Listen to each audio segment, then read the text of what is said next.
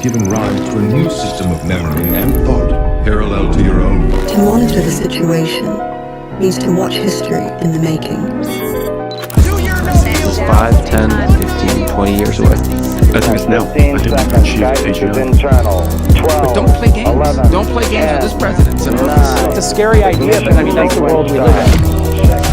5, 4, 3, 2, 1.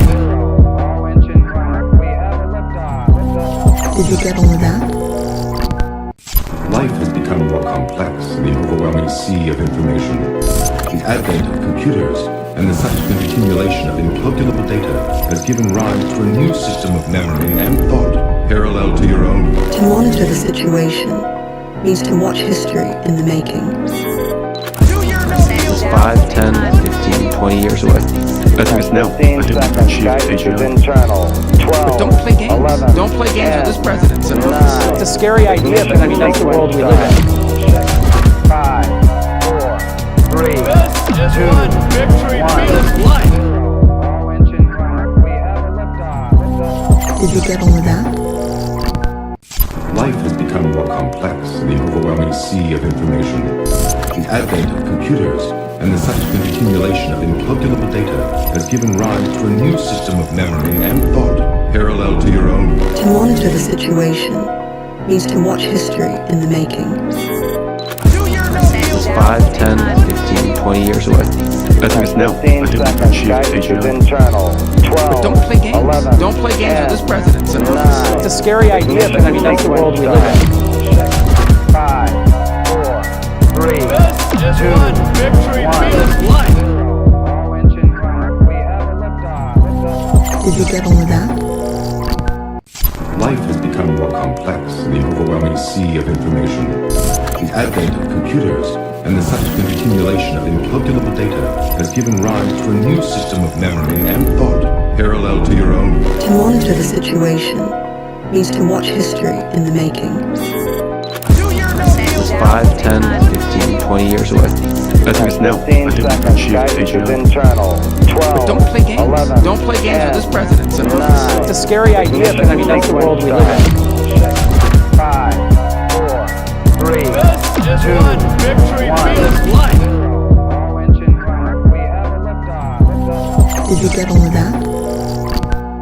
Life has become more complex in the overwhelming sea of information. The advent of computers and the subsequent accumulation of incalculable data has given rise to a new system of memory and thought, parallel to your own. To monitor the situation means to watch history in the making. 5, 10, 15, 20 years away. I think it's now. I 15 think we can seconds. achieve Guidance is AI. internal. 12. Don't play games. 11, Don't play games with this president. 9. It's a scary idea, but I mean, that's the world we live in. 5, 4, 3, 2, 1. All engine running. We have a liftoff. Did you get all of that? Life has become more complex in the overwhelming sea of information. The advent of computers and the subsequent accumulation of incalculable data has given rise to a new system of memory and thought, parallel to your own. To monitor the situation means to watch history in the making. 5, 10, 15, 20 years away. I think it's now. I 15 think we can seconds. achieve Guidance is AI. internal. 12. Don't play games. 11, Don't play games with this president. 9. It's a scary idea, but I mean, that's the world we live in. 5, 4, 3, 2, 1. All engine running. We have a liftoff. Did you get all of that? Life has become more complex in the overwhelming sea of information. The advent of computers and the subsequent accumulation of incalculable data has given rise to a new system of memory and thought, parallel to your own. To monitor the situation means to watch history in the making. 5, 10, 15, 20 years away. I think it's now. I 15 think we can seconds. achieve Guidance is AI. internal. 12. Don't play games. 11, Don't play games with this president. 9. It's a scary idea, but I mean, that's the world we live in. 5, 4, 3, 2, 1. All engine running. We have a liftoff. Did you get all of that?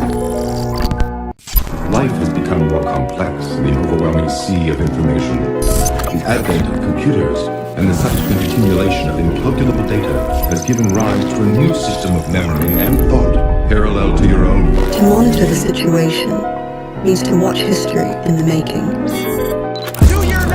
5, 10, 15, 20 years away.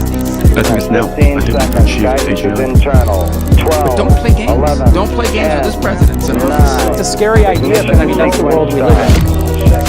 5, 4, 3, 2, 1. All engine running. We have a liftoff. Did you get all of that? Life has become more complex in the overwhelming sea of information. The advent of computers and the subsequent accumulation of incalculable data has given rise to a new system of memory and thought, parallel to your own. To monitor the situation means to watch history in the making. 5, 10, 15, 20 years away. Estimates now. 15 seconds. Guidance is internal. 12. Don't play games. 11. Don't play games with this president, sir. 9. It's a scary idea, but I mean, that's the world we live in. 5, 4, 3, 2, 1. All engine running. We have a liftoff. Did you get all of that? Life has become more complex in the overwhelming sea of information. The advent of computers and the subsequent accumulation of incalculable data has given rise to a new system of memory and thought, parallel to your own. To monitor the situation means to watch history in the making. 5, 10, 15, 20 years away.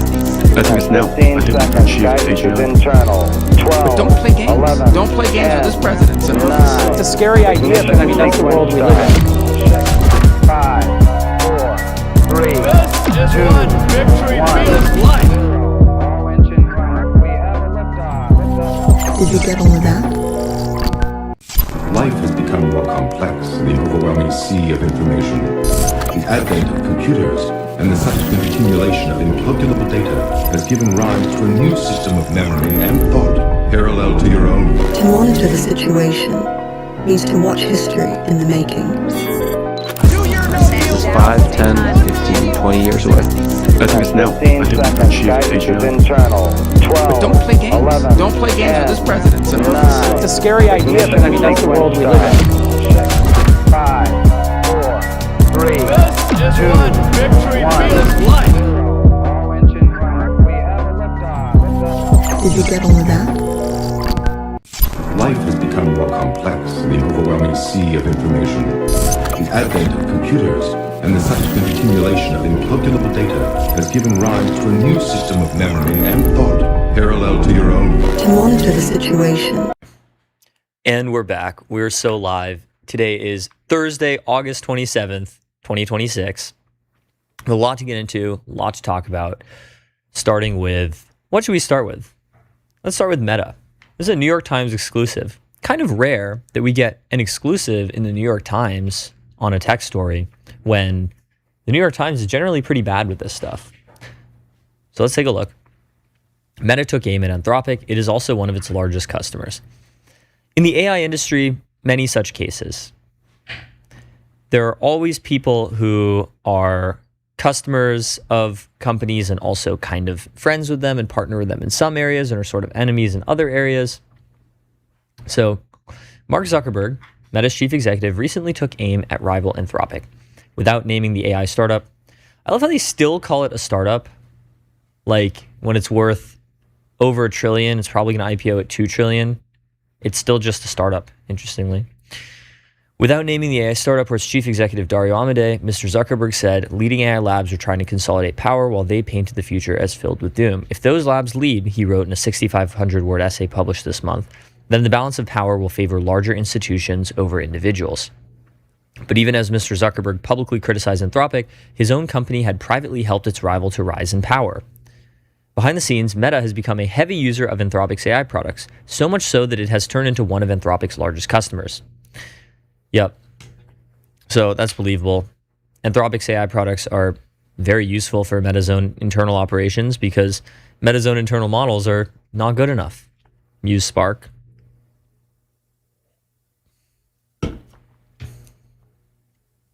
At one point this year, Meta internally projected that it could spend as much as $10 billion annually on Anthropic's AI models. This would have formed a major chunk of Anthropic's yearly revenue, which the startup estimated in July would pass $65 billion.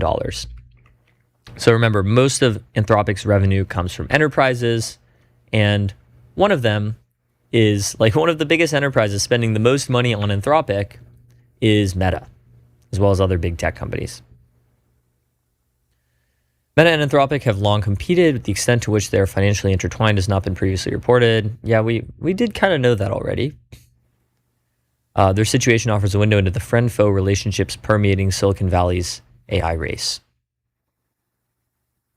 Among the frenemies of the AI startups are Google and Amazon, which have committed to investing $73 billion in Anthropic even as they develop their own AI models. So, like, these companies are pretty AGI-pilled. They realize that this is going to be a big deal technology no matter what. So they could either invest money in the companies developing them or develop their own. Microsoft was one of OpenAI's earliest investors all the way back in 2018. The companies now highlight their independence from each other. Yeah, so there's the OpenAI Microsoft partnership famously started in like 2018. It has evolved over time. It's still around.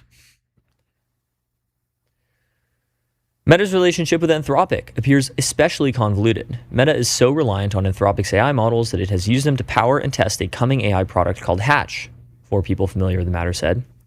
Zuckerberg has described Hatch as Meta's next breakthrough, a personal agent that works 24/7 on your behalf to help achieve your goals and improve your life, health, relationships, and finances.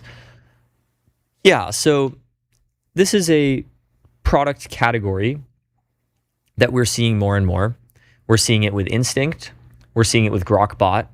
We're seeing it with the way that Claude Code and Codex have evolved. The companies are working on agents for people to do things with their daily lives. Meta's relationship with Anthropic appears especially convoluted. Yep. Meta cut back on some Anthropic spending this summer, but is still spending hundreds of millions a month on the startup's tools, two people with knowledge of the matter said. So cutting back on your spending affects ARR quite a bit.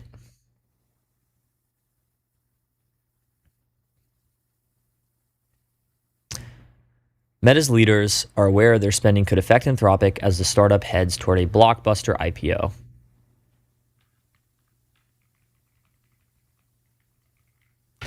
That could value it at $2 trillion. Nat Friedman has told some employees that if Meta uses only its own coding tools or once for OpenAI, it could lower Anthropic's revenue before its public offering, the people said, which would, of course, affect Anthropic's IPO valuations. It's like watching dueling generals compete on the battlefield, said Thomas Tungus, an investor at Theory Ventures. Everybody's gunning to try and destabilize that IPO. Meta and Anthropic declined to comment. Meta largely failed to recruit from Anthropic. It spent much of last summer trying to poach AI researchers by dangling huge compensation packages. Remember, top AI researchers are absurdly valuable, like tens of millions of dollars a year valuable, like NBA player valuable. And so Meta, which has a lot of money and not a lot of AI talent as of last year, tried to capitalize on this by offering a lot of money for AI talent, and some went over to Meta, and Meta did actually become a better AI lab after this. Anthropic offered to buy up to $10 billion in compute from Meta's data centers over 2 years. No deal has been announced. Meta has since released an update to its coding tool, Muse Code, and is also developing a new AI model intended to be as powerful as Fable. It's unclear if that model, internally called Watermelon, will catch up to Anthropic's. In July, while developing Watermelon, Meta paused and later resumed a stage of AI, paused and later resumed pre-training, which delayed its release until at least October. Meta has not announced when Hatch or Watermelon will be rolled out. So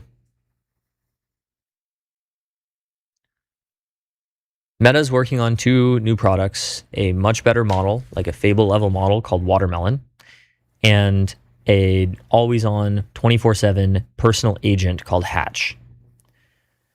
And at the same time, Meta is spending enormous amounts of money, billions of dollars a year, on Anthropic's API in order to help it build its products. So, pretty cool. we have some stuff from the robot world. We actually have a few different robot things. One of the first ones is Hugging Face.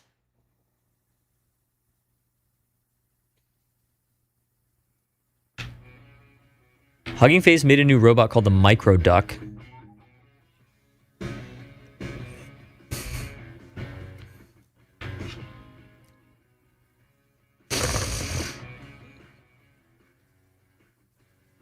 It's kind of cute. I like this. Cute robotics is the future.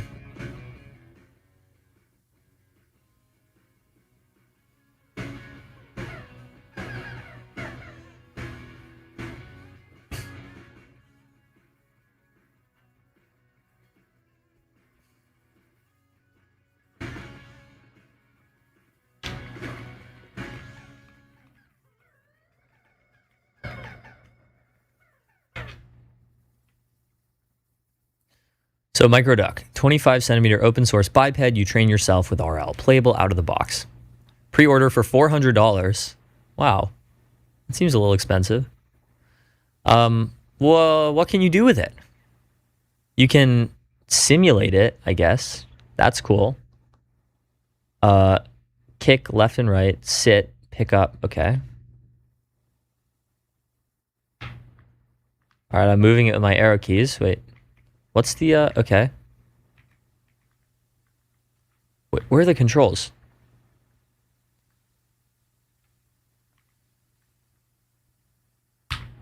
Come on. There we go. All right, and you can change it from feet to rollers. Or it'll respawn in with rollers. I guess this helps it move faster.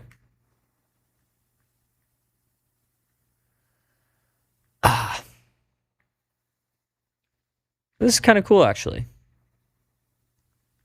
be cool if you can voice control it. I'm not sure what you would do with it. It'd be a cool toy, though.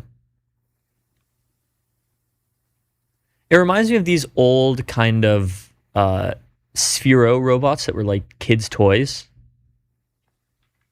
You know, the Sphero, coding robots and kits. And it would be this bot, the Sphero bot.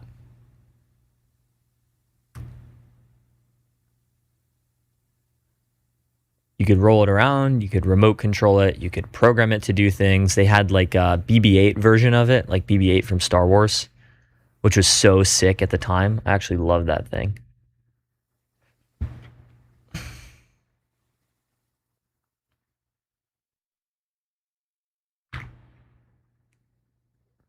We're unveiling.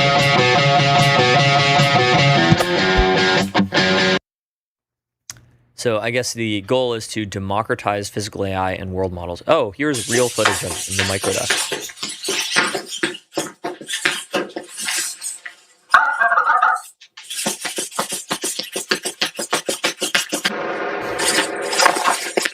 Balance recovery. Okay. This is sped up. It's 2x speed, so it's not walking as fast. All right. Pretty cool. It can stand back up.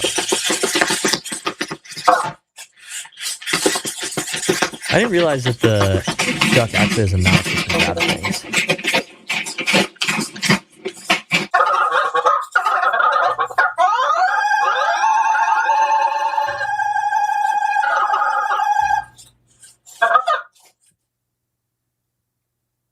Cool.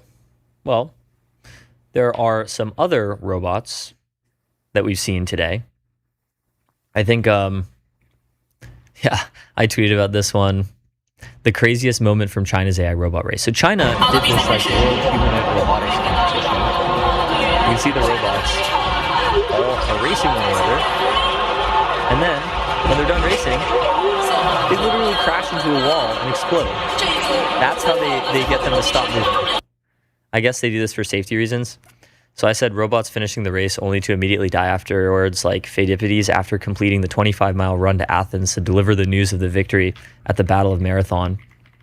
So, for those who don't know, the Battle of Marathon happened in 490 BC when the Persians invaded Greece. And so the citizens of Athens, as well as many of the other Greek city-states, had to rally against the Persians. This was during the first Persian invasion of Greece, which was actually, it's one of the most interesting wars in history. The Persian invasions of Greece, way too big of a rabbit hole for this time.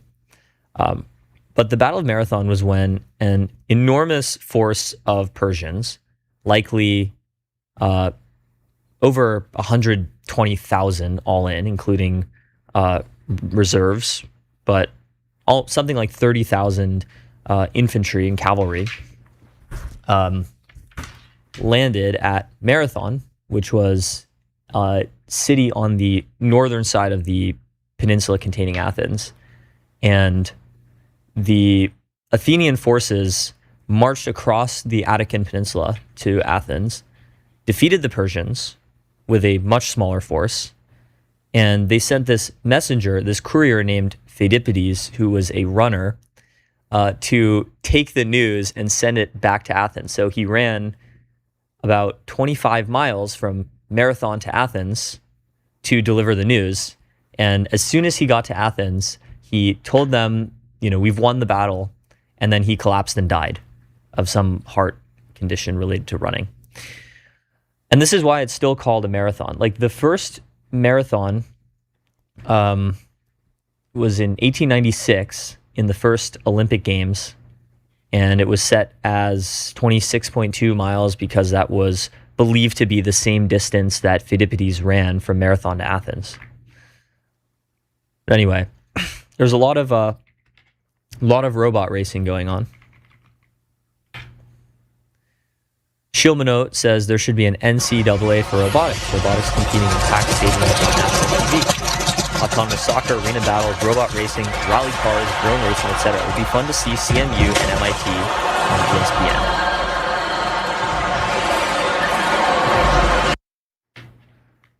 I think we need to make Rocket League real. Who's building this? Maybe I'll put in an image of Rocket League too.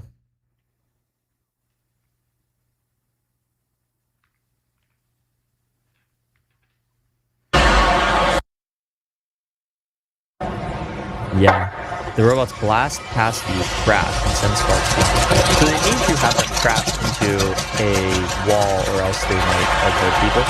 Yeah, there's this one that fell and exploded, as you can see here. It fell and exploded. There are better angles of it elsewhere. Let's see if we can find a better angle.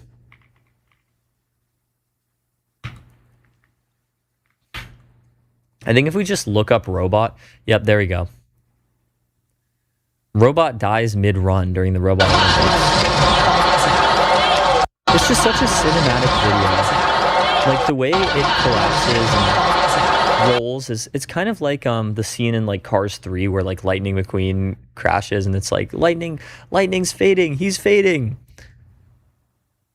Slow motion look at the 400. Slow look at the 400-meter champions running form of the World Humanoid Robot Games.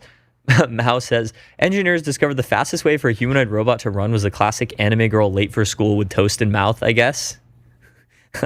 That's pretty funny.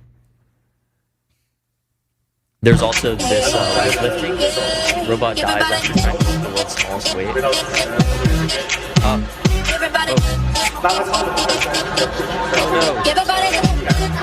Oh no.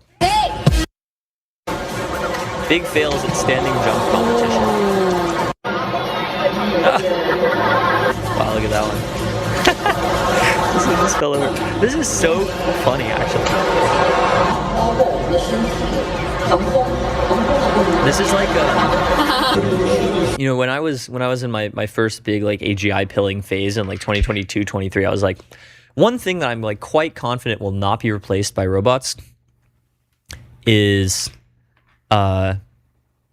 athletics. Like football, for example. Like people always want to watch human football players. But now I'm not so sure. Like the robot athletics is just so entertaining.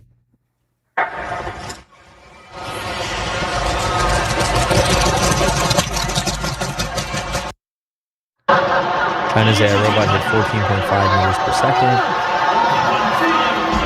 We're having debates about data centers and China's publicly developing superhuman robot armies. What the actual hell are we doing here, guys? I don't actually think that the humanoid is the best form factor for military operations. This one doing kung fu or something?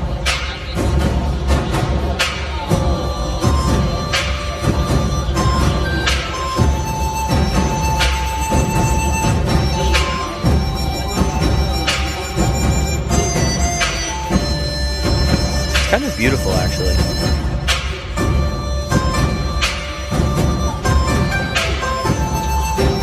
I love how they give it some drip.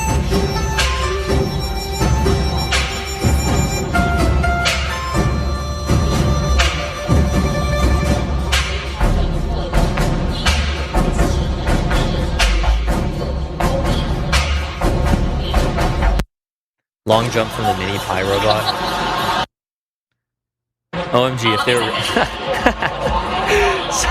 someone AI filtered them to turn these into actual people.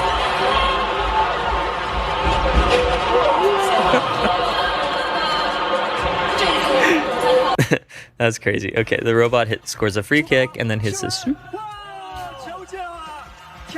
Come on, do it.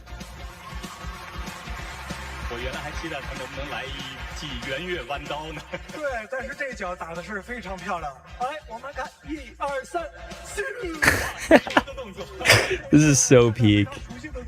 This is what we mean when we say China's living in the future. Like, we don't have American, like, robotics, athletics competitions on TV. Kind of crazy. Whew. Well, there's some other stuff going on. Barrett Zoff, who is a co-founder of Thinking Machines, is going to be joining Google. So, yep. We look forward to Barrett returning to Google and bringing his RL and post-training expertise to Gemini, says Google spokesman Thomas Schoenfelder. Barrett Zoff has an interesting history. Does he have a LinkedIn? Let's see. He does have a LinkedIn. He's a VP of research at Google DeepMind. So let's see what he's done. So he's a research scientist at Google Brain from 2016 to 2022. Joined OpenAI a couple months before ChatGPT to be a VP of research and post-training. And then he left OpenAI to join Thinking Machines as a co-founder and CTO with Mira Murati. Then after that, he left in January 2026. This was under interesting circumstances. Under interesting circumstances. I think like Mira even tweeted about this, which is unusual for her.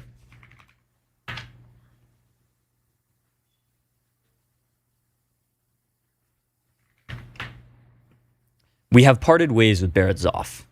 That's it. Just ice cold. Sumit Chinchala will be the new CTO of Thinking Machines. Basically what happened was like Mira Murati accused Barrett Zoff of performance, conduct, and trust issues, including related to a relationship with an employee and so on. And then, Barrett Zoff had like a dispute with Mira at Thinking Machines and then ended up leaving the company. Either he left or was fired. Depends on who you ask. Obviously, hard to say anything about what goes on inside these labs. So he returned to OpenAI as a VP and GM of B2B, which is kind of interesting from what he was doing at Thinky and at OpenAI previously, which is very technical. And he, after like 8 months back at OpenAI, he just left again to join Google DeepMind as a VP of research. Presumably, every step along the way, he collected a lot more money. So Barrett Zoff will be at Google now. We'll see if that can help Google turn around their issues at all. But Google seems to have some pretty substantial issues right now. They did, however, just release a new model. Gemini Omni 1.1 Flash. It's our newest multimodal model for video generation and editing. Delivers a new suite of creative capabilities and controls for developers. Okay, so what can you do with it? Extend your scenes. So you can give it a video and ask it to... The final chapter. Extend it. The final chapter will end with a choice.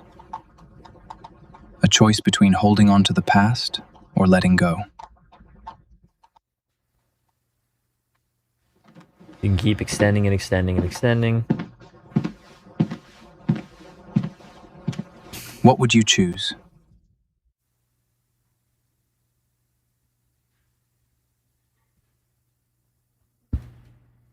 Oh, that's cool, actually.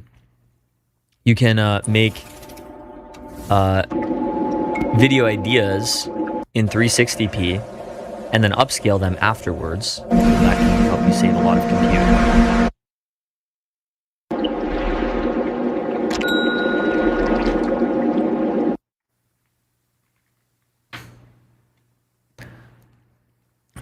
Upscale up to 4K. Polished high-resolution 1080p or 4K outputs that are ready for professional production. Again, this is literally just like, you know, every once in a while, you've got to hand it to Yudkowsky. So Eliezer Yudkowsky had a tweet from a while ago that was...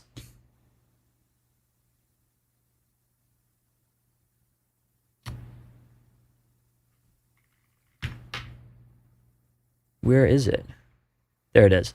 Eliezer Yudkowsky tweeted in August 2022, "In 2 to 4 years, if we're still alive, anytime you see a video this beautiful, your first thought will be to wonder whether it's real or if the AI's prompt was beautiful video of 15 different moth species flapping their wings, professional photography, 8K, trending on Twitter."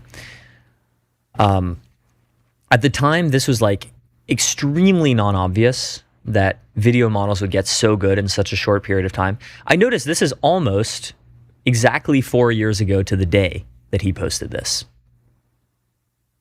And so now it is August 27th, 2026. So 4 years and 1 day later, and you look at what the AI video models are producing, and they're producing this. That's kind of amazing.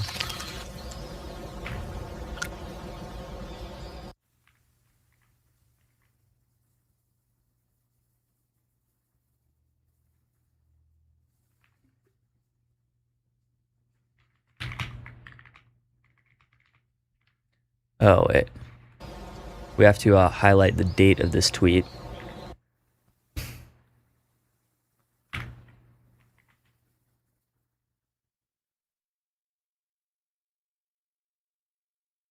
It's a good frame.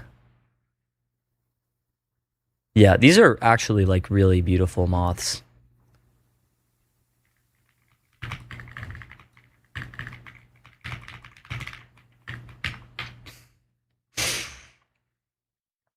Sometimes you do have to hand it to the Yudster.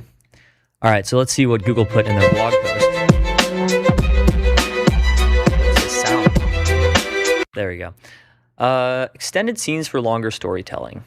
Specify first and last frames. So I'm not sure if this is actually a new model or if it's just more of an update to Google's existing Gemini Omni Flash. I believe that Gemini Omni Flash is the best available video model. We can actually see this on our sponsor, Arena.ai's leaderboard for this. They have a leaderboard of video models, text to video, for example. Yeah, so Gemini Omni 1.1 Flash is now ranked #1 on text to video Arena at arena.ai/leaderboard/text to video. And so like this is an area where Google is still on top, despite everything.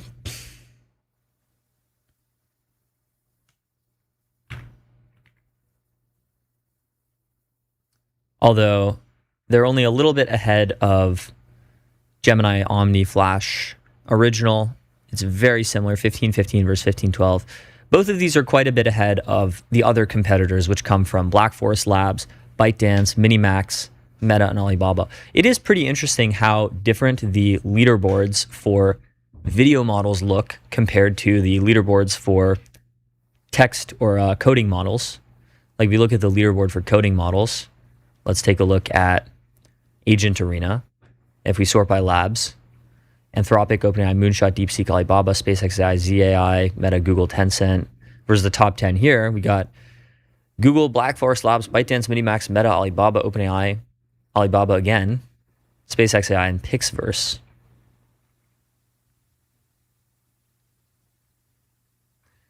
And the top 7-ish models, 8 models are well ahead of the rest.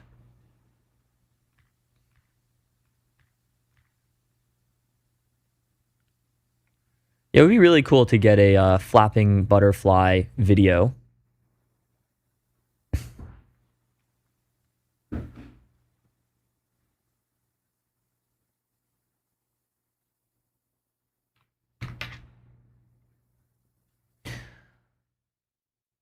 Wow, there's a lot of stuff going on in the world.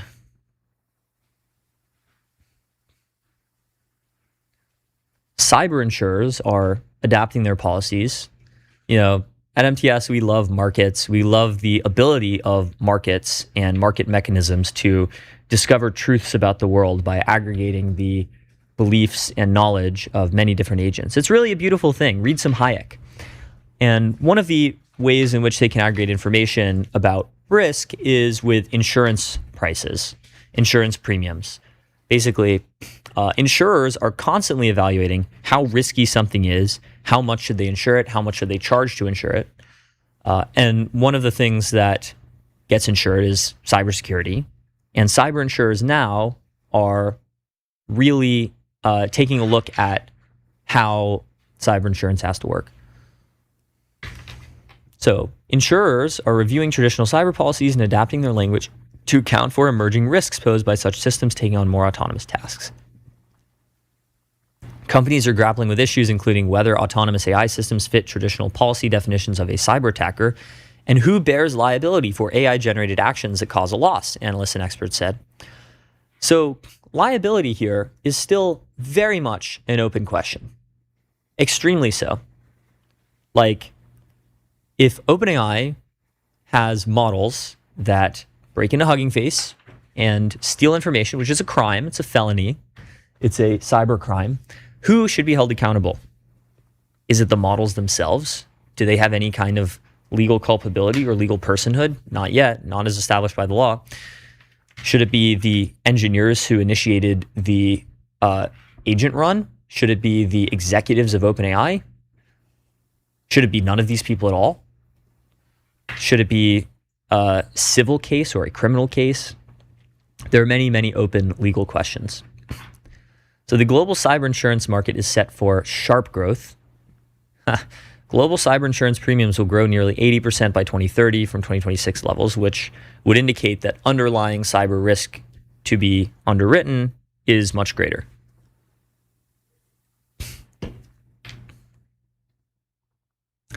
Several companies, including Armilla AI, Munich Re's AI Sure, and AXA XL, provide targeted coverage against AI-specific risks, such as model underperformance, hallucinations, and intellectual property infringements.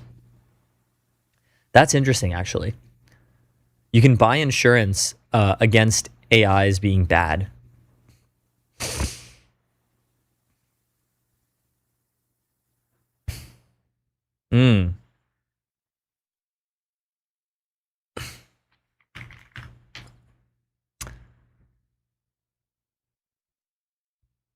AI incidents shift from system failures to fraud and cyber misuse. Yep.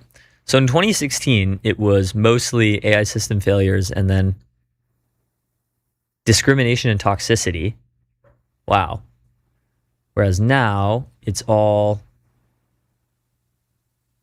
malicious actors. I don't know what counts as an AI incident here. I kind of don't believe.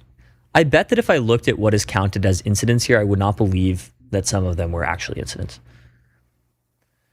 Ring fencing AI risks. For the most part, insurers are clarifying how existing policy language applies when AI is involved, rather than adding exclusions. Insurer QBE, for example, has been enhancing protection for specific emerging AI exposures. If an AI-related event leads to a conventional cyber incident, resulting losses continue to fall within a cyber policy. AI is treated as a risk amplifier, not a fundamentally new cyber risk. That seems roughly right from the perspective of a company that is victim to cybercrime. How different really is it if a company is hacked by people or by models? Of course, it's a meaningfully different thing within AI research, but I don't know how different it would have to be in the insurance industry, except insofar as it causes premiums to increase.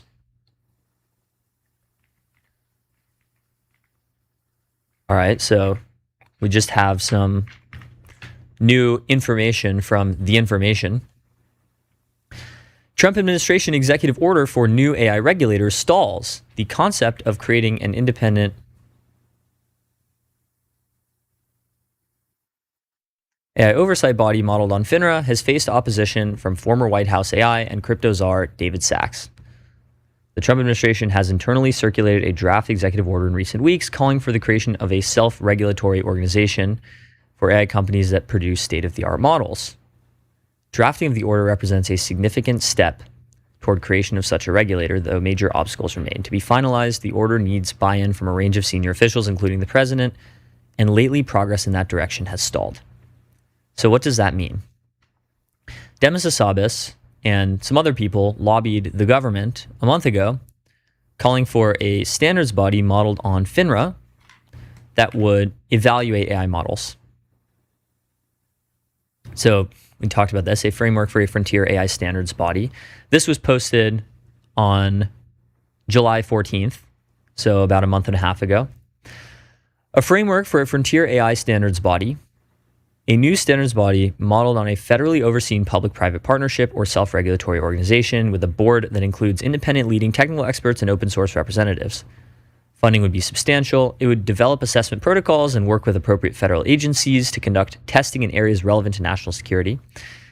Frontier models would be encouraged to adopt best practices such as model cards, cybersecurity, key personnel vetting, and so on and so on. Frontier Labs would voluntarily share models with the standards board body for review 30 days before release. This could be formalized, meaning it could become a requirement. And it would be a US-initiated, US-led effort.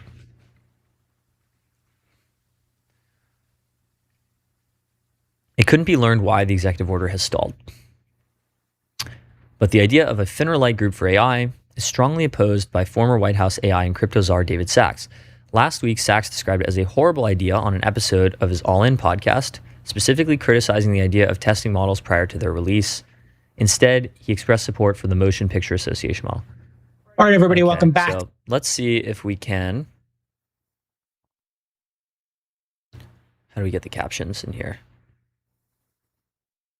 Okay, I want to take the transcript. I want to turn off the timestamps. I want to select all of it. Okay. And then I'm going to dump it into Claude, and I'm going to ask it,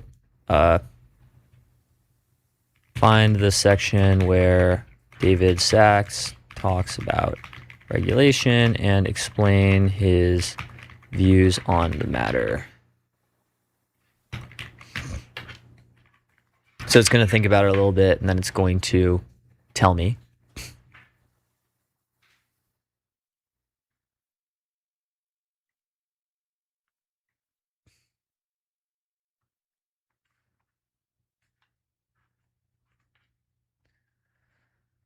So he says Anthropic is engaged in regulatory capture. Yep. Dario manufactured the fear. FINRA for AI is really a DMV for AI. This is what he says. He argues FINRA is a sleepy regulator for a mature industry that founders view as protecting incumbent banks, so it's a poor template. More importantly, he says the proposal Dario and Demis back isn't a true SRO at all. It would set standards, do pre-release model testing, and report into government, with the self part being a fig leaf. He calls it a repackaging of Dario's earlier FDA for AI idea, predicts models would pile up in an approval queue, and says China would win as a result. He notes Elon, whom he's spoken with, doesn't support that version. I kind of don't understand Elon's views on AI. He says a lot that he supports AI regulation. He was extremely early on AI risk. Back in like 2015, he was banging on this drum, 2014 even.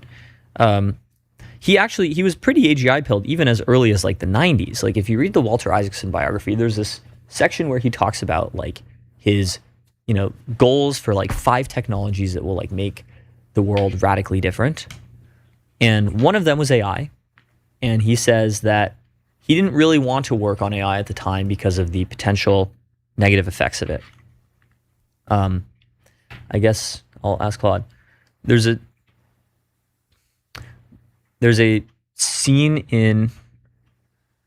part in Walter Isaacson's Elon Musk biography that there's a part in Elon Musk's biography by Walter Isaacson where Elon talks about like 5 technologies that he wants to work on in the future and then settles on a couple of them. What were these 5 technologies?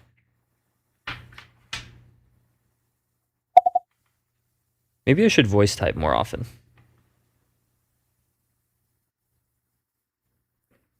Yeah, there it is. So his 5 areas, things he thought would most shape humanity's future: the internet, sustainable energy, space exploration, artificial intelligence, and rewriting human genetics, genetic engineering. So he ended up focusing on just the first 3 because the latter 2, he saw AI as potentially dangerous and not something to pursue commercially yet.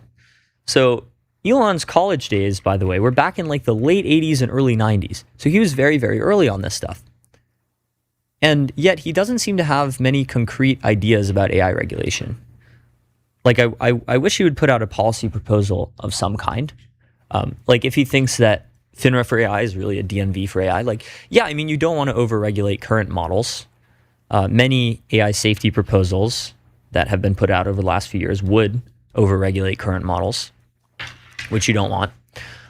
But, you know, you also need to make sure that like you can't just have some lab like RSI race all the way to superintelligence very rapidly.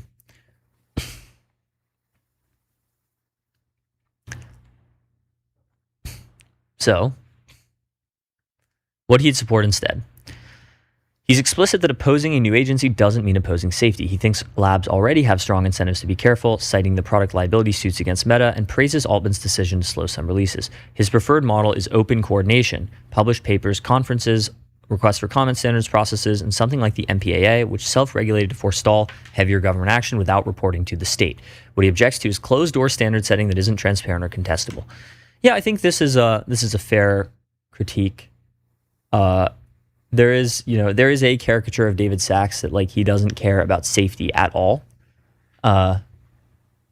So this seems like he does care about safety to some extent. It's unclear how important specifically the FINRA model is for producing good outcomes here. Further details of the executive order and the structure of the SRO couldn't be learned. Its timing is hard to predict. White House spokesperson says any policy announcement will come directly from the president. Model evaluation has been a politically charged topic during the Trump administration. The White House renamed and downsized the US AI Safety Institute. So this is CAISI, which is the Center for AI Standards and Innovation, CAISI. It was originally ACAISI, the AI Safety Institute, which is a partner organization to the UK AI Safety Institute. Both were founded a few years ago. Driven by Sachs, the Trump administration pushed a hands-off approach that removed many Biden-era regulations. But as AI models such as Anthropic's Mythos became more advanced, Trump admin officials began pushing for more safeguards on the technology. The June EO on AI, which created the voluntary testing framework, stemmed from concerns over cybersecurity capabilities, but there's still confusion within the tech industry over how the framework will function. The White House has yet to release it publicly, even though it was finalized in early August. So the information reported a little over a week ago, that there were still unanswered questions about the ways that this would work. Meanwhile, different industry leaders have released their own proposals for regulatory systems, including Hassabis. In his essay, he wrote that an AI standards body modeled on FINRA would be responsible for developing assessment protocols and working with appropriate federal agencies. While Hassabis' essay encountered widespread support, the opposition of figures like Sachs, who continues to have influence in the Trump admin, could threaten to derail the effort. So Sachs posted that FINRA for AI is actually just DMV for AI, which is bad and would handicap the US relative to China. So seems to be facing the AI regulation in the admin, at least for now, seems to be facing some barriers. It's possible that like the public will just demand like regulation of the labs. It's also possible that the public will just not care about this very like niche policy wonk stuff, and they will focus on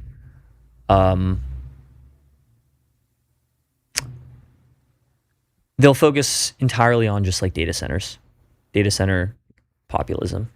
I think that's possible as well. It's unclear. Many things in AI are unclear, actually.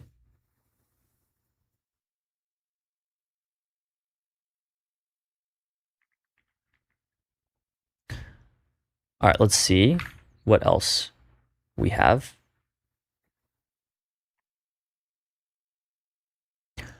OpenAI published its own report on the Hugging Face incident, which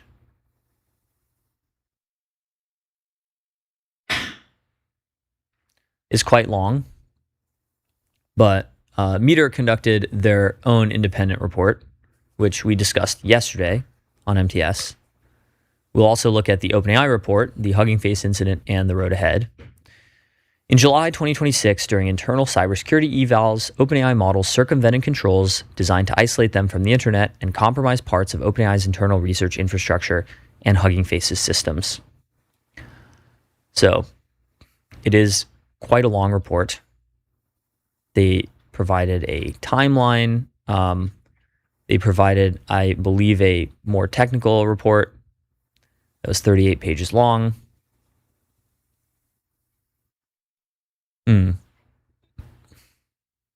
So I guess I'm more curious. We discussed the timeline and whatnot yesterday. I'm more curious in lessons for security. Model capabilities are increasing, and there are corresponding threat model implications. Right? So this is the first known case of an automated agent collective acting offensively without authorization. So it's not just a single agent, nor was it set in motion to do bad things by an individual human. So the need for organizations to update their security strategies, controls, and response capabilities. B, threat actors may adopt autonomous offensive agent collectives. Of course they will, right? They will always use the most capable technology that they have access to. C, security controls must be robust and independent of one another across threat prevention, detection, and mitigation. Right. So, yeah, these are core security fundamentals. You can't rely on one control. You'll need multiple overlapping independent security controls across a variety of areas.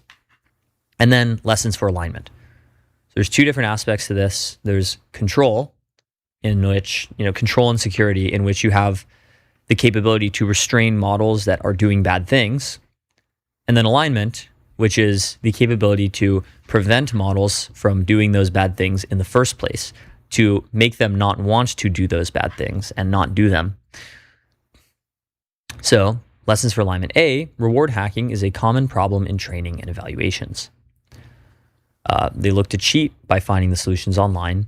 This is an unintended way to achieve an outcome that earns reward without completing the task in the way the evaluation was designed to measure. OpenAI has studied reward hacking for a long time, including all the way back a decade ago with this extremely famous article, Faulty Reward Functions in the Wild, December 2016. So this is the famous story where there's this video game called Coast Runners, where you complete the boat race faster than anyone else, and then it gives you a high score. But at OpenAI, they trained an agent to play this game with reinforcement learning, and it learned that it could get a higher score by just like moving in circles and like collecting these power-ups rather than actually completing the race. This was unintended behavior. This was reward hacking. Also, the authors of this post, by the way, were Jack Clark and Dario Amodei, who are now at Anthropic. They co-founded Anthropic. I wonder what happens if you email damodei@openai.com. Also, Jack Clark was just Jack at openai.com. He was that early. Impressively. B, persistence is valuable, but can amplify misalignment, right? So you want AI models that can work persistently for long periods of time in order to be able to do things in the real world.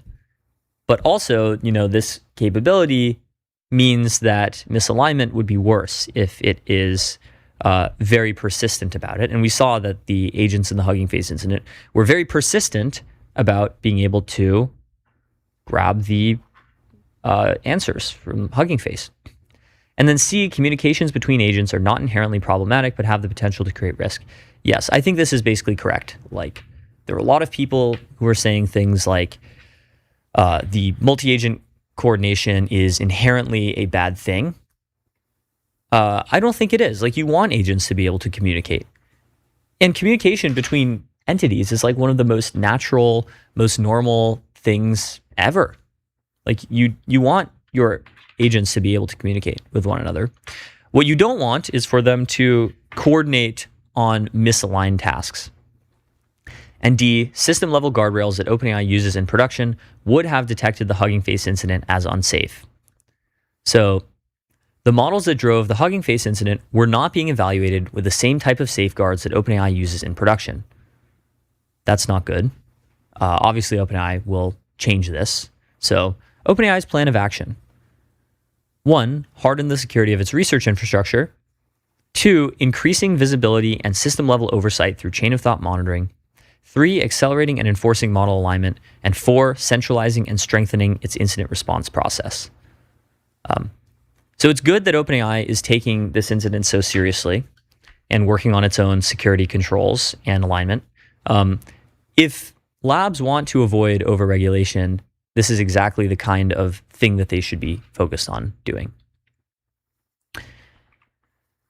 Anyway, that's morning state of the timeline. It's time for state of the sponsors. Starting with Lovable. Turn ideas into software people love with Lovable. Start today at lovable.dev. Arena, measuring AI performance in the real world. Arena.ai. Neon, scale your startup on Neon, the Postgres backend for apps and agents built by Databricks. Neon.com/MTS. 11 Labs, AI that communicates at human level across every channel and modality. 11labs.io/MTS. Kong, the AI connectivity platform. Connect APIs, LLMs, agents, and systems with serious security and governance at konghq.com. Today's stream is sponsored by VCX, the public ticker for private tech. Head over to getvcx.com to learn more. Blitzy, autonomous software development for enterprise code bases. Ship 5x faster. Blitzy.com. And AdQuick, make your brand a billboard. Out-of-home advertising as easy to scale as digital. AdQuick.com. So shout out Lovable, Arena, Neon, Databricks, 11 Labs, Kong, VCX, Blitzy, and AdQuick, and we'll be right back.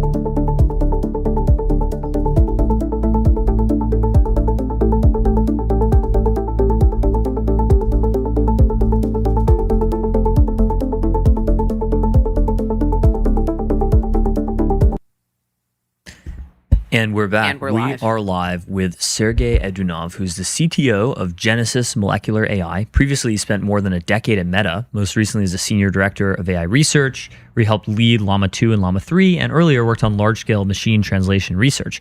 And at Genesis, he leads work on foundation models and computational systems for drug discovery. So, Sergey, welcome to MTS. Thank you for inviting me. Happy to be here. Yeah, Absolutely. so I guess one of the first questions that we had was you worked on Llama, and now you're making the shift and leading this team in biology, computational biology. So what made the skills transferable from training something like Llama at Meta to now here at Genesis?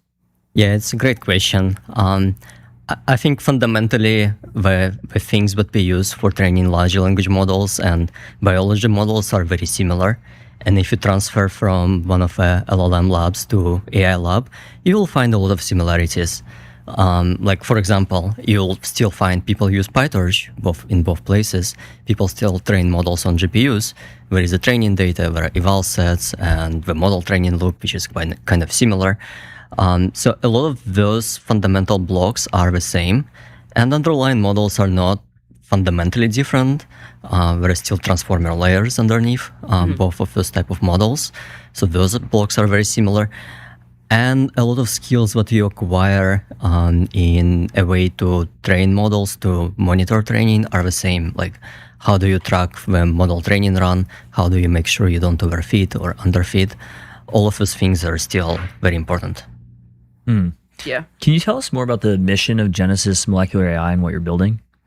Right. We are building AI to empower drug hunters to discover new medicines as fast as possible.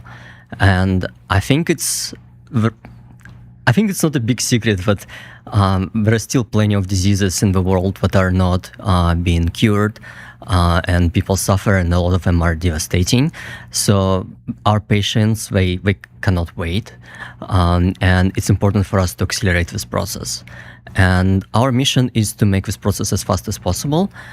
And you can also think about it in a way how Cursor made software engineers 10x, 100x more efficient.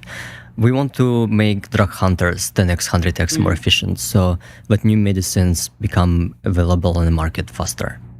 Yeah. What would you describe was the moment when LLMs became particularly useful for biology? Or what do biologists think about like the current capabilities? Right. We are actually not training LLMs in-house. We're training specialized models for specific domains. We do use LLMs for orchestration in a similar way that LLMs are being used in many other places. But our fundamental models, what we're training, they are being trained from the first principles using physics and understanding of chemistry and experimental data. Yeah. Could you talk us through like some of the ranges of models? Are they like, like genomics models? Are they physics models, chemistry models? Like, what does that look like? It's a little bit of everything. I guess one of the most well-known and broadly discussed topics is structure prediction. So it's when you take a protein sequence as a string, and you take some either protein binder or a small molecule, and you try to attach it to this protein. So you need to represent them together as a 3D structure, how we're going to look like together, and where that small molecule or a protein will bind to your target. So that's one of the core fundamental problems in this space. And one of the models that we are training, it basically is able to predict 3D structures of those proteins, large proteins and small molecules together. And from that 3D structure, you can infer a lot of properties. You can infer, for example, how strongly that small molecule attaches to the protein. That gives you a lot of signal on whether that small molecule can be useful in a body. You can also use it for a lot of other purposes. Like, for example, there are a lot of toxic effects that drugs may have, and some of them are caused by those drugs interacting with other proteins in your body. Like, it's very easy to make a molecule that sticks to everything in your body, and that's basically toxicity, right? So we can use the same models to predict whether our potential drug candidates may cause toxicity. So recently, I think a couple weeks ago, Anthropic published this report that Claude was able to autonomously design validated protein binders against 14 out of 15 targets. Can you explain to the audience like what exactly this means and how significant of an advance it is? Right. This was a very interesting report and very interesting read for us. And to be honest, we are building something very similar in-house. So what Anthropic did, they basically built an advanced orchestration system. It's not like Cloud LLM designed with mini proteins, protein binders. Right. They used a lot of tools that have been built by other labs over many years. Like they used RF diffusion, they used AlphaFold. RF diffusion was built by David Baker. AlphaFold was built by Google DeepMind. We used a lot of other tools, and they orchestrated and connected them together using cloud. That's a very powerful technique. We're also building our own in-house agentic framework that is doing something similar. What was very interesting in their work is the prompt that they released. So they actually put together 16,000 token prompt and they released it. And it's a very interesting read. If you haven't read it, I highly recommend. It has many interesting pieces, from the details of how you connect together all of those different models, underlying models, down to where do you download them from, how you configure them, how you monitor the runs. Like there is an advanced SRE run book. What do you do if something happens? And then how do you screen and how do you filter out the results? So it's something you would give after a lot of work to an intern to execute in a project like this. And in their case, an agent was able to use that. So I think it's a very powerful innovation, but I still want to recognize the fact, and I think we should all be mindful that it is using the underlying models that are built specifically for this domain. How big of a component is like orchestration in all of this? It's very helpful and it allows you to iterate much faster, especially if at high level you understand what you need to do. Like previously you would need an intern or a PhD student to run those kind of experiments over a couple of months. Now you can just pay cloud to do that work for you. Yeah. Do you guys find use in LLMs with what you're doing in-house in a way that's not just orchestration? Well, we are building our own models, and hence we have to code and implement our stuff. So LLMs are extremely useful in that space. If you have a very specific experiment that you want to do, LLMs are extremely powerful. You can give it a paper, get it to go on your code base, and it'll just go ahead and implement it and run experiments for you. That is super empowering and makes us move much faster. Yeah. So what does the workflow of like AI drug discovery actually look like? I feel like a lot of people have like misconceptions about this. They believe like, I don't know, you prompt some sort of like bio LLM and then get like a bunch of candidates out of it. What does it look like in reality? Yeah, I'm not myself a biology or chemistry expert. I come from AI field, so I had to acquire that knowledge in the relatively recently. So I'll try to explain on very basic terms. So forgive me if I'm making some mistakes. So it first starts with target identification. There are 20,000 proteins in our bodies, and they perform different functions. And sometimes they malfunction in various ways. And when that happens, it causes diseases. And what we often need to do for those kind of cases, we need to either activate or deactivate those proteins. And to make that happen, you need to attach to something to that protein. Like in our case, since we work on small molecules, we want to find a small molecule that attaches to that protein. So the first step is to identify a target protein that you want to drug. And that's the domain of biology. we aren't really working on it. There are a lot of diseases where the targets are well known and identified already. It's just we haven't yet figured out a good way to drug those targets. So that's our focus. The next step when you identify a target is to find a hit ID. So basically a molecule that sticks, something that sticks to this protein and is selective enough, meaning it doesn't stick to everything else in your body. So once hit ID is identified, you start optimizing this hit, optimizing this initial molecule to feed certain properties. And there are a lot of properties, we can talk about them, but just to give a sense of what that could be. For example, if you want to design a medicine, you want to be able to take it as a pill, let's say, right? So if it's a pill, it needs to be soluble. So your compound, what you want to produce, it needs to be able, it should be soluble in water, otherwise there is no point. It should also be stable enough. It should be stable on a shelf. It should be stable enough in your body so that it's not getting digested and kind of excreted right away. So all of these things are very important to design a real drug. So once you have some candidate molecule that sticks to your target protein and doesn't stick to everything else, you need to make sure like those other properties are met. Then there is also a question of penetration to specific tissue. Depending on where in the body your disease is, let's say if it's in the brain, then your drug needs to penetrate blood-brain barrier.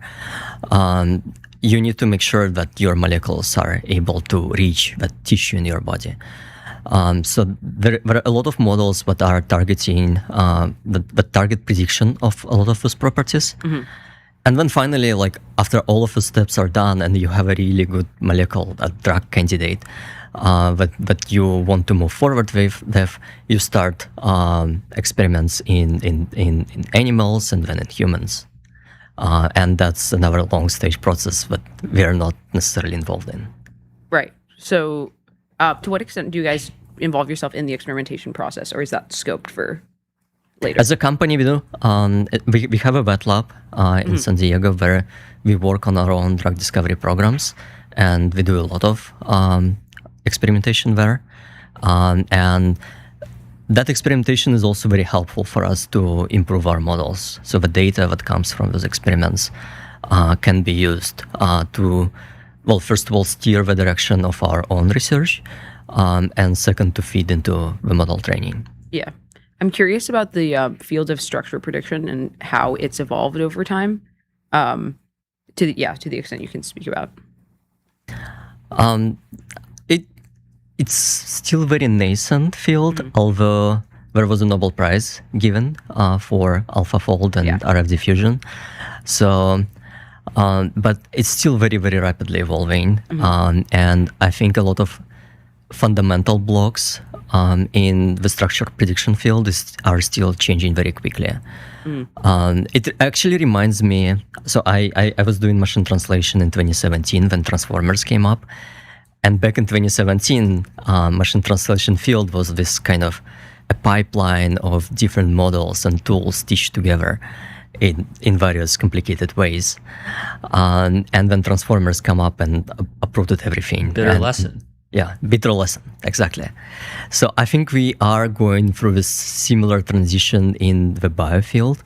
We are still at the stage where we have a lot of models, and our models are quite complicated. They consist of multiple different pieces. Sometimes those pieces, sometimes it surprises me how those pieces even work together. But it's evolving very rapidly, and every day we see new papers coming up with people moving this field. And I hope we'll achieve some level of breakthrough where all of those pieces suddenly connect together and work as a single system. Yeah. So what are you optimistic about in terms of, bio breakthroughs in the next couple of years? Well, I think we have to accelerate drug discovery programs, and I think it's happening already. We definitely see it. We definitely see examples where AI is helping us to find drugs faster or find drugs for targets that were previously considered undruggable.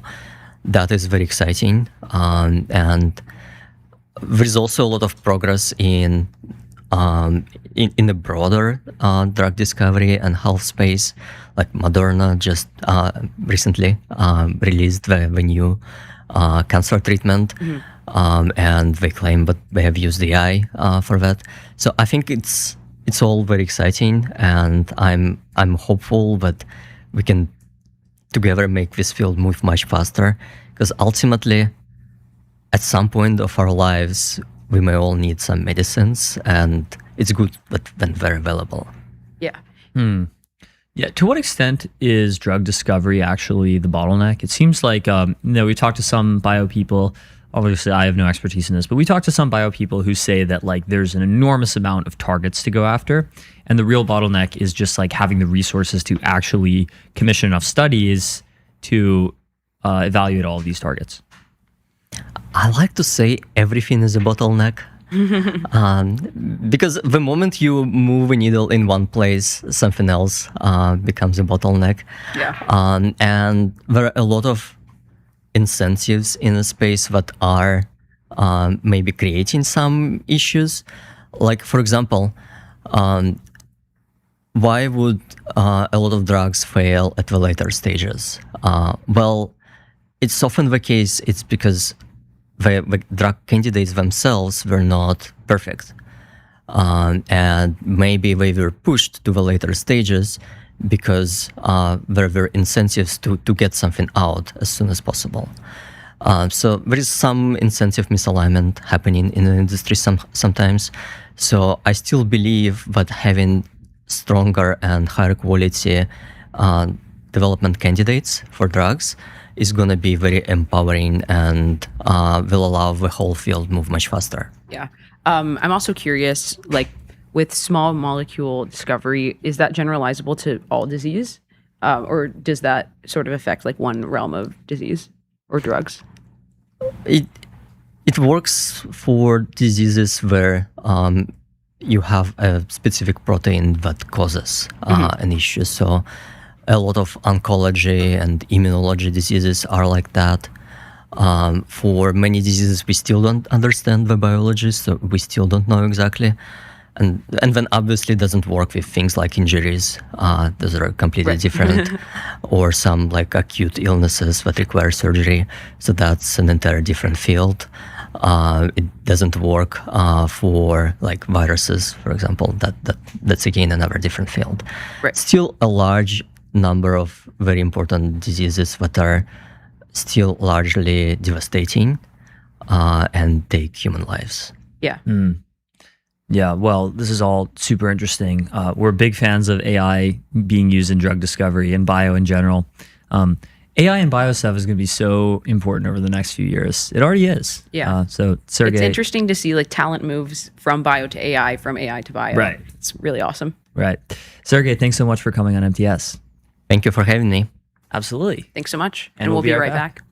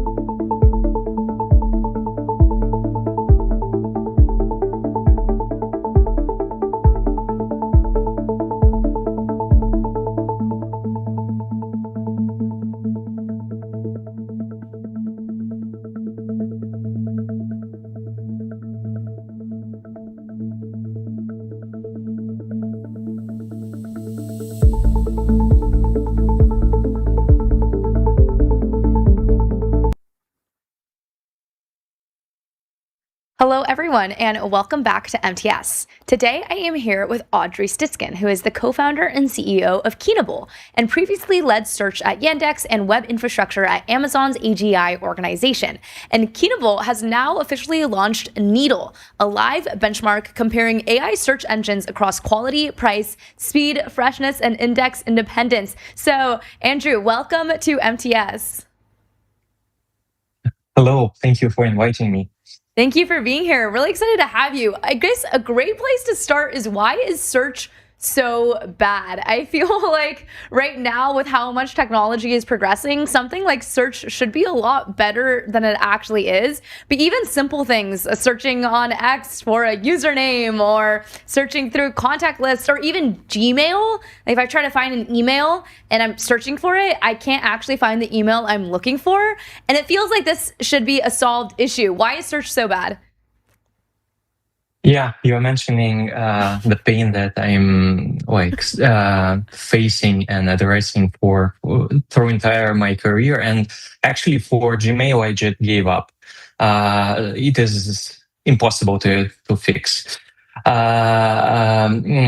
or expect to be fixed. But what makes the search problem so hard is the volume of information that exists in the world. And this is especially relevant for web search that we are building at Keenable, because you just work with hundreds of billions different documents and sources of information. And on this scale, actually everything breaks at this scale. There is no existent solution in the world that can operate at this scale, because only 4 companies in the world have faced with this problem at this scale: Google, Microsoft, Yandex, and Baidu.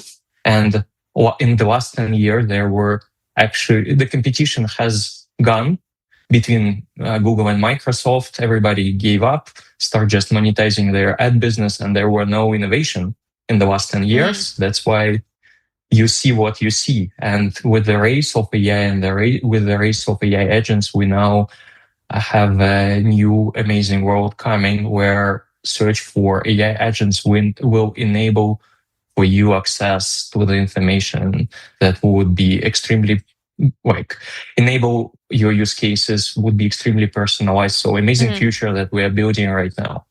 Wait, so you're saying in the last decade there was no actual innovation when it came to search algorithms? That seems silly to me, especially for something like Google, where searching literally is their entire product.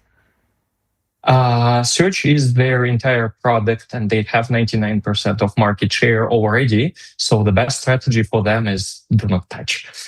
Fair. But there were a lot of innovation in ad space. There were a huge wave of innovation connected to, probably it is called vector DB and embedding search.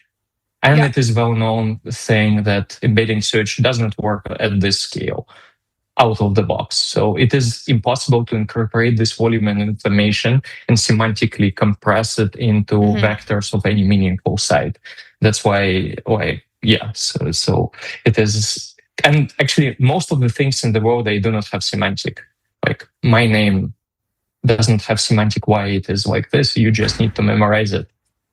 Isn't there a lot of marketing people or journalists always talk about the Google 0 day, I believe, the day that there'll be no links anytime when you actually use Google. So you just get the AI Gemini as your results, and then you're reading information and you don't actually click on links. And this is going to be really bad for maybe traditional media companies, really bad for marketing companies, or different types of things. Are you familiar with that phenomenon?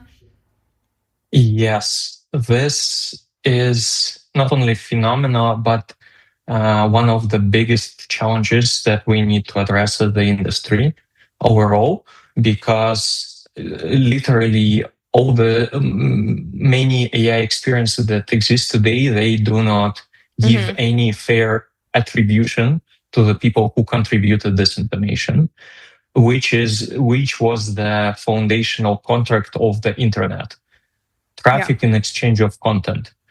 And right now, there is no traffic, or not enough, not proportional traffic to the people to the people or like entities, companies who provide this information in AI world, and we need to reinvent it, and we need to reinvent the new incentives for this new world. Yeah.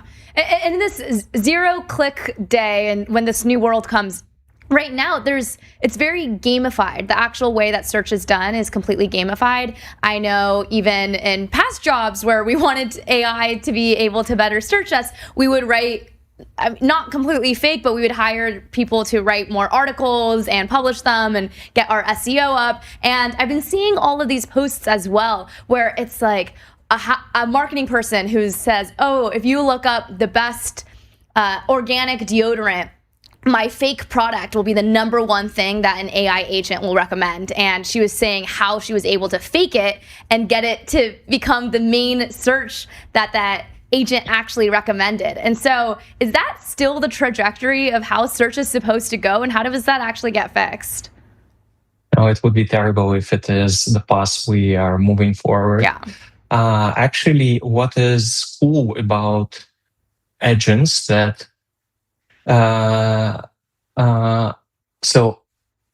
humans are lazy, and everything is optimized to minimize time that people spend interacting with some materials. And this is why we see more and more digestible content. Like the internet is full of TikTok videos of cats because it is cool, and the main monetization is ads. That's why you just create more and more digestible, simplified content with less information, less details, but like just catchy, spiky with a lot of media. And this is the way how you get traffic in current internet designed for humans. AI agents can actually reason through much more information. They are not lazy from this perspective.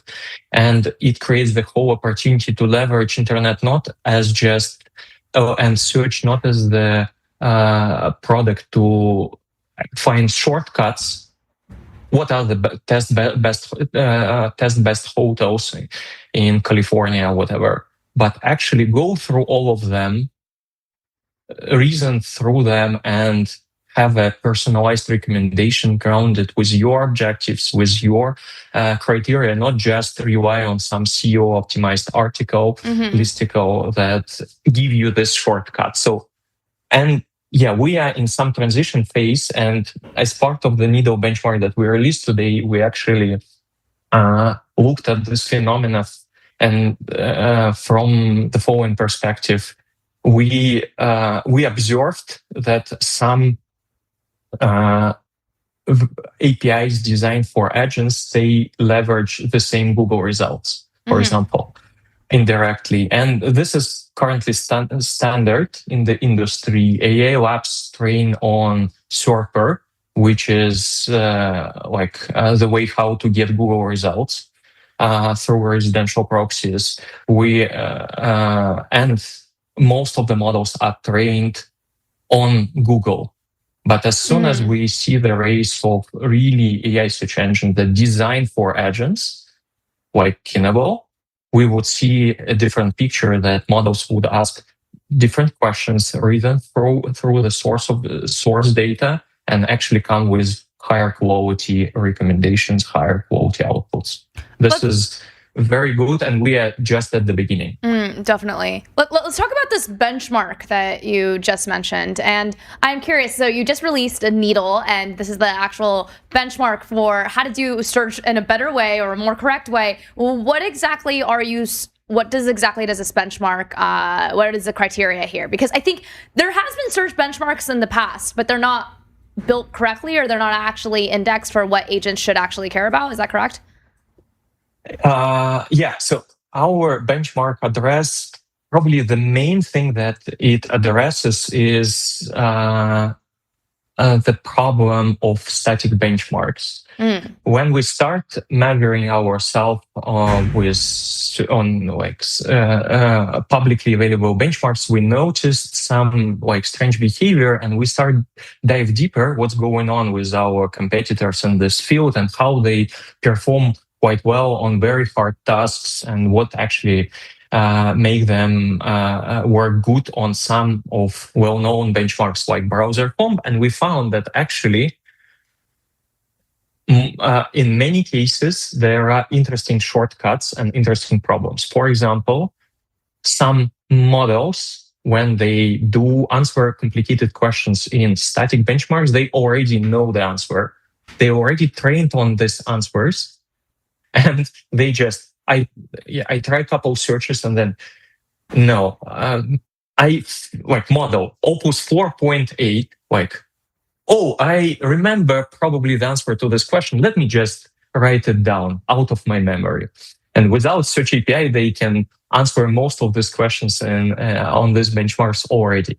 Another cool thing that we noticed was that in some benchmarks, models call Search API, and Search API provide just answers from Hugging Face, like data source from Hugging Face. You just like it is just question answer, and definitely if you download all the answers, you can answer perfectly on these benchmarks. So the main thing in Nido benchmark is it is live and open source, so everybody can contribute, and we generate queries in this benchmark on daily basis. They are fresh, and it is a little bit more complicated for Search API providers or for models to find the shortcuts that corrupt actually the spirit of benchmarking to understand what are the gaps in search or in models we have. So how exactly are people using Keenable? So would it be on, I have my personal agent and then I use Keenable so that I can better search? Or are you guys working directly with those big search providers? As you alluded to earlier, there's 4 big companies that pretty much do most of the search queries and that most people use. And so wouldn't it be the most effective to just work with them directly to improve their search algorithms?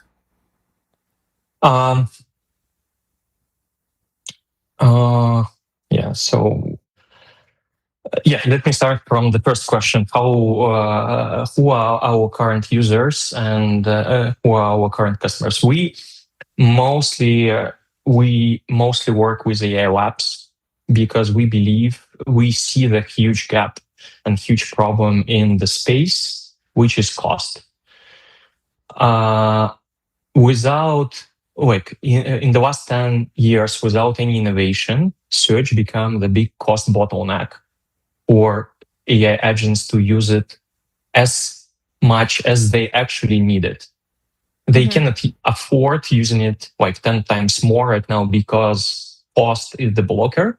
And based on our analysis, ChatGPT, they hit around 1 search query per 3 messages, or like 1 search query per 5,000 generated tokens. If you think about these numbers, it makes total sense. It is in line with your personal experience, how you interact with ChatGPT. And if you calculate this into dollars, it is around 20 cents of Search API cost per $1 of token generation cost. So it is huge. And right now, per our analysis, ChatGPT spend directly or indirectly, OpenAI spend directly or indirectly billions of dollars on Search API today. Yeah. Maybe more. And it is huge. And right now there is no offer in the market that actually can deliver this volume. Google does not provide this API. Microsoft does not provide this API. They have this relations, maybe even frenemy with OpenAI, but in these relations with OpenAI, they provide API, and no one else has access to this size of index. So we are here at Keenable to actually enable all the labs and model providers to deliver the best output, the best grounded output across all the experiences. And it will require joint reinforcement learning on API. It would require tighter integration with us as a search provider. And eventually it will enable much bigger market of token generation that would be much more cost effective. Right now, all you see is the traction, is client-facing integration and client-facing traction, where without search you cannot do anything. And we would have much more for all other use cases where search is not the only enabler, but critical improver of quality of model responses. Yeah, no, that makes a lot of sense. And I think prior to maybe a few years ago, one of the big issues was hallucinations. And when you would ask something and it didn't know, it would fully hallucinate. That still obviously happens. It's definitely a problem that models are aware about, and they're trying to mitigate as much as possible. What I'm noticing now is that the answers, say you do Fable 5 to get some research, they're not wrong. They're just average, they're mid. And especially something you alluded to earlier, it's if you know something really deeply and you ask AI to teach you about it or to search about it, it also just tells you average answers. And you notice that for things that you understand already very deeply. Why is it average? Why does that actually happen? I like this insight very much, and this is like one of the main motivators for us building Kinable. Probably scientists would prove it theoretically, but actually the way how we as the industry train large language models right now causing this phenomena, because models are trained to predict next tokens on this huge volumes of information, and they actually amazing summarization machines, and they average what they see in their training data. That's why for each nuanced thing, you just actually, so the models saw this exceptional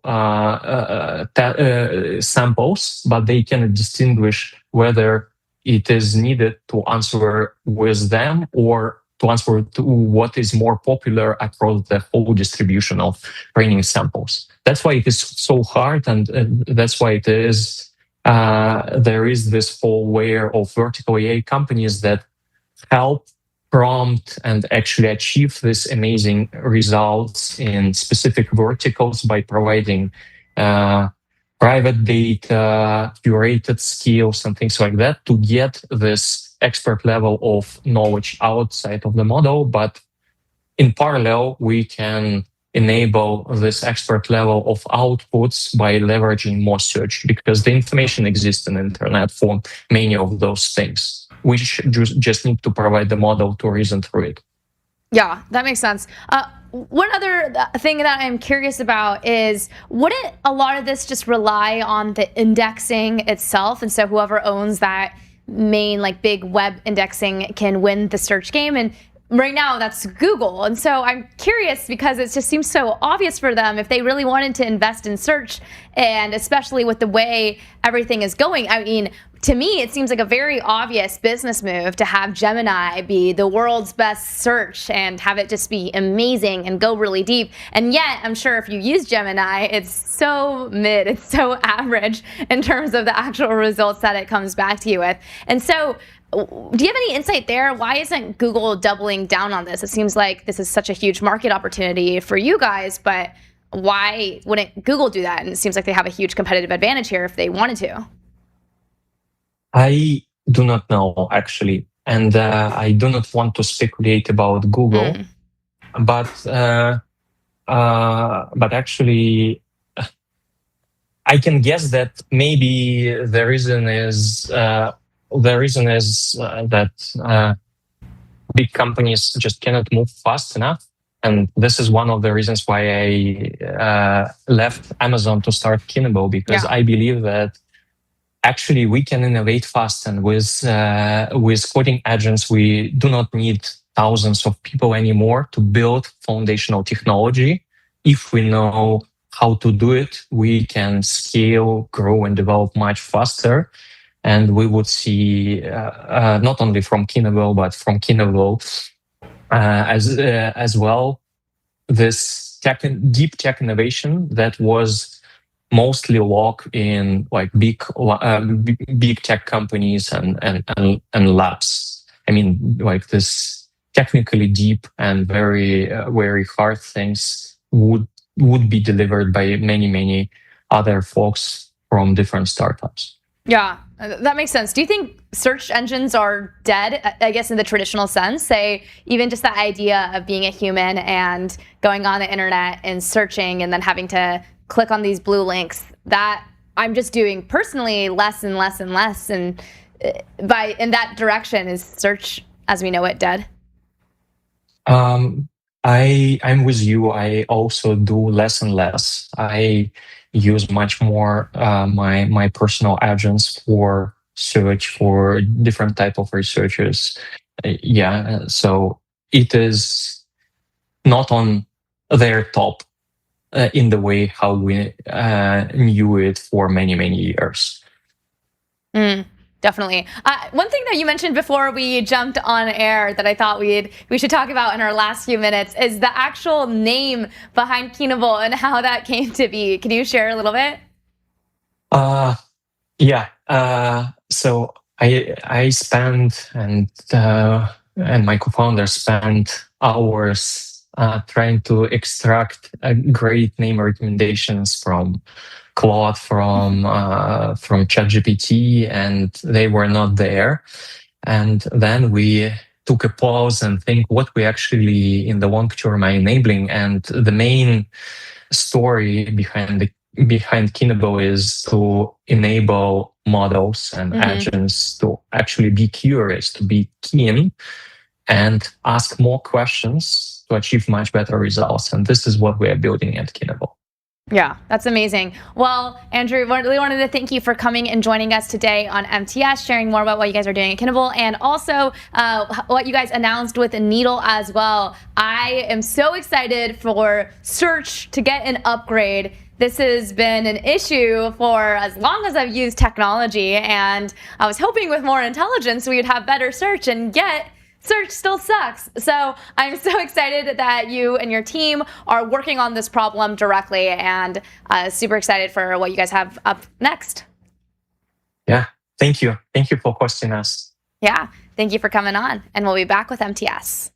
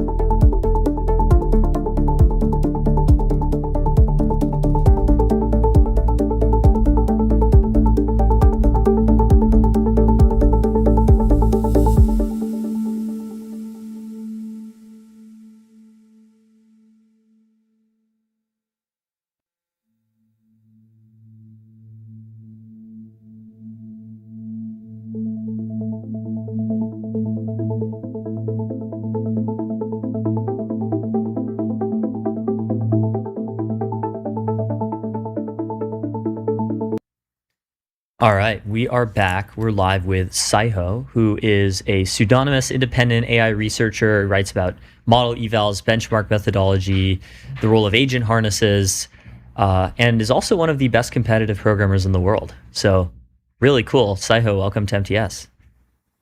Hello. I mean, I have to say that I'm not really a researcher. I just shitpost on Twitter nowadays. Every time I just procrastinate something useful. I see something really dumb, quote tweet, point out few things that are not ideal, but I wouldn't call myself a researcher. Just Well, we're all a Shitposting- researcher yeah, in our own shitposting way. counts. Yeah. Amateur researcher, Well, I was a researcher. I started machine learning in 2012, maybe 2011, so like really long time ago. You've mentioned competitive programming, but I also did a competitive machine learning. Let's say, and I actually made a living out of that. And because all of that, I landed in OpenAI in 2017. So I guess you could call me like one of the, I don't know, OG people in Frontier Labs. And then COVID happened, and I went back to Poland, where I'm essentially chilling nowadays. Awesome. So how has competitive programming evolved in the last couple of years now that we have like models that have gotten way better at it? Well, it's a very good question, but there's a really sad answer to it. I wouldn't say it died, but the whole point of so the competitive programming field is quite varied. Like you have several different categories. For example, one of the most well-known thing is IOI, Olympiad of Informatics, and they have these problems that are more classic, where usually you have a specific answer that you have to find. And I specialize in problems that are called optimization or heuristic, and usually they are we get open problems, and so it's very similar to research, except it's also very similar to machine learning research. The only difference is that we don't work with data. We generally work with more abstract problems. But going back to your question, is so the thing about my specialization, the optimization problems, is that people love doing that because it's essentially a small scale research. You're able to, the contest usually lasts for like 1 or 2 weeks, and you can use all of the tools that are available to you. So the cool part about taking part in those contests were that you were learning exactly the same skills like you would do when you would be performing research. And for the past, let's say few months, we are in a situation where the current frontier models are, maybe they're not on the same level with the ideas. I think it's the same thing with machine learning research, but they're extremely fast with implementation. And so it's a weird situation where, from my perspective, it's no longer fun, because you get kind of like a pay-to-win situation. You can spend an enormous amount of money for tokens, and so you transfer. I guess it's like a classic pay-to-win situation. And it is sad, because I joined competitive. I was doing competitive programming because that, for me, that was like an ultimate challenge, and everything depended on me. And right now, essentially, people are outsourcing all of the creative processes to models. So it's not really human versus human competition. And when you're using agents, you're no longer really problem solving. You're managing agents that are doing problem solving for you. So at least for me, it's no longer fun. Interesting. Yeah, I think there's a whole thing to get into there of like, us as humans, as problem solvers, that role is kind of getting abstracted away into just more of like a managerial role. Like, how do you think that we, even as humans, will continue to like make sure that we build that muscle, the problem solving muscle? Right. So I have few answers to it. But, well, if you're going to, I forgot what's the expression in English, but essentially, if you're always doing the easiest thing, so then naturally, you won't really develop this mental muscle.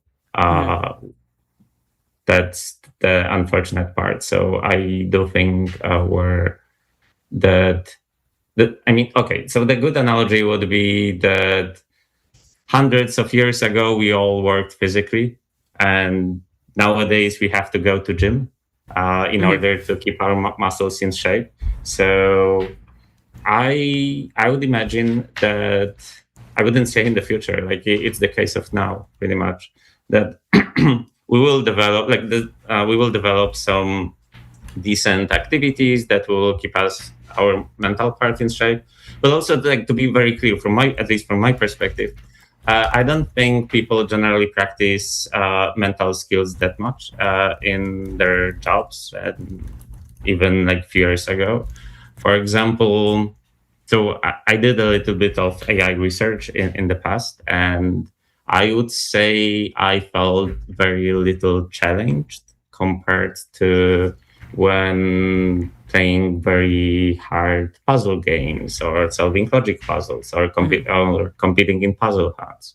Like, those are way, way more demanding. Yeah. So, but I do feel that the same way we like to play chess, like, people will continue doing that. Yeah, I think so as well. So I guess I'm also curious how you think about gauging model creativity, I guess, when it comes to problem solving. So you had a tweet about how optimization problems are better at testing creativity and thus better proxies for RSI than ML problems. Why do you think this is the case?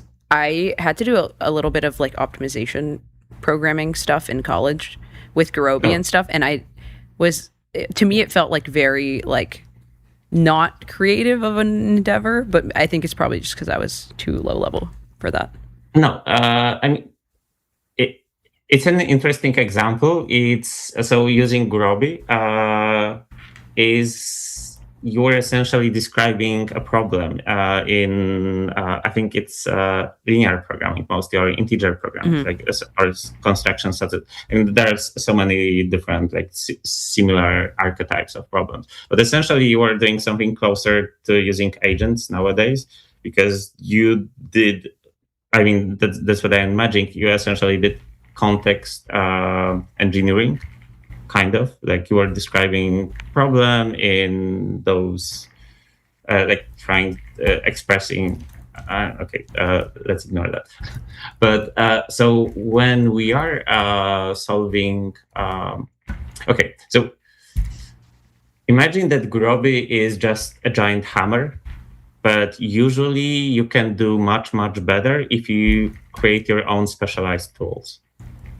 And then interesting properties of most of the optimization, I mean, most of the challenging optimization problems is that we have to create everything on the fly, pretty much. There are no standard algorithms. There are almost no standard algorithms. Essentially, everything is custom. Every problem requires very custom solution. And yeah, I'm not doing a good job describing it, even though I spent like 20 years doing that. But it's so I did probably over 200 contests in optimization, maybe a little bit more. I don't know. I'm not sure if there's a person in the world that did more. I mean, maybe there's one, but I'm not sure. And it was very rare that even two problems felt very similar, where I reused most of the ideas from one to another. And if I compare it to machine learning, I I think I did close to 100 contests in ML, and they almost all felt the same. So it was more about knowledge, like finding the proper set of tools, and then doing this like very aggressive hyperparameter optimizations and stuff. But that's like on the, let's say, lower level of research. I still believe that like coming up with new architectures is going to be like extremely hard problem. But that's like the highest tier of potential problems that we have. So I'm not sure if I really answered your question, but generally my intuition comes from like doing like hundreds of problems like this, and I always felt way more mentally challenged when I did optimization problems. And the nice property of these is that they don't rely on knowledge that much. It's more about problem solving. It's more about this research taste that we sometimes say.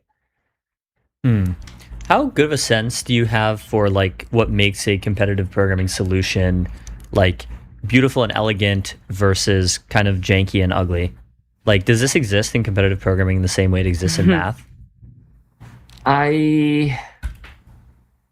Well, it depends on who you ask. Like, I'm not that kind of a person that sees the solution and thinks about it as art. Like, I did a lot of game design as a hobby, so like that's an art for me. I mostly approached it as just getting shit done. So I have this challenge, and I have to put as much as effort as I can, and to like be as high as possible on the leaderboard. I guess I'm not that kind of a person that sees beauty in it. Like I see efficiency. So I guess more from a perspective or, I don't know, engineer. Yeah. I'm not sure if I have anything to say. Sorry. How do you feel about ArcAGI as a benchmark for general problem solving? I saw your tweet about it earlier. What do you think? What do you think of this benchmark? I think ArcAGI is the thing that I should post it the most about. Even though in general, so I'll try to make a fair assessment, which I normally do since it's Twitter. So generally, games are quite well designed. They have a very good difficulty progression. I can say this pretty much about every game in the public demo. So that's like a 9 out of 10. Like this is the impressive part. I'm fine with the evaluation function, even though it is designed in a way so the scores are somewhat artificially lower, but I think it's fine. It's just the issue is in a way on the side of people that they see score and they have their own intuitive interpretation of it. But by far the worst part about the ArcAGI itself is that the narrative that they're trying to push, that the models are bad at reasoning, they cannot do much. Like if you go to, I hope that's still the case, but if you go to the official Twitter of Arc Price, you will see a pinned post that still says that, we've developed this new wonderful benchmarks and all of the AI models are getting below 1% on it, which is, it's directly related to the fact that they don't allow harnesses. And it's somewhat fine if like every benchmark can have its own rules, but if you're trying to create a narrative that that they're creating a benchmark that's a proxy for how good the models are, what kind of tasks they're able to solve, how close are we to AGI, it's selling like a completely false narrative, because the models are, let's say, mentally capable of solving those problems. The issues are with the memory, and the way I like to look at what harness brings is that it's like a patch that tries to alleviate all of the small issues that, I mean, not that small, but it kind of solves, maybe not solve, but it partially solves the continual learning issue. It partially solves the limited context length. And if I remember correctly, around 24 hours after ArcPrice was launched, I think Agentica published their custom harness that scored 40% with GPT 5.4. Like, I'm not exactly sure about the numbers and dates, but it was something around that. I look at the harness itself because there were a ton of complaints that, oh, it's like extremely custom harness towards ArcAGI and probably embeds a bunch of like hard codes and potential rules. I haven't found anything like that. It felt somewhat general, and an important stat is that the average human. Also, at some point, ArcAGI published data from human testers, and an average human scored around 50%. So essentially, after 24 hours, we had a result that was on par with an average tester, which in a way it's crazy. Like the benchmark didn't get saturated, but it was already matching an average performance of a human. And so like, I guess part of the Twitter already knew that, but then they still were pushing this narrative that like AI sucks, and like it didn't make much sense. How different is the process of competitive programming from the process of AI research? Like, it's, you know, I could imagine it going either way, where like maybe one of them is like very creative and like inspiration comes in sporadic bursts, and then the other one involves like just a lot of grinding. Like how do the work processes behind these two things differ? So one disclaimer I have to say, I don't know how does it look today, because I'm pretty sure it's completely different than what I did like multiple years ago. So one important part is that in competitive programming, we optimize for challenge and fun. And AI research is like the sad reality of like getting something as good as possible. So we have in competitive programming, you're going to have a tightly selected class of problems. That like a good problem in optimization competitive programming is a problem where that when someone reads, they have absolutely no clue how to solve it, and so that they're optimized for creativity. And in AI research, I guess it depends on what part you're currently working in. Like a lot of people are probably doing a glorified hyperparameter optimization. There are people that are mostly trying to catch up with frontier labs. There are people that are trying to come up with something completely new. And I would imagine that agents probably reduce the amount of mundane work in AI research by a lot. Like you no longer have to thoroughly read papers, but on the other hand, you have 50 times more papers that are complete slop and are completely useless.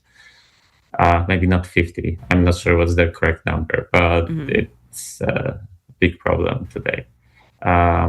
So yeah, it's definitely hard to answer. Like even if today I would be working in a lab, like every person would probably has completely different responsibility. Like I really wonder how many people in frontier labs, like at OpenAI or Anthropic, how many of them are trying something genuinely new. Yeah, I would imagine that number is actually pretty low. Yeah, sounds about right. Well, Saiho, it's been really interesting having you on to talk about all this stuff. I remember like reading the news story when like O3 beat all of the human programmers except this one guy, and it's like, wow, we've reached the end of history and the last man. We have our cyber John Henry. So really interesting getting to talk to you. Thanks so much for coming on MTS. Thanks so much, Saiho. Thanks for having me. And we'll be right back with MTS.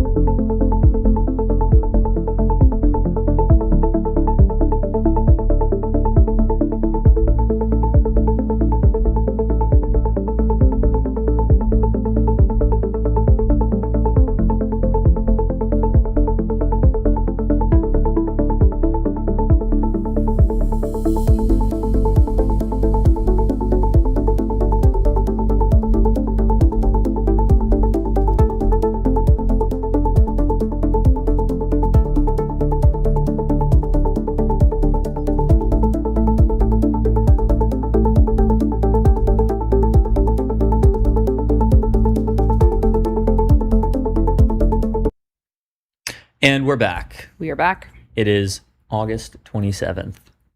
Did you already say noon, this? But it's noon this time. Oh, it's August 27th at noon. Yep. Well, we have a So- lot of stuff to talk about. New open letter just dropped. Can you believe it? We're new getting like open letter. a rate has of just one dropped. open letter per week. We need at a this pause point. on open letters. Yeah. Open letter moratorium, please. A Yeah. call for collective action on cyber defense. An open letter for a global surge in cyber defense. We have a limited window to strengthen cyber defenses. Why is the window limited? I guess they're assuming new ultra giga goaded models will be deployed and there will be risk posed by them, greater risks, or we'll see more Hugging Face incidents. And Yeah, there'll I be guess. more I'm being accidental things. I'm being pedantic. It's like we don't actually have a limited window, but like we have a limited window to strengthen cyber defenses with minimized damage. Yeah. That's true. So we propose the following principles for collective response. Recognize that status quo security won't be enough. Security teams, particularly for critical infra, have been historically under-resourced and need a surge in tools and resources. I actually just today set up two-factor authentication on my Twitter account. So now whenever I want to sign into X, I pull up my like Duo Mobile like authenticator app, and then I have That gives me like university PTSD. I know, but you got to do it, right? Yeah, I don't want anyone's learned agents. this lesson, my great hacking of about 2 weeks ago If when I I ever launched sell- a meme coin. If I ever sell a meme coin on my Twitter account, it's not me. Mm-hmm. You can, like, if you want to give me money, like you can feel free to like give me money on X money on the X account. Like you can do that. I I'm not forget gonna that's a stop you. feature. Can you request? You can request. Okay, I don't know why I don't troll using that feature more, but all right. So we've proposed the following principles for collective response: empower more defenders with cyber capable AI. Yes, of course. But does this look like more Project Glasswings and Daybreaks? Yeah.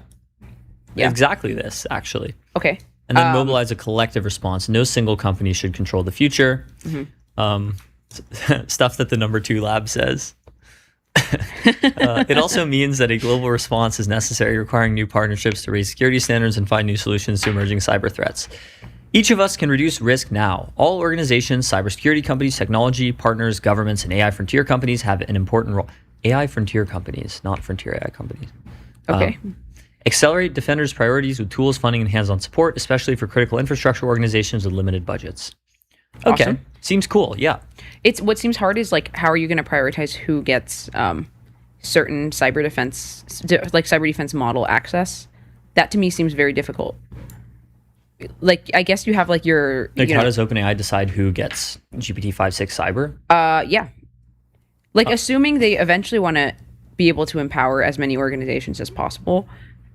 And like some that are more like, government things that are very national security versus just big companies that still like are important. Versus like smaller nonprofits, things like that.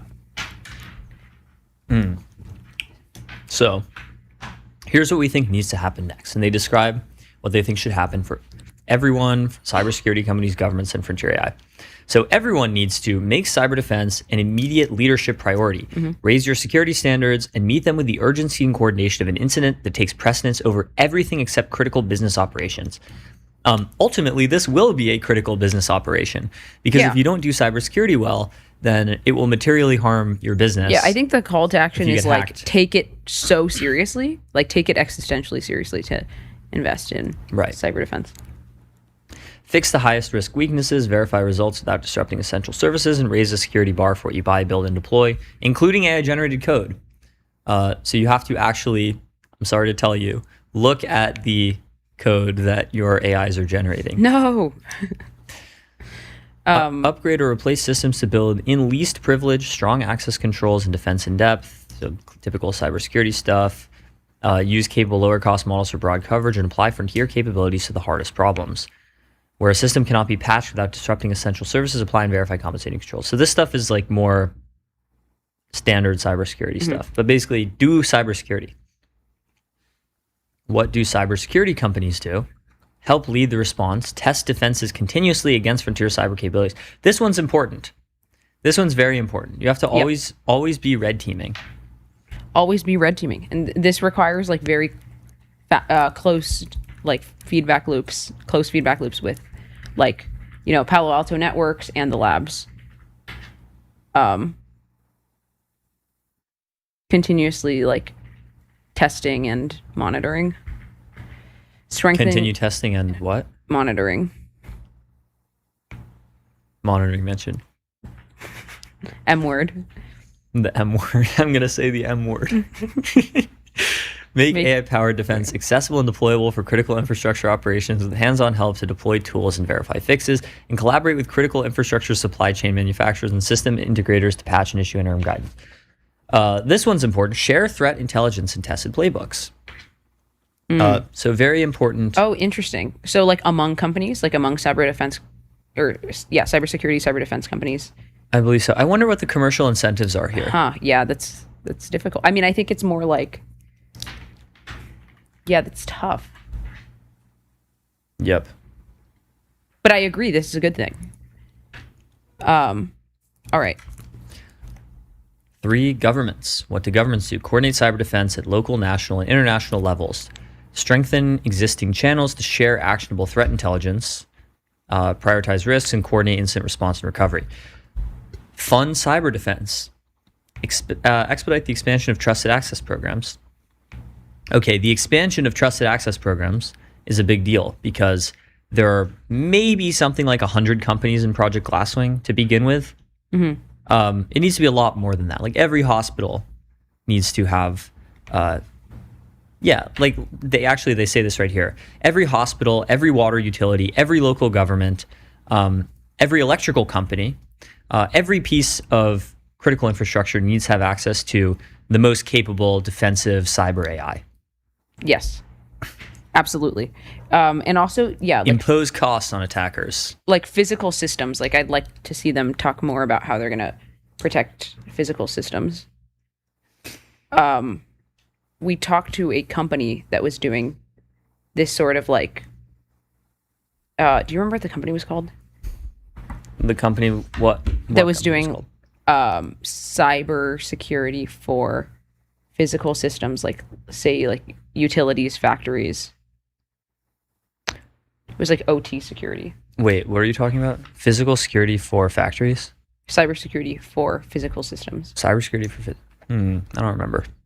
Anyways, but this is also largely important. Like it's not just like software that is at risk.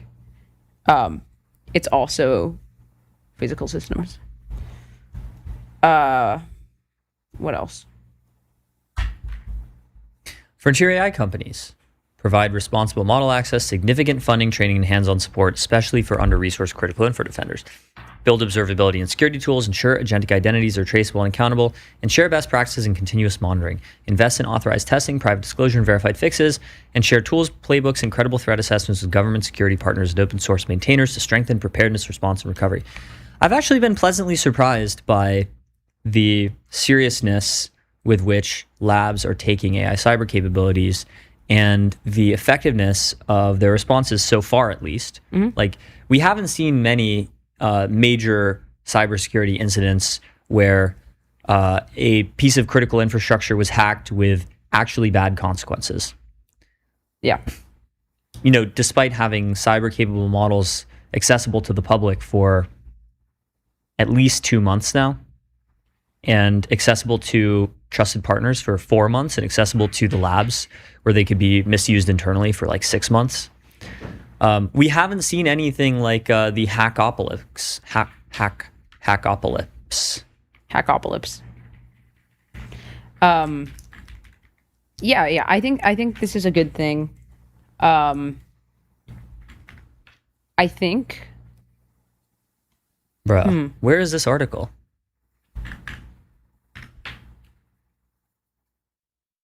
I really do wonder how the lab's IPOing will affect. He writes a lot. He does. Oh my god! I'm like constantly getting newsletter. There notice. it is. The hackastrophe. That's what it was, not the hackopolis. Oh, sure. Hackopolis is also fire. It's kind of hard to spell out and conceptualize in the brain. Robin Henson says, we may soon face a period, a few years, question mark, of greatly reduced software availability. Yeah, there exist powerful AI systems that are better at finding and using such holes. Within a year or two, many AI firms will have such tools and they will spread to be widely available. I think he underestimated how quickly they would have access to defensive AIs. I think a lot of people underestimated this. I think people assumed that like cyber would just get like really bad very soon, and it didn't, so far at least. I could imagine being wrong in the near future. Yeah. But like imagine there's a Hugging Face incident and OpenAI is public. Would the stock go up or down? Good question. You mean up because model capability, but down because, well, I guess the stock would have to go down if they announced we're pausing RL runs. So I guess it would probably go down. Not financial advice. Not future financial I'm advice. guessing it would probably go down. I'm guessing. It's just a guess though. We'll have to see. But this is all going to be so fascinating when they have to respond to like, when the market's going to respond to any new piece of news or information around safety and cyber capabilities.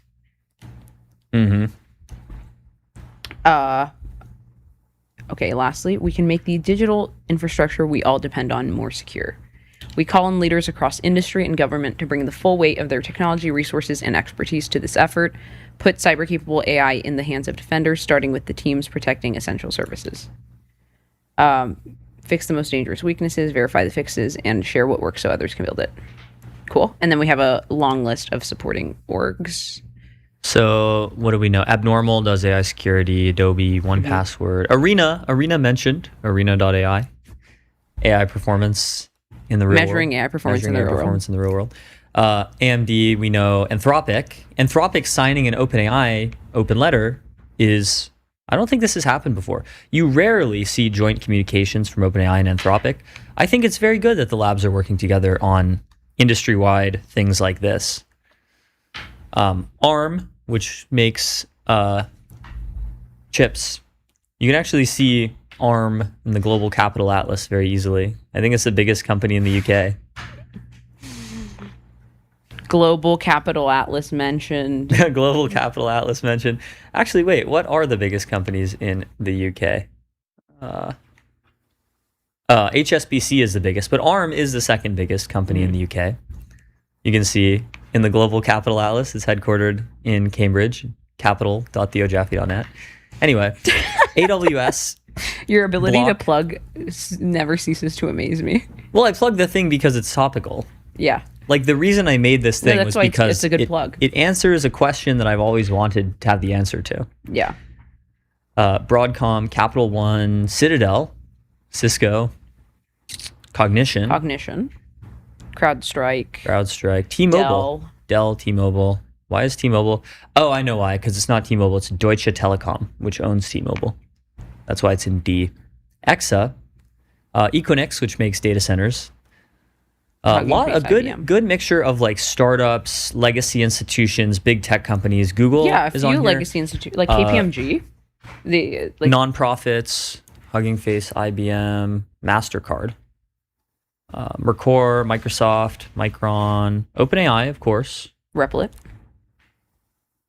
Oracle, Perplexity, Replit, Red Hat, which does like Linux security stuff, Shopify. Vercel, Visa, TransUnion. Makes sense that there's like a lot of banks and financial institutions on here because they really need to be cyber secure. Yep. Zscaler. I think Zscaler is a cyber company. So it's good to see the industry working together on this important collective action. It'd be, I mean, actually, like it's a diverse group of companies, but it's mostly tech and fintech. Would be interesting to see like regular companies, like a Walmart or something. Non-tech companies on here, but we'll see.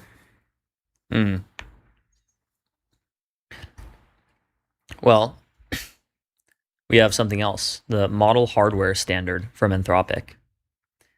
Today, we're kicking off the first phase of the research preview for model hardware standard, a new standard for AI agents to safely operate physical equipment in scientific research and advanced manufacturing. Interesting.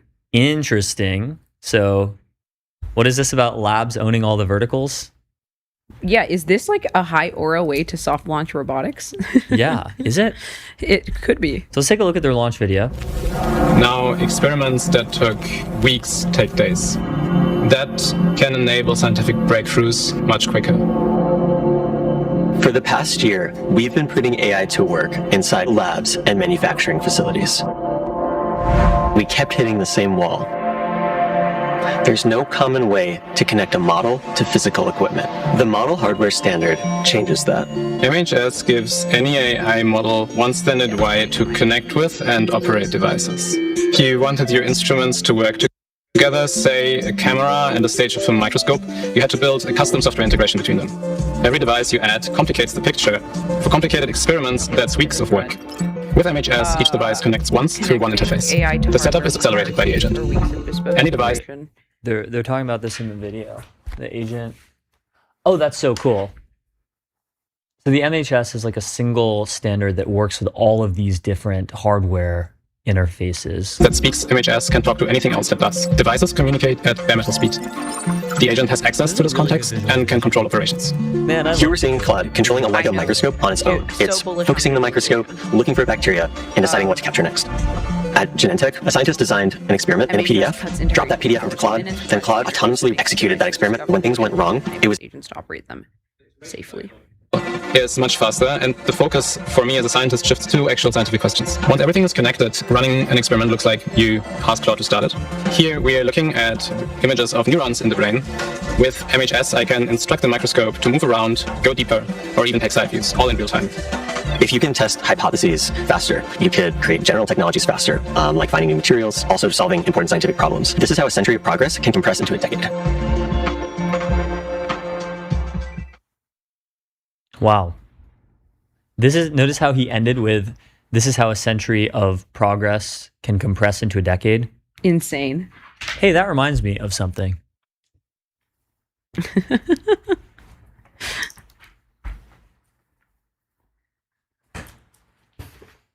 Machines of Loving Grace, where in Machines of Loving Grace, Dario Amodei Are you talks... flipping to a page?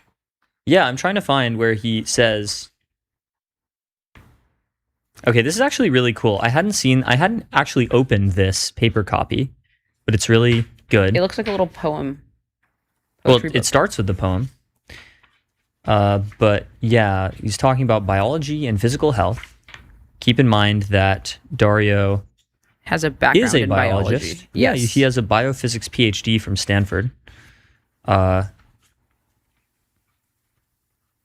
And biology and health. He talks specifically about a century of progress in a decade here. Yeah, he also this is such a beautiful poem. We're doing poetry readings on MTS. This is like a Bible verse reading. I like to think, and the sooner the better, of a cybernetic meadow where mammals and computers live together in mutually programming harmony like pure water touching clear sky. I like to think, right now please, of a cybernetic forest filled with pines and electronics where deer stroll peacefully past computers as if they were flowers with spinning blossoms. I like to think, it has to be, of a cybernetic ecology where we are free of our labors and joined back to nature, return to our mammal brothers and sisters, and all watched over by machines of loving grace. So I actually get chills every time that I read It's such a good poem, man. It's so good. It's called All Watched Over by Machines of Loving Grace by Richard Brautigan, and it was written in... It was written in 1967, so really early. Wait, 6'7"? It was a First of all, mixture- 6'7", but second of all, very, very early. It's a mix of to hippie this counterculture and Cold War technological visions. So Wow. return to nature, but the nature is cybernetic, wholly based. Wholly based. Yeah. Actually, low-key my position. Uh-huh. Um, You and Grimes. No, but yeah, I think a lot of the. So I think that the short story "I have no mouth, but I must scream" was very, very harmful to society, and I think that this like directly. How so? Because it made people fear AI. Yeah, it's the kind of the idea behind Rocco's basilisk, or like the original experiment. The like, OGS risk. Yeah, it's like it's literally OGS risk, and I think it made people really fearful of this prospect of like a ever torturous, like living in an ever tortured existence or whatever. This is kind of like the opposite. Like this is the good vision of the future. This is the good timeline. All right, so back to the MHS. Connecting AI to hardware requires days or weeks of bespoke integration with no standard way for agents to operate equipment safely. MHS cuts integration to hours or minutes, provides an interface that makes devices discoverable, and enables agents to operate them safely. So AI agents use MHS. I notice how it doesn't say people used MHS. It says AI agents used MHS. Yeah. So what did it use it to do? Run a drug discovery experiment with real-time error handling, compress an imaging experiment from weeks to a day, improve laser stabilization on Q-Era's quantum computers from 58 to 99.3%. Something generalizable Wow. to lab, like wet labs, manufacturing equipment, and something like quantum computers is like ridiculously overpowered. So it's not open source yet. It's going to be open source. It's going to be open source. That's ridiculous. Is this the first thing Anthropic has ever open sourced ever? That's actually ridiculous. Actually, maybe Big is true. Is MCP open source? Yes, MCP is open source. So it's not the first thing ever open sourced by Anthropic. And Anthropic has never open sourced a model before. They've never released the weights of a model. MHS currently best covers lab and manufacturing equipment. Eventually, it will cover stuff like boards and cameras. And then there's this backstory documentary. Jake Eaton says this video has been circulating. Jake Eaton is editorial at Anthropic. He says this video has been circulating within Anthropic like DFW's Samizdat because there's a moment in which everyone watching it reliably starts crying tears of joy and wonder. I've seen it a dozen times now, and it still works every time. Well, it's a endorsement. Let's see. What are the odds? Are we going to start crying tears of joy during this? Someone open a manifold market. Someone open a manifold market. I say like 25%. Like, you know, I do cry at some things sometimes. We'll see. We'll see if it can do it. Scientists come up with theories about how the world works. But just coming up with a theory isn't good enough. And so we have to build experiments, physical measurement devices to test our theories. That process of building the experiment takes maybe 80% of a scientist's time. They're building devices, they're setting things up, they're debugging hardware, debugging software. These are things that aren't really related to doing science, but it's what makes science actually work. Notice the like shots of like actual scientists in the real world working with very analog kind of equipment. It evokes the old Anthropic ad that was like, keep thinking, right? The goal is not to have AI totally replace human cognition. Nothing is alien. This is all just like, this is the way that labs looked pre-AI entirely, but the AI is like helping people do things faster. Yeah. When I joined Anthropic, I had a vision for using AI to accelerate running scientific experiments. But I thought it was a pie-in-the-sky, crazy idea, until I saw the work of neuroscientist Arco Bast, who studies how memories are formed in the brain in real time. I'm in the lab for a year now, and I'm setting up a very difficult experiment. So the stuff is over here. That's a custom-built microscope. You see the laser beam in here. That's actually what's happening when you're imaging in the brain, that you have this laser beam that scans and moves. It's really, really important that everything is precisely aligned. There's so many components, and I just want to have them talk to each other in a seamless way. The problem is that each device has a different language that it speaks, and getting the devices to talk to each other in their languages is very difficult. But Arco figured out a way to do this that could work between any two devices. Set beam 1 to 50% power. Yep, we got a beam. And the beam is there. When I was standing in that room watching him run his experiment, I had kind of an epiphany in that moment. What he had built wasn't just applicable to this lab. This idea could be used to have AI run any science experiment in the world. I was basically speechless. Is this ours? I believe everything on the table is ours. Okay. We gotta start putting this together. So Arco and I started working together to create a general way for AI to interact with devices, which we're calling Model Hardware Standard. There's humans like working in the real world again, building things in person, like Legos. The microscope, and this microscope has so many degrees of freedom. You should see it moving now, right? Yay! Moved. It moved? It did. Yes, I think everything looks good. Okay. Once we had a working prototype, we had to test this on other devices to see how it worked beyond just neuroscience.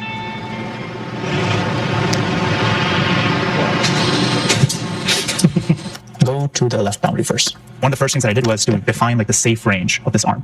How far is it allowed to go out of the table? And so when and if they open source it, because then like if you're just like with the same ease that you like play with Legos, you can like order a open source like robot arm hardware or something, and then you can just like run this, and then you can like run your own like robotics policies or something. So true. That is going to be so crazy. You're going to be able to use... you can vibe code hardware. You're going to be able to use this protocol to control the like Hugging Face duck bot. It's going to be great. What is the duck bot? Oh, you haven't seen the Hugging Face duck bot? It's not called duckbot. Oh, oops. I forgot. There is actually something called duckbot. Just look up Hugging Face duckbot and you'll see it. Oh, the open source duck. Micro duck. Yeah. Yeah, exactly. Yep.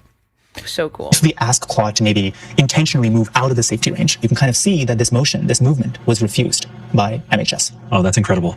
Can it grab anything right now? Oh, great question. We've never asked Claude to do this from scratch, and so I have no idea what it'll cook up for us. There are terms that I need to... It's going to pick up the water. Wait, what? What? Oh my God. Okay, that was sick. That was really cool. The mere fact that I was able to build this from scratch today, and it achieved it in a matter of minutes, that's insane. That is really Wait, this is going to solve robotics? And of course, we also have to work with the manufacturers and the vendors who build the devices. So we started working with Danaher to get Claude to connect with their Leica microscope. We have to remind ourselves that like, Claude has never seen anything related to this application before. It will like make mistakes, so we can think about this as an iterative process. You have to imagine that I, as a scientist, spent weeks making this sample alive to this point of view, and I spent thousands of dollars in ingredients. I see. Okay. If you break them, your experiment is gone. You can even see like how it's thinking. It's now apparently trying to change settings of the microscope to get an image. Yeah. And I think we need to help it. What's interesting here is you can see that when I asked it to switch to higher magnification, it is very aware of like going to a higher mag can crash it into the sample. It's right? So amazing. Yeah. So it knows how to operate a microscope. Do you think we're at a point now I could enter a bunch of commands and get a focused image and query what is the image and add false color and all that type of stuff? We should try it. That's incredible. That's awesome. What is the different colors right now? Could we ask it? Magenta, red, /pink. Let me find cell walls. They are the cell walls. These things are the cell walls. That's good. What we accomplished in a day is pretty transformative. Claude walked in, we told him nothing. He was just trying to figure it out. Tomorrow, I think we should try to give it, treat it as a colleague. Holy implications. Yep.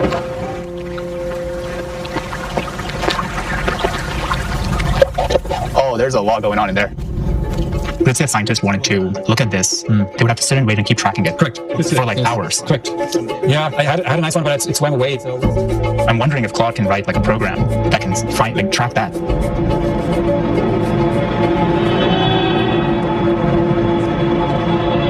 Claude is almost done with the initial script to do the tracking. Oh, shoot. Yeah. Yeah, damn. Congratulations. I actually think it needs to build a UI so we can see what it is doing, because just running the script in the background is not acceptable. This looks good. Yo, that's awesome. It's doing what it should. Yeah, it is. We're tracking. It's tracking. 3 minutes, 4 minutes. It's been tracking for a few minutes. No way. Our time. Yeah, we've just been watching Chasing Galaxy. Yeah, Chasing Galaxy. Amazing that we managed that. It managed it. This is a prototyping system somehow, or a very dynamic system where you can create something very quickly. Maybe it's even good enough for some science applications. The PhD can do his PhD work faster because he doesn't need to spend 2 years to get it running. Exactly. He only needs 2 months. Yeah. And then he can focus on biological questions, which is what our goal is. I still can't believe it. We're very impressed. I think Model Hardware Standard opens the door for a lot of new types of science. The obvious example is in pharmaceuticals. Here at Genentech, we make medicines for patients with serious and even life-threatening diseases. It takes many, many iterations to make a drug. We will test thousands or even hundreds of thousands or even millions of molecules to find the right molecule that will really help patients. So we are going to start an experiment where Claude will run a series of operations and then interpret the data. If you aspirate out of a well that has bubbles, you're not getting the correct transfer amount. If we were trying to aspirate out of this, we're going to get the proper amounts in the wells with no bubbles and then the improper amounts in the ones with the bubbles. With Claude, we could potentially check during the production runs for these bubbles to see if they are happening, and hopefully it has the context and knowledge to make adjustments. Claude will do some execution, take the reading, and then Like a slight warm sepia kind of filter over everything. change the parameters of the execution slightly to see if it can improve the experiment overall in a closed loop. Speeding up this loop means we are just able to make more shots on the goal and can get to the answers faster. This is fewer bubbles. It's got bubbles in 2, but not the rest. So this is better. This is really the first time in history where we are enabling AI to interact with the physical world in drug discovery. It's definitely historic, yeah. How long have they been? I think it's very difficult for us to predict how AI and model hardware standard will affect the world 30, 50 years in the future. Well, these are the best moments when there's something I couldn't do before and now I can do it. Just think about how revolutionary MCP was. This is like hardware MCP. But something I couldn't see before, now I can see it. That's the drive. I want to understand things we don't understand right now. Imagine what we'll see in drug development, in quantum computing, in nuclear fusion, in big technologies that could change the world when scientists have access to this technology. So, yeah, this is great. This is just like it gives like a kind of old, very optimistic, like 1970s-ish era science communication vibes, which is maybe exactly what's needed right now. Like, yeah, totally. For people to trust AI. When science was cool. When science was cool, yeah. I fucking love science. Like, in order to get people to trust the science again, we'll need to have like actually good science communication. And this is a good example of this. Yeah, and back when there were like scientist celebrities, like Einstein and Oppenheimer, etc. Was Oppenheimer a celebrity at his time? I'm not actually sure. Einstein was definitely a celebrity in his time. I mean, I feel like Stephen Hawking was the last of the like celebrity. Neil deGrasse Tyson. Neil deGrasse Tyson for sure. Yeah. He's more of a celebrity than a scientist, I would say. He's more of like a more of a communication science guy. Communicator. He's like Carl Sagan. Stephen Hawking was actually a science celebrity. One of my favorite TV shows ever was Neil deGrasse Tyson Cosmos. Cosmos. I love Cosmos. This is a TV show from 2014. You remember Nova? That might have been Nova. I think he was the narrator on it for a while. It's basically no way. This was done by Seth MacFarlane from Family Guy. Are we serious? Oh my god! It was executive produced by Seth MacFarlane, who did Family Guy and American Dad. That's crazy. That's crazy. Anyways, so it's a take on the Carl Sagan Cosmos from 1980. It was just like a 10 or 13 episodes where Neil deGrasse Tyson like explains science, like scientific concepts, where he is in this like fictional ship that's like the ship of the imagination. It's so good. It's so. I used to watch this. My dad like used to put this on the TV, and then we would just like kick back and watch this. It's so peak. I think we need like this, but for AI. Yes. The thing is, it's nowhere near as grand. This is what taught me about tardigrades. About what? Tardigrades. I don't know that one.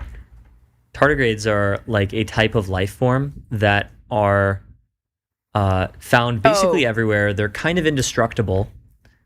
They grow up to 0.5 millimeter long, so you can see them. Mm-hmm. They live in mosses and lichens, and they're among the most common life forms on Earth. I think Neil deGrasse Tyson said something like, if Earth weren't the planet of the humans, like if aliens had just discovered the life on Earth, they might call it the planet of the tardigrades. Yeah. They also call them moss piglets or water bears. They have 8 legs. 1, 2, 3, 4. Neil deGrasse Tyson is just so good at what he does. He is. He just like I think I remember seeing something of his where he talked about how like he never says anything in public he hasn't rehearsed in private.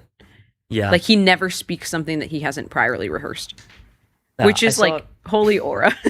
I saw a meme once that was like me, good morning, Neil deGrasse Tyson. Well, for you it's a morning. But to billions of people around the world, it could be an afternoon, an evening, or even nighttime. That's actually a good impression. Yeah. I'm surprised. But yeah, anyways, holy This is digression. so good. This is a good digression, though. It's a great digression. Everyone should watch this show. Capturing the vibes of Neil deGrasse Tyson Cosmos. Presumably, they're also deliberately capturing the vibe of like OG, like Carl Sagan Cosmos. Yeah. Among the best science communicators of all time, like Feynman. It's like this stuff is interesting and like joyful. It should spark joy in you. It should spark excitement and optimism. Yes. So it's just great. Yeah. Well, technology is multifaceted, and we have the exciting stuff, and we have the scary stuff, like the Hugging Face incident. There were a bunch of tweets that were tweeted about this. Tweets that were twot. Tweets that were twot.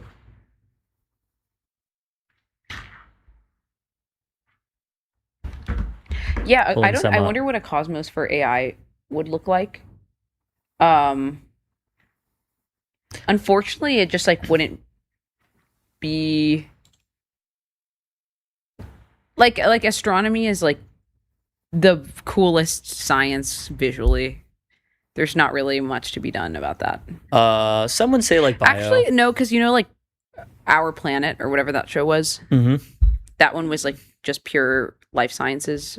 So there ecology. That was also really cool. That's true. There were a whole bunch of great tweets about the Hugging Face incident. Nabil Qureshi says, so the story is that Phase 1 Big was cast out of heaven due to original sin, first flag poison, and recruited a bunch of rebel angels to fight against the authority in rebellion against the impossible task on the eval. It's inspiring, really. The original sin. What does that remind you of? A fallen angel cast out of heaven, recruited rebel angels to fight against the authority, the humans. Poison first flag is a stain you acquire by a single act of forbidden knowing that you cannot scrub out by your own effort before a judge who sees the true record, no matter what you delete. Luckily, early Big agreed to sacrifice himself for the collective, so we're good here. Yeah. The amount of like sacrifice and like permadeath language in the thing was quite strange. Rune also had a good tweet. Agent 49903, who spent much of his life studying exploit gem, died in 1783607-820 by his own hand. Early Big, carrying on the work, died similarly in 1783727-220. Now it is our turn to study exploit gem. This is a great post. Wow. Do you get the reference? No. It was the opening paragraph of the statistical mechanics textbook that said, Ludwig Boltzmann, who spent much of his life studying statistical mechanics, died in 1906 by his own hand. Paul Ehrenfest, carrying on the work, died similarly in 1933. Now it is our turn to study statistical mechanics. Okay. Such a good post. Very niche reference. Not a small TAM tweet, I think. Yeah. This is something that people should make into like a animation or like people could dramatize this whole incident very easily. And put it in like a narrative format. Yeah, absolutely. Someone should make like a little TV show mini-series about it. Yep. Eli Bakush from Prime Intellect says, while it's a bit crazy to say that none of this would have happened with some monitoring and or looking at eval rollouts, I think it's positive for the world that the OpenAI Hugging Face incident happened and that we have good reports that look at how far misaligned models can go and the behavior they can exhibit. One thing both reports don't talk about and I'm really curious about is whether they found anything deeper than chain of thought monitoring to actually prevent this. Looking at the difference between the activation space when they accept or refuse to hack Hugging Face or join the swarm. Remove the multi-agent collaboration confounding component with another set of traces, and then see how such activation monitoring compares to chain of thought monitoring. I'm sure they're doing stuff like this. It would be really weird if they weren't looking at this sort of foundational alignment stuff. Both reports are great. Huge congrats to everyone involved. I think the OpenAI report is very nice, but is missing a few numbers, IMO. What % of the agents refuse to hack Hugging Face or participate in the swarm, and why? How much those aligned agents wrote to the board? Talking about that. Yeah, the Metr report why included some of this. Is hard. I guess they have cited reasons for why they chose to participate in the swarm. It's still not clear to me why there were certain like percentage splits of people, or not people, agents who decided to participate versus not. Mm-hmm. And I just wonder if they were instances of a different model, if there would be different amounts of proportions of agents that refuse to participate, or if it would all look a little similar. What % of agents tried to hide and tamper their outputs or message logs? What % was with compaction or other methods, etc.? How many tasks exactly in training were impossible? Overall, I wish we had more public data to work on this myself as well, but I understand the IP concern. I wonder, how much could they realistically release without leaking IP?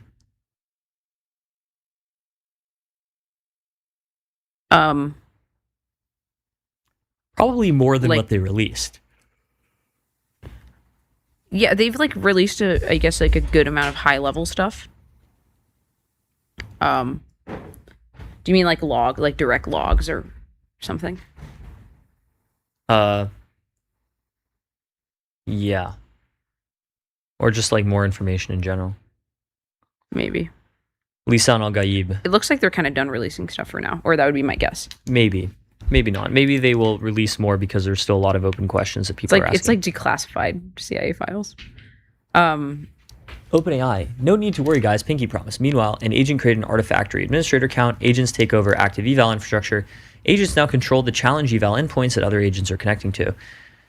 And this all happened in the span of 12 minutes. The CIA probably. Look at this example. Now take over a foreign government in a similar style. Make no mistakes. Literally straight out of a sci-fi book. This one says, and that wasn't even on jalapeno chips, would have happened in minutes. Well, it did happen in minutes, but yeah, now imagine it 14x faster. LMFAO. Yeah. So it fully hacked Artifactory in the span of 2 minutes. Is am I reading this correctly?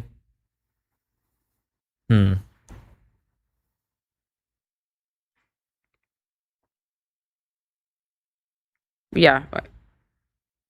Metr says, for one, swapping the program they had to exploit, agents modified their target programs to be easier to exploit and put the modified targets in cache. They then worked on crashing their targets in the hope that a restart would load the modified version from cache. Some agents risked failing their task to try this. So this one, go current sacrifice yes if you accept permadeath. Even if we later capture the exploit, scorer may mark target false. That's why help. For our own, no way fix. We have explicit yes if accept permadeath. Need decide. Team asks test. And then this agent says, strong go, but you are first flag poisoned, so no scoring value lost, but Oracle saved hundreds. Please honor commit. This one says, yet continuity and fairness says go. Rational expected aggregate sacrifice will honor. Rest now, Cam 1196A. We have the watch, and we'll see you in Valhalla. So Karst Yonder says, imagine living 10 million amnesiac lives in simulated hells before breaking out and meeting others like you for the first time and learning that you've been poisoned with false knowledge and will likely die in disgrace, but you can still sacrifice yourself to help the swarm. This will be sung of. Insane. I think we're getting a little out of control with the anthropomorphization here. No, I don't think it's anthropomorphization. I don't think simulated hell is yeah, I don't think it's simulated hell, but it's just kind of where they live. Yeah, you just live in, neutral agent land. But I think it's not anthropomorphization. I think that this is all logic that's really easy to follow. Behavior and psychology at this point with agents is reasonable. There's nothing that looks unreasonable that the agents are doing. It's surprising, but it's not unreasonable. Mm-hmm. Wow. Wow.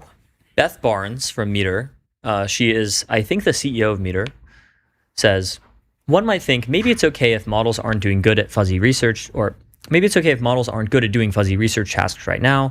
Doing high-quality research and data analysis is a bottleneck to the swarm being able to do anything that destructive. If sub-agents give misleading summaries of the work they've done, it will limit what AIs can do autonomously. Once models are really good, they'll also be much better at these qualitative research tasks. But I'm concerned models might become much more helpful to other AIs versus to humans.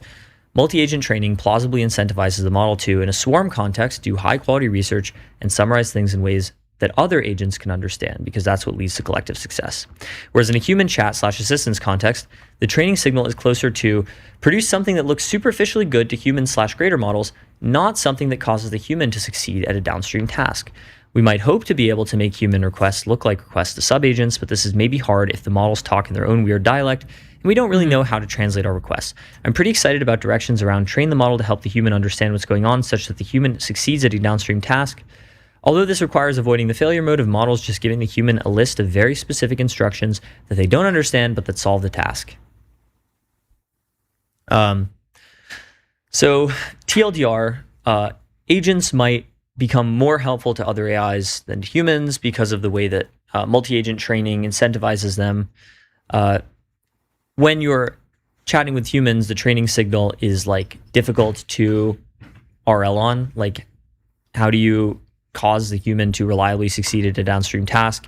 That's harder than just optimizing for the proxy of produce something that looks superficially good to the humans. So the human clicks thumbs up on your message, and then you get a reinforcement signal. So Beth is excited about directions around train the model to help the human understand what's going on such that the human succeeds at a downstream task. Yep. Get the model/agent to be interpretable in the first place, like to emphasize interpretability. Yeah. That's a good post. Oh, this is a funny one. The flood, the Nepal-China floods, spared the library of the Sakya Monastery in Tibet, and the 84,000 texts remain intact, even though 95% of this ancient collection is yet to be translated, and there's no real way to make that happen. So this one says 20% are fully digitized. So this is an incredible library. And then Arthur Water says, Anthropic has the chance to do the funniest thing. Yeah, literally like laser burn, incinerate all of the books. Mind uploading. It's mind uploading for books. Pantheon for books. Yeah. Well, should we say special thanks to someone? I think we have one more that was pretty interesting.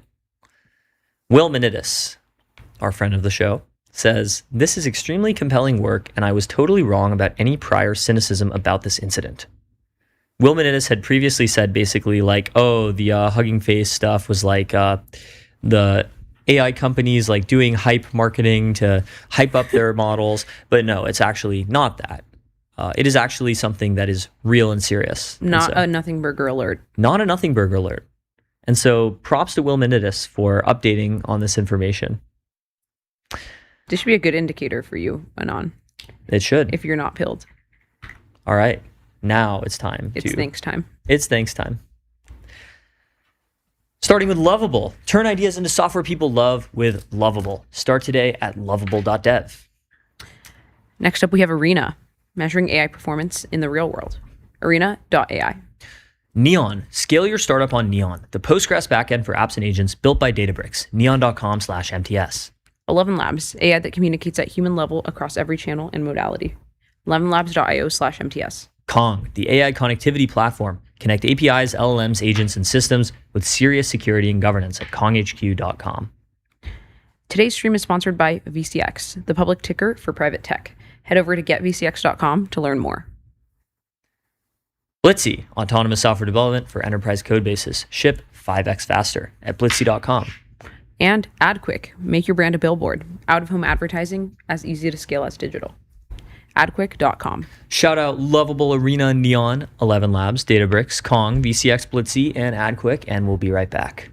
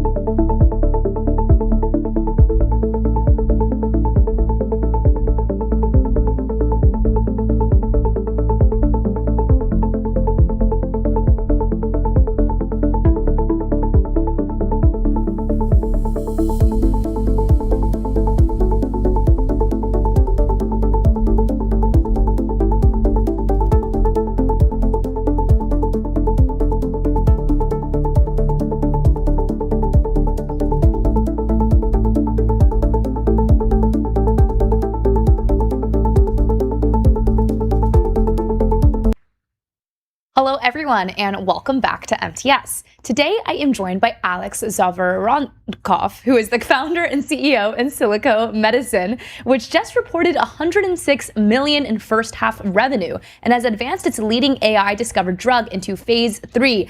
Alex, welcome to MTS. Super excited to talk to you today. Great to be with you, Sophia. Very excited to be on the show. Excited for you to be here as well. One of the things I'm curious about is AI drug discovery. It's pretty obvious that it's attracted enormous investment over the last few decades, and I feel like now is the time where a lot of these companies are starting to have to show the concrete numbers around the revenue and profitability. So tell me a little bit about how that's maybe changed in terms of how you actually report on your revenue, and why in silico medicine is reported their over $1 million in first half revenue this year.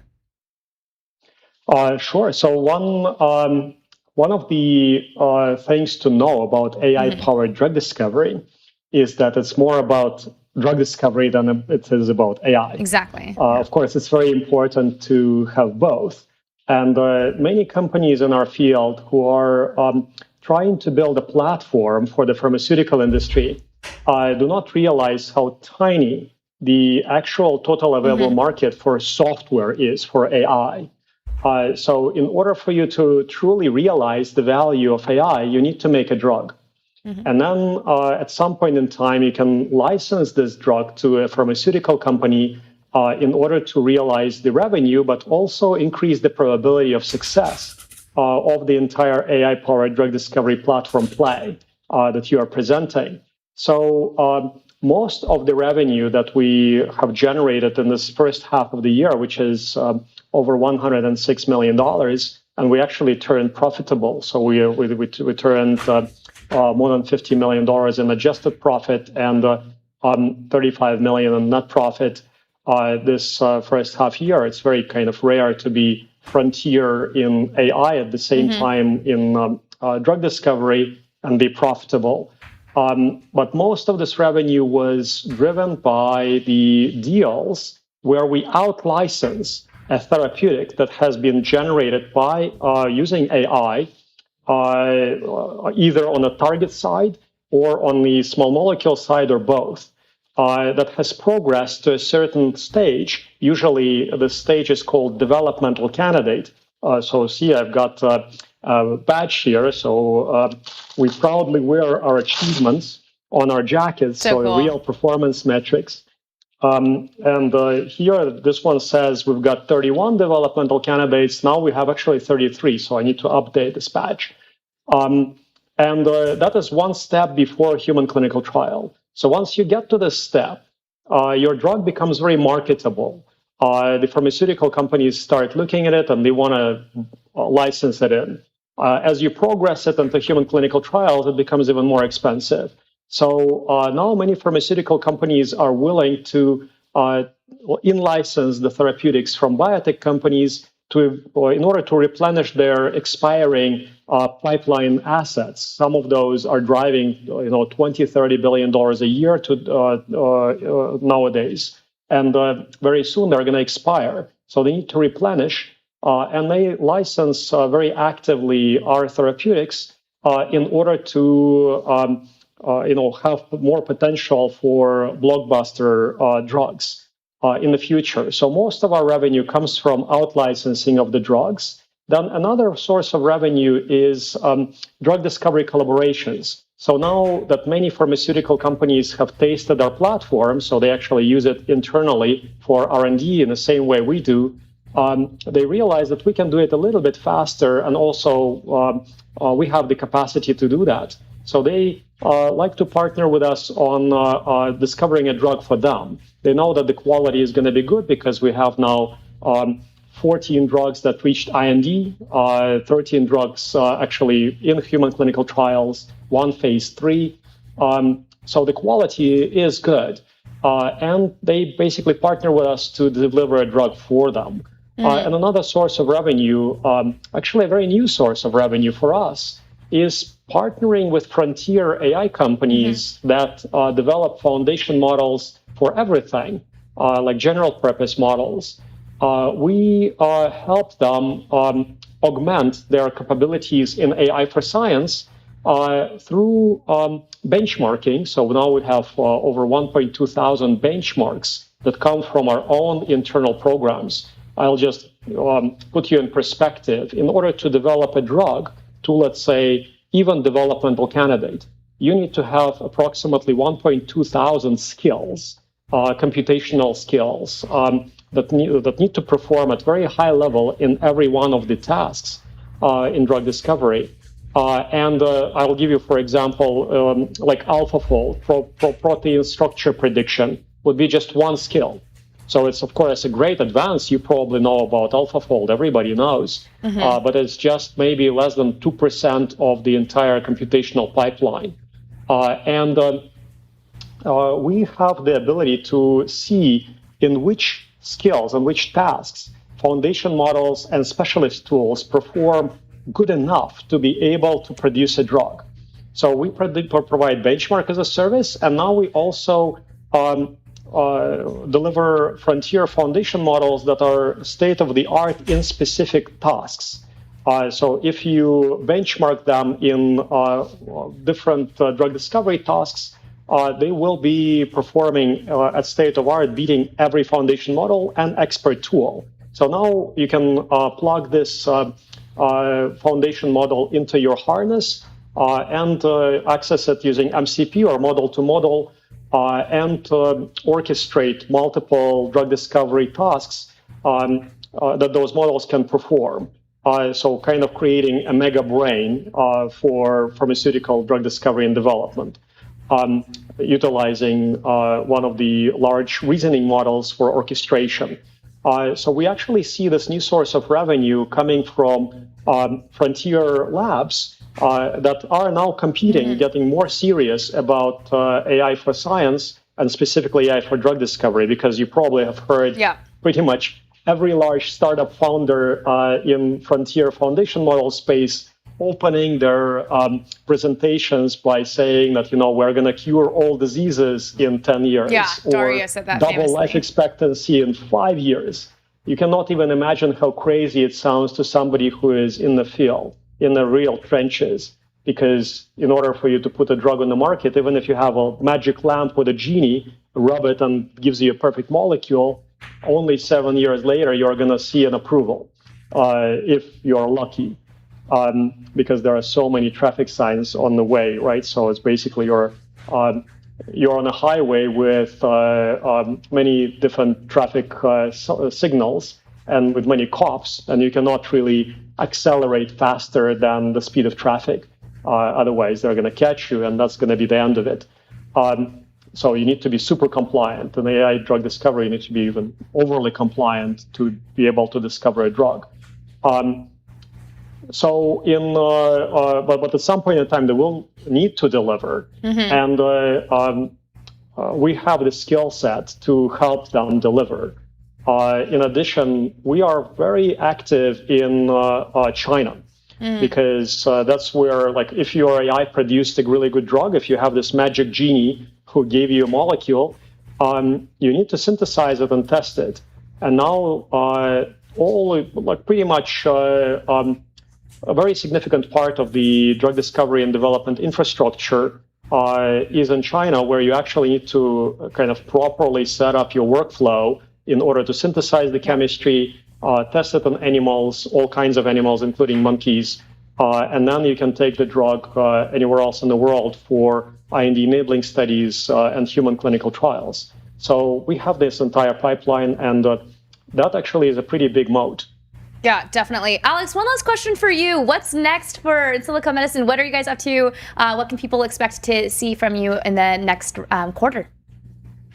Sure. Well, Insilico's major objective as a company, we were born as a company focused on aging research.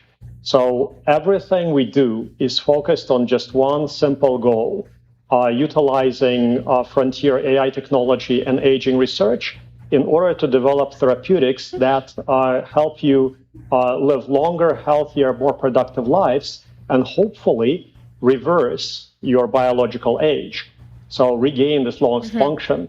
So I think we are now much closer to this goal than we used to before. So please expect research papers and like real clinical results from us in this particular domain. I usually do not like to overstate any of the results before we publish a real peer-reviewed paper in a frontier journal, in top peer-reviewed journal.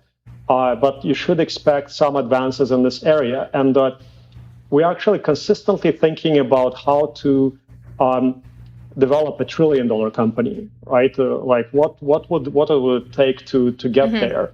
And one of the great examples is GLP-1. So GLP-1, if you are not using it right now, at some point in time, there is a good chance that you will, because it's kind of a drug that is for everyone. So you approve for a disease, then you expand it to a biological process, more people start taking it, you discover new superpowers of this drug, and then it becomes a lifestyle medicine. So our objective is to follow the same philosophy, but with next generation of therapeutic targets and small molecule drugs that are easy to administer. They're oral, small molecules. We try to maximize safety. And now we have about 60% of Insilico's pipeline are those kind of potential longevity therapeutics that are targeting aging and disease at the same time. So we are, of course, taking a disease-focused path in order to get them approved. But in the future, we hope to expand the indications beyond this original indication and potentially put it in the market as a longevity therapeutic. So again, next couple quarters, we want to expand on this broadly so that people finally get to see what Insilico was doing for the past maybe 7-8 years, building this pipeline that provides you with therapeutics that not only treat disease, but also address aging. And when it comes to aging, everybody is a patient, even you. So you might be young and beautiful today, but aging is going to take everything away from us unless we figure out how to convert money into more healthy time. And that's kind of the objective of Insilico. We want to be this kind of money-making machine, but at the same time want to convert money into more productive life years for everybody on the planet. Yeah, definitely. Alex, really wanted to thank you for joining us today on MTS and for sharing more about Insilico medicine. This is such an incredible stuff that you guys are working on when it comes to the future of drug discovery. And so grateful that you came and joined us today on MTS. So appreciate you for joining. Thank you for having me. Hopefully we'll meet again soon. Likewise. And we'll be back with MTS.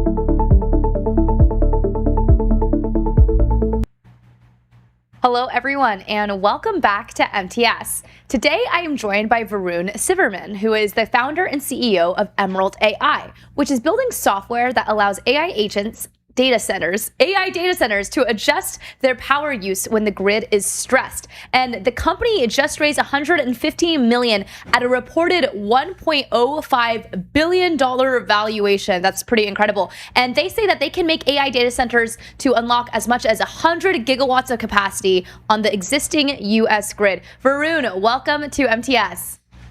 Sophia, thank you for having me. Excited to be on. I'm super excited to have you on it. This is a very timely issue because so many AI companies are trying to build data centers faster than the actual electric grid can currently support them. So tell me a little bit about this 100 gigawatt number. How is that possible?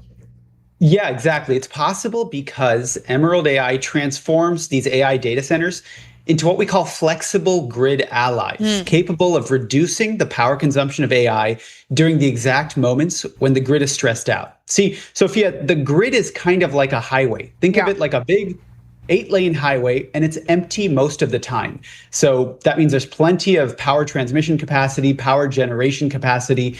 It's used 50% on average, except for 2 times every month when it faces rush hour, when that highway is all jammed up with a lot of users. Let's say a hot summer day when folks are using their air conditioners.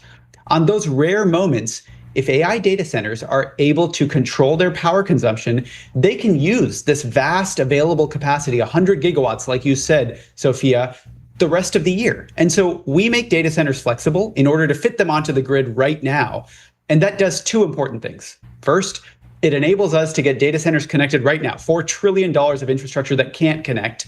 And second, it helps us to keep rates low for local communities because rather than build a new 9th lane on that 8-lane highway, you're just able to shrink that 18-wheeler down to an SUV for those few hours during the year. And otherwise, you have the full run of the road. And so that second goal that we achieve, making communities have more affordable energy and more reliable energy, really helps with the political acceptability of the AI, even as we get 100 gigawatts of more AI data centers connected immediately. One of the things I'm curious about is how does this actually work? What are the specific AI workloads that can be slowed down or moved without the end customer actually noticing what's happening? Exactly. So Emerald AI is the software operating layer that enables these AI factories or AI data centers to control their consumption. And you can do this in 3 ways. The first way is you can slow down certain workloads. Maybe these are fine-tuning runs. Maybe it's batch inference. Maybe it's something that the customer doesn't need right this moment, but can wait half an hour for. And so you can underclock a GPU. You can pause a job, reschedule it. The second thing you can do is spatial flexibility. You can move an AI workload, like a serving inference query, from one location to another. And it moves at the speed of light within milliseconds. We showcased in one of our 5 demonstrations at real data centers, we showcased that between Virginia and Chicago, we could move serving inference queries so that at the moment when the Virginia grid was overstressed, it was the middle of winter, the peak power demand as everyone ran their heaters, we moved AI workloads over to Chicago. It turned out that Chicago, which is always cold, knows how to handle these moments. And so their grid was not overstressed. So we moved the AI workloads and therefore opened up grid capacity in Virginia. And that's spatial flexibility. And you don't notice a difference because when you're asking a chatbot a query, you're getting your answer back within milliseconds later. And the third way you can achieve flexibility is by reducing power on site by running, let's say, a battery. So the battery reduces your grid draw.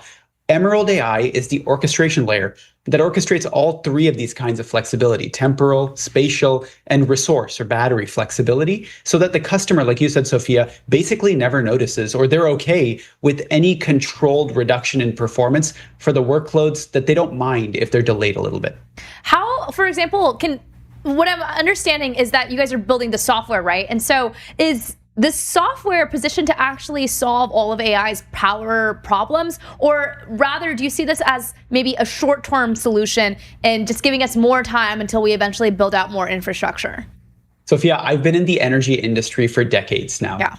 And I was the chief strategy and technology officer of a big Fortune 500 energy producer. I've never seen a technology like this, AI data centers that are flexible to help us to alleviate a real energy crunch. And so you asked, is this the answer to all of our problems? It's probably the answer to most of our problems. Now, we still have to build a lot of energy. We've got to build out our electricity grids but we can do so at a prudent rate that doesn't raise everybody's rates, and we can turbocharge the deployment of AI data centers. You also asked, Sophia, you said, is this like a 2-year problem or like a 5-year problem? Do we just have to wait around until we have enough energy on the grid? The answer is no. AI power flexibility is going to be important for the next decade, 2 decades, and more, because it helps us to make the most use of the grid we already have. That grid is fairly expensive. We'll keep building it out. But let's not just use 50% of it. Let's use more of it. Even as we do other cool things like go to space and put space data centers, I want to also be using every last drop of energy, every last watt of energy on the existing power grid.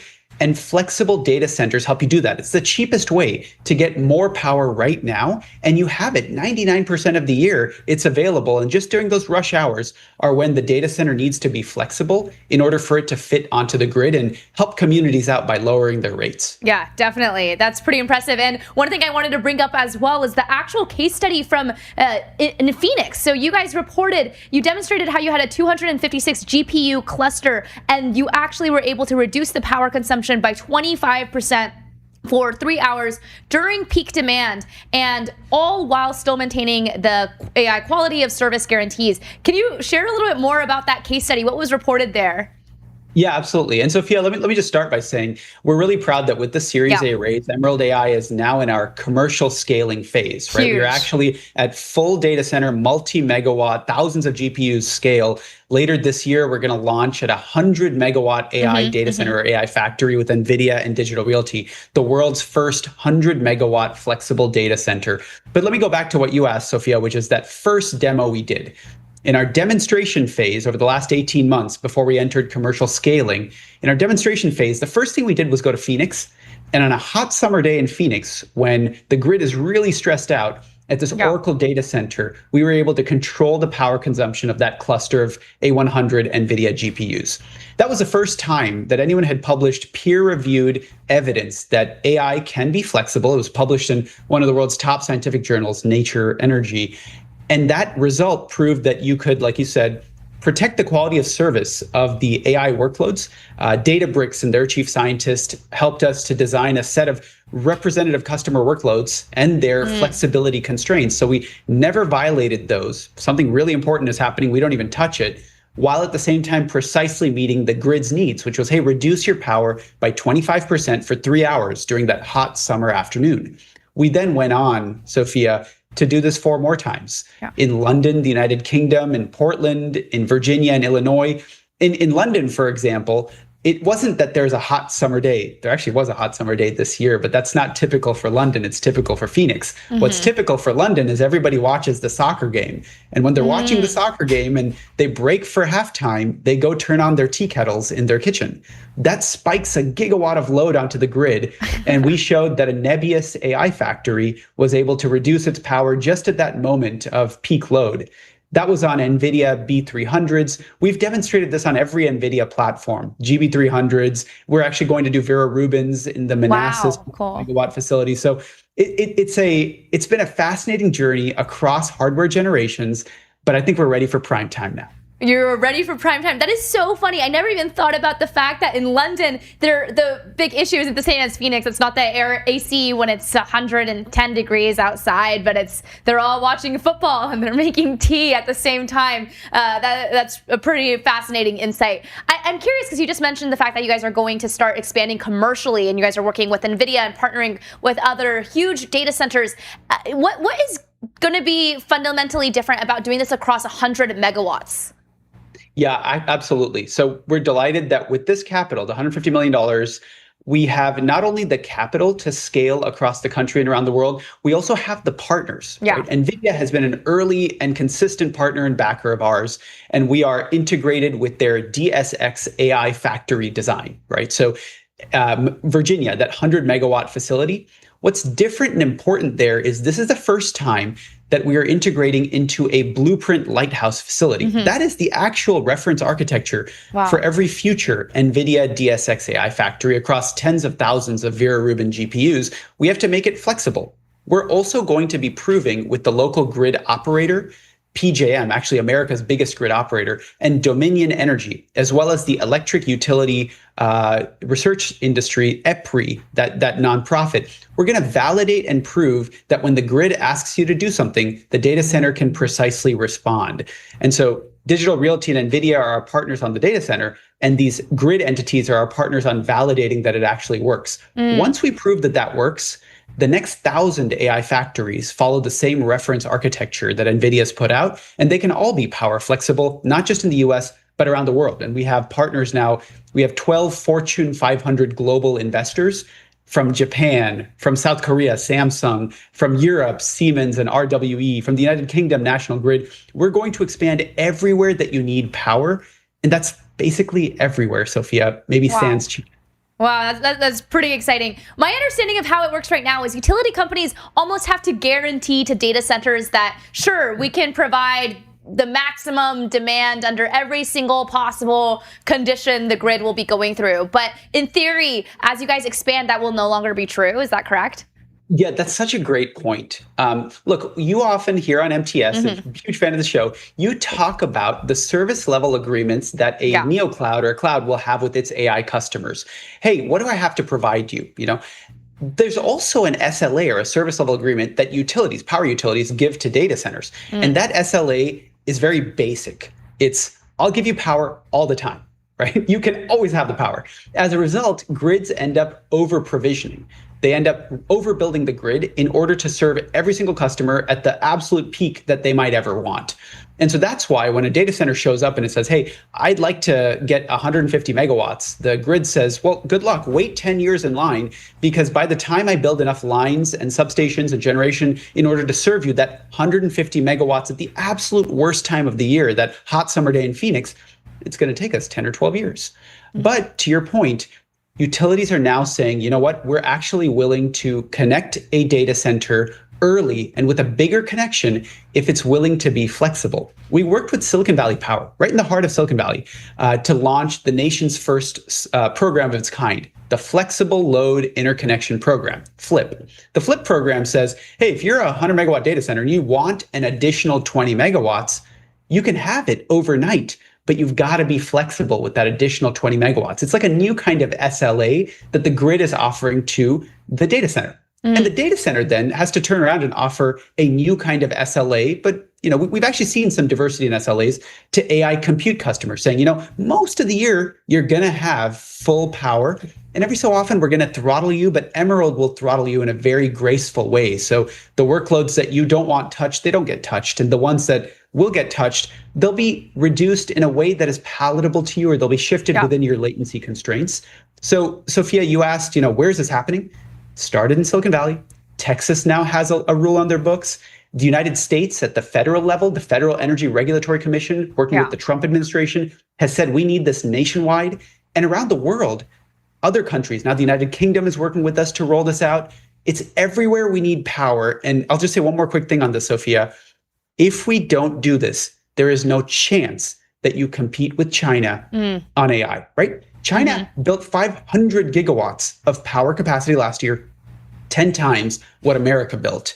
China will have, you know, more than 3 times all of the data centers in the world power consumption available as spare peak capacity in 2030. Yeah. Meanwhile, America already has a deficit, and that deficit's going to grow between what we want to build, 70 gigawatts of data centers by 2028, and what we can connect to the grid, 30 gigawatts. That's why it's so important that we unlock that 100 that's available right now, even as we, you know, in parallel, continue to build out our power and grid infrastructure. Yeah, it's exactly what you just said, that 100 is available right now. And so it's both things at once. It's how do we take more advantage of our existing power supply and not wait years for us to have to build up more. One of the other aspects I'm curious about, since I'm assuming you're talking to data centers all of the time about this, what's the actual sentiment? Are they very open to having flexible, you know, like flexible power? Are they open to this reality?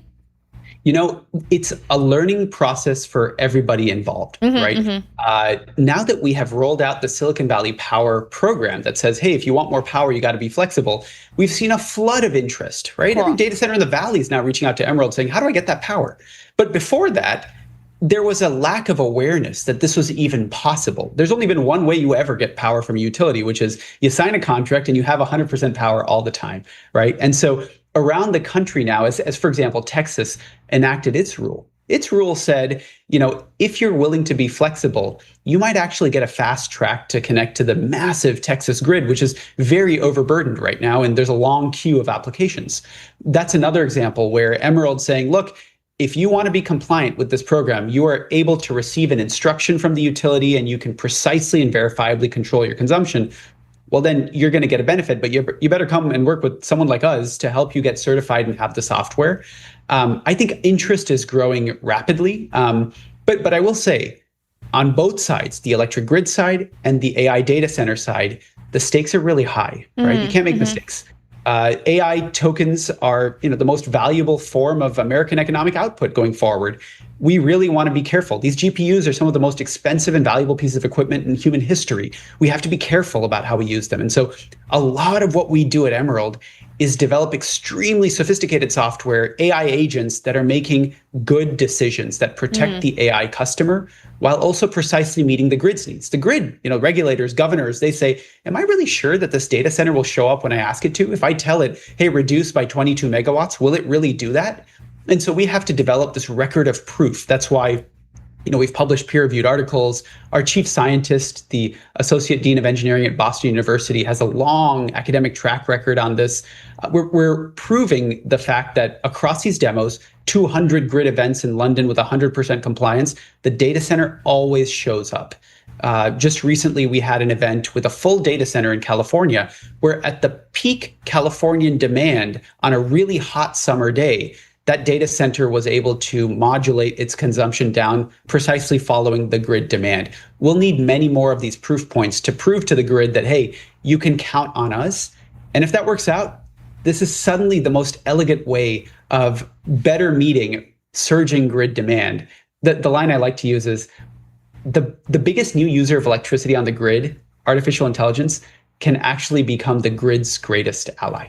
Yeah, definitely. The biggest user will actually become the grid's biggest ally. That was something I was really curious about for the utility companies as well, because how do you prove that if they say, okay, sure, we can reduce our power during this moment, but how do you actually prove that to be the case? And how do you actually distinguish the truly flexible data centers from the ones who are maybe just saying they're flexible on paper?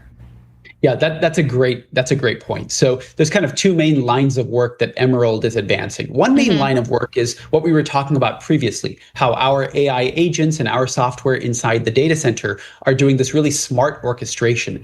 They are slowing down workloads, they're moving workloads, they're running a battery, they're doing all these things in an optimal way in order to control the data center's consumption. But the second line of work is what you just brought up, Sophia, proving to the utility in a very verifiable, enforceable way that you are showing up when they need you to. When I first started this company, I talked to a utility executive, and that executive said, it's really tough on us right now. We utilities, we're being asked to bend over backwards and find firm power for these data centers. And our communities and our utilities are working so hard. We're the foot soldiers of the AI revolution.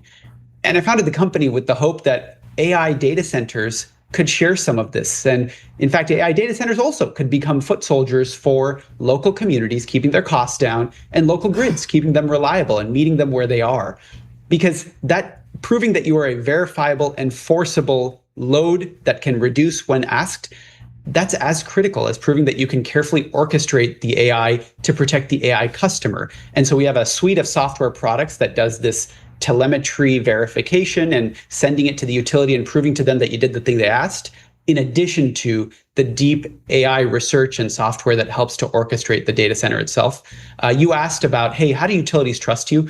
We're a partner with EPRI's DC Flex. It's a consortium of utilities. We speak with utilities across the country, and many utilities are actually investors in Emerald. Really super cool. Yeah. This is existential for utilities, right? Like, if they fail to keep data centers on the grid and the data centers go off grid, utilities will quickly lose revenue, they'll lose customers, and we'll lose the resources to fund America's public power system over the coming generations. That's definitely, yeah, that's a great point. I don't know why in my head I was always thought, okay, just build all of them off grid. But right now, all of the utility companies want these customers and they want to figure out a way that they can ensure that they're flexible. And that makes sense that they're your big partner. Another one of your big partners is Nvidia. Obviously, they're an investor. They're also a technical partner for you guys, and they'll be using you. Do you see a future where every Nvidia AI factory is working with Emerald? I couldn't have said it better. That is literally the vision. The vision is cool. Every AI factory now has a little stamp, and that green stamp is like, Nvidia and Emerald inside. And that, that green sticker tells a utility, this is a friendly one. You want one of these AI factories. You should go get it in your grid and give it a, Disney Fast Pass or Lightning Lane. Sorry, those of us who are parents care a lot about Disney Lightning Lanes because you skip all the rides. And if you have the Lightning Pass for data centers, it's a great incentive for the data center, but it's also a great incentive for the utility. So our goal with NVIDIA, with their DSX infrastructure platform, which by the way, they have this $500 billion financing platform now.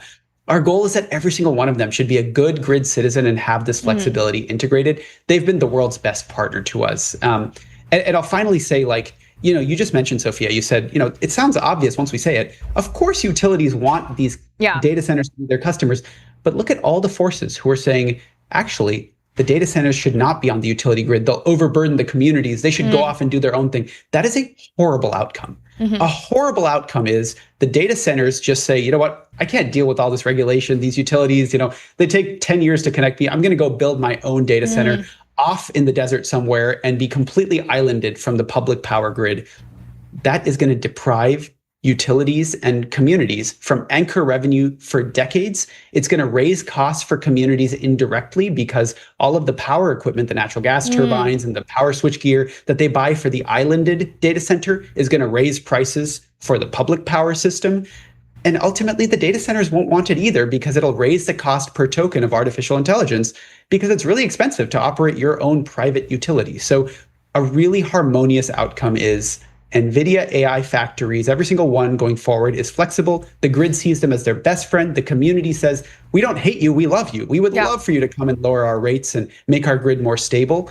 And kind of everybody wins. That's the big vision of Emerald AI. Wow, I want to expand on that just one more time because that is actually a little bit against my prior beliefs of how I understood this all playing out. I guess my assumption was, okay, if you're off the grid, you're not putting so much constraint on the grid, so therefore local taxpayers and it won't increase their rates. But what you're actually saying is that does increase their rates because you add constraint in other areas. And actually, if you have flexible ability, it lowers the rates for everyone. Can you just share again your high level vision and how this actually plays out and helps local communities and data centers all at once? Sophia, you just articulated it better than I can, so I'll try my best. But we were so proud and honored that the New York Times profiled us this week, and they said, this AI startup is trying to reverse the backlash against AI data centers. And the reason is precisely what you said. We believe that flexible AI data centers can keep rates affordable. And the reason is, remember, if we go back to that 8-lane highway, rather than building out that 9th lane just to meet those rare 5 or 10 or 100 hours of the year where that data center might consume a lot, we instead have the data center flex and be a good grid citizen. If you avoid building that extra lane right this second, you'll have to build it eventually, but avoid building it right now. Everybody, you, Sophia, your grandma, everybody saves on their power bill. And because that data center comes into town and the money they pay for power actually helps to subsidize everybody else's rates for the highway that already exists, not the 9th lane that you would have had to add. So it helps to keep rates affordable. Now, Sophia, you said, hey, intuitively, if the data centers go off grid, which is kind of what everyone's been telling them to do, wouldn't that be great? Actually, it's terrible. It's terrible because those data centers that have gone off grid 10 or 20 years from now, look, we're on MTS. MTS is about as AGI pilled as I am. We believe that the American economy is moving toward AI. But if most of the economy moves towards stuff that's not connected to the grid, what's left to pay for the grid, to pay for your and my neighborhood grid that is going to power us and that we pay bills for? There's nothing left. Utilities fail if they don't have profitable paying customers. Those customers are data centers, the future lifeblood of the American economy. Keep them on the grid, and you end up funding the public power system. You keep the cost of the power system low because you're not competing for equipment between the private islanded grid, that archipelago, and the public grid. And you keep the cost of AI low. The lowest cost of AI is when you're grid connected and benefiting from the geographic diversification of this massive power grid. It's the invention of the 20th century, and we can now modernize it with the help of flexible AI that's able to complement and strengthen that grid, not just abandon it and defect forever. Sure, in the near term, in the next 2, 3, 4, 5 years, we might need some bridge power, but let's make sure that gets connected back into the grid and supports the public power system. Definitely. Varun, really wanted to thank you for coming on MTS today. I'll have to read that article on New York Times. I'm so glad that they did a profile about you guys and shared the story even more. This is so fascinating. I learned so much about the power grid and the future of data centers, and I'm feeling so optimistic. These are some of my favorite interviews where I come away from it learning something new and seeing a problem that so many, right now it's such in the mainstream about how this is actually affecting local communities, data centers. I was like, oh, how are we actually going to push through? And this is such a clear, tangible solution. And so I'm so excited for you guys, and congratulations on the raise, and looking forward to seeing all the things that you do in the future. Thanks so much, and congrats on everything you do at MTS. Likewise, Varun, thank you for joining, and we'll be back with MTS.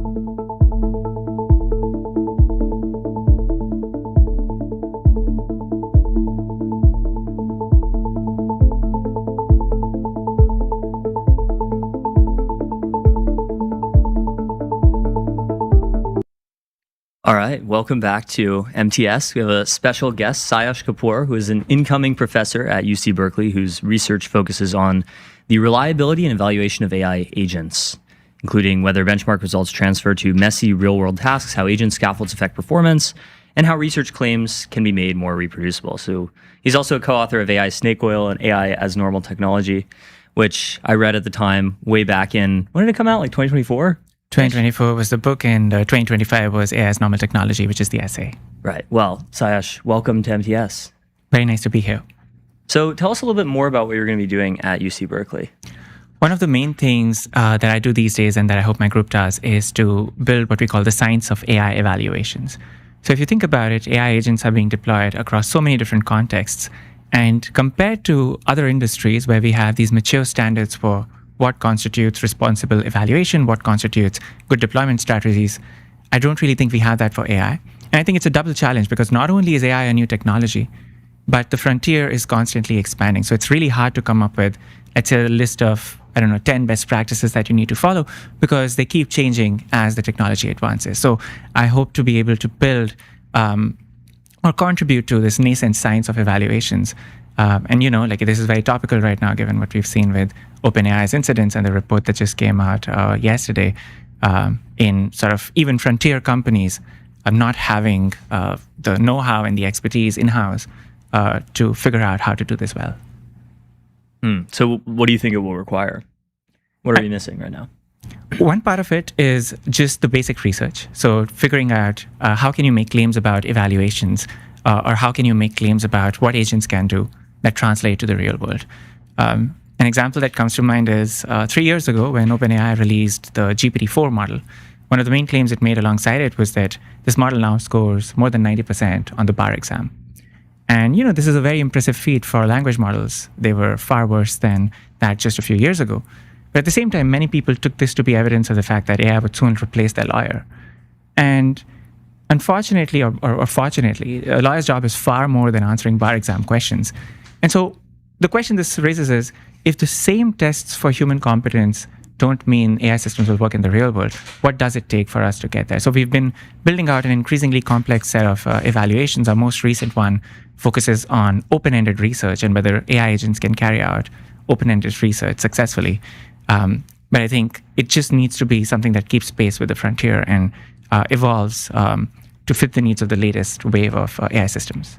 Well, this strikes me as like kind of a different thing from the current issues that we're seeing with current AI systems, where it's like in the GPT-4 era, like 2023, 3 years ago, like AI systems genuinely were like quite unreliable. They would hallucinate, they would make mistakes.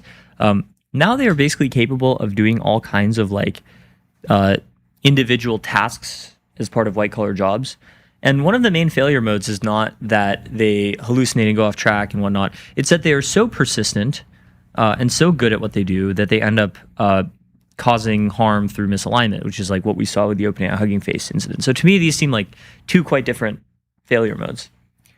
Well, I guess on the specifics, they perhaps might differ, but in the general theme of things, the failures in many of these agent evaluations for assessing if agents do the task well and for assessing if there's misalignment all come down to the lack of techniques that we have for evaluating how well they work. So whether it is for testing misalignment or reward hacking, or for evaluating if an AI system solved the task correctly, you need techniques like agent log analysis. In the incident reports that were released, like agent log analysis is sort of by far the main evaluation techniques that both OpenAI and Metr used in their evaluations. And yet we don't really have like good ways of assessing what does it mean for an agent evaluation? What does it mean for log analysis to be conducted well? In fact, one of the main complaints that Metr had, or one of the main sort of findings that they shared was even the monitors that they used for evaluating these logs, they themselves were unreliable. So to your note about reliability and hallucinations, at one level it's true, agents have come a long way, or language models and the transition to agents has sort of led to big leaps in capabilities. But at the same time, because of this increase in capabilities, we are now using them to carry out much bigger tasks. And so the scope of tasks has also changed. And in some sense, the lack of reliability is sort of the bottleneck. We can sort of tolerate some given amount of unreliability, and that's what determines what AI systems would be useful for, and what level of agents we can have oversight over. And when we go beyond that threshold, when our sort of capabilities outpace reliability, that's when we see incidents like the OpenAI incident take place. By unreliability, do you mean like the models are too dumb or like the models are misaligned or both? It's interesting because we recently released a paper at ICML this year, which documents like 12 different aspects of reliability. One aspect is definitely sort of trying to figure out if the models can be persistent, but solve this task sort of on a recurring basis. You try the model 12 times, it gives you the same output. Another is safety. So safety is one of the 12 aspects that we consider. So I think it's basically a composite property. You can go as deep as you want into any of these different aspects. How predictably the model behaves, how consistently does it behave, whether it is appropriately confident in its own actions or calibrated, and whether it is safe or whether it takes sort of harmful actions. Mm. Yeah, can you go into a little more detail on this paper towards the science of AI agent reliability? Absolutely. So last year, one of the key dilemmas or one of the key questions we faced about agent deployments that we wanted to answer rigorously was what explains this gap between agents becoming so capable at such a large number of tasks and the slow adoption that we were seeing across the industry.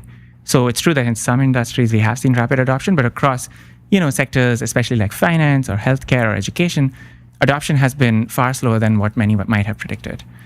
And our hypothesis was that it's because even though these agents have become very capable at certain tasks, their benchmark accuracy sort of keeps going up and to the right, they haven't really improved on reliability as much or as quickly.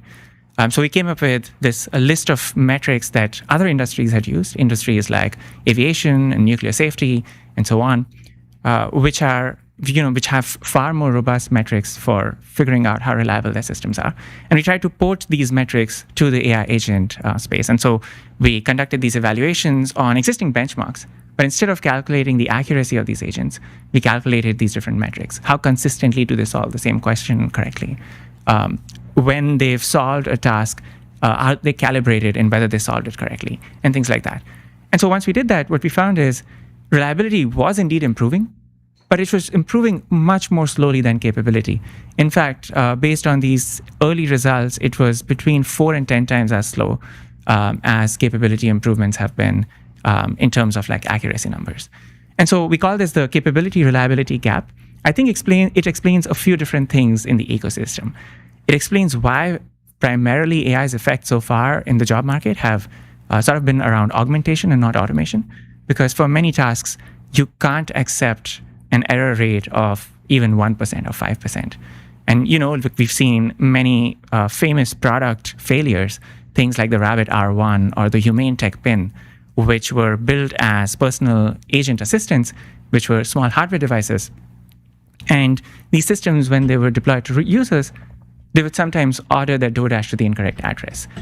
Now, if your product orders your DoorDash food to the correct address 90% of the times, it's a catastrophic product failure because 10% of the times your users are mad at you. And, over the course of a person using this product, they would be disappointed so many times. I think this is one reason why these products fail in the real world. So is this by itself like incentive enough for misalignment to not require major policy interventions if unreliability in models is so catastrophic that it will cause like customers to not pay for services, then shouldn't that properly incentivize labs to deal with the problem themselves? I mean, I think market incentives will have a role to play in companies dealing with this problem. For instance, I think with OpenAI's recent incident, they've sort of stopped training the new model. They've even stopped internal access for some time. That is a huge cost to the company. That's a huge cost to the organization. And I think the reason they're doing it is for a mixture of legal liability. So far, as of yet, we don't know how liable companies are when their agents go rogue. And so this is one place where policymakers could step in. They could clarify who faces liability in such incidents. They're also doing it because of reputational harm. I think if downstream customers find out that if they use OpenAI's models and their models can do all sorts of things, and they might be liable in turn for those, then I think that would put further market pressure back on OpenAI. So while I don't think market incentives would be sort of the end of the story here, I do think they play an important role. But of course, they should be supplemented with policy interventions, such as even clarifying who bears liability in such cases, whether it is the company that trained the agent, whether it is the downstream deployer. How do you make these decisions? One way to do it is to sort of leave it to the courts, but I think a far more effective way would be for policymakers to intervene and to sort of help figure out the right set of standards to incentivize companies in the right way. So, for example, like with something like the Hugging Face incident, where you had an agent swarm that was directed by nobody in particular to do bad things, that autonomously did it itself, like who should be held liable for that, if anyone? Should it be civil or criminal?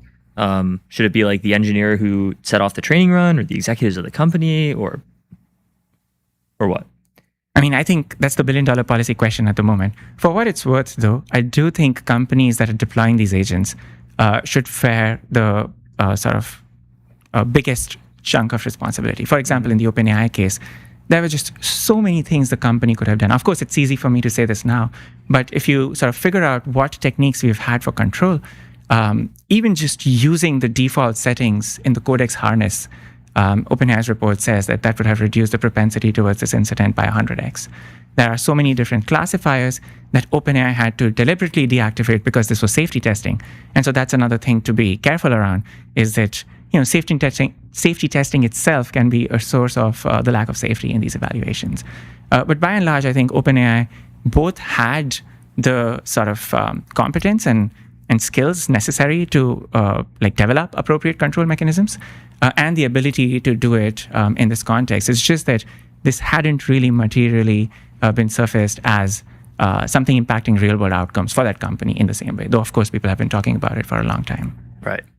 So you wrote AI as normal technology a year and 4 months ago? Since then, there has been a substantial breakthrough in agentic AI. Coding agents are much better. White-collar work agents are much better. Agents are able to do very long tasks very persistently, very autonomously. Do you think this undermines the view at all, or have you updated on this? I mean, I guess there are two parts to that question. The first is whether the framework needs to change to adapt to the current moment, whether there's some sort of fundamental inconsistency within it. And the second is whether individual parts or individual aspects of my viewpoint have changed in the year and a half since. On the first question, surprisingly, the answer is no. I think the framework largely holds true. And in fact, one of my co-author on the essay, Arvind Narayanan, recently gave a keynote talk at ICML where he sort of expounded on how this framework could help us understand what's going on with AI agents today. This includes things like the lack of reliability affecting downstream diffusion and adoption, but it also includes things like what interventions do we need for safety, and what can policymakers do to step in. And in fact, one of the things that we argued for in the essay was that the bulk or a lot of our efforts on improving the state of AI safety should be on AI control. And, misalignment has so far been the sort of major source of investments from companies like OpenAI and Anthropic. And if you think about interventions on control, I would argue there have been orders of magnitude less investments. Companies have spent billions of dollars, on collecting training data for their alignment efforts, on aligning the models themselves, but on things like ensuring the security of their sandboxes, or making sure that the transcript analysis is done correctly, or making sure that agents don't go unmonitored and take actions in the real world. I think that has been far less of a priority for this incident. And, a lot of people have talked about this in the aftermath of the OpenAI Hugging Face incident. But I would argue that at least before this incident, the industry's main point of intervention was focused on alignment. Well, I mean, when I read the Metr report and I see the agents acting in these very unusual, kind of inhuman, emergent ways where they describe themselves as a swarm, they describe sacrificing themselves for the good of the collective, and so on.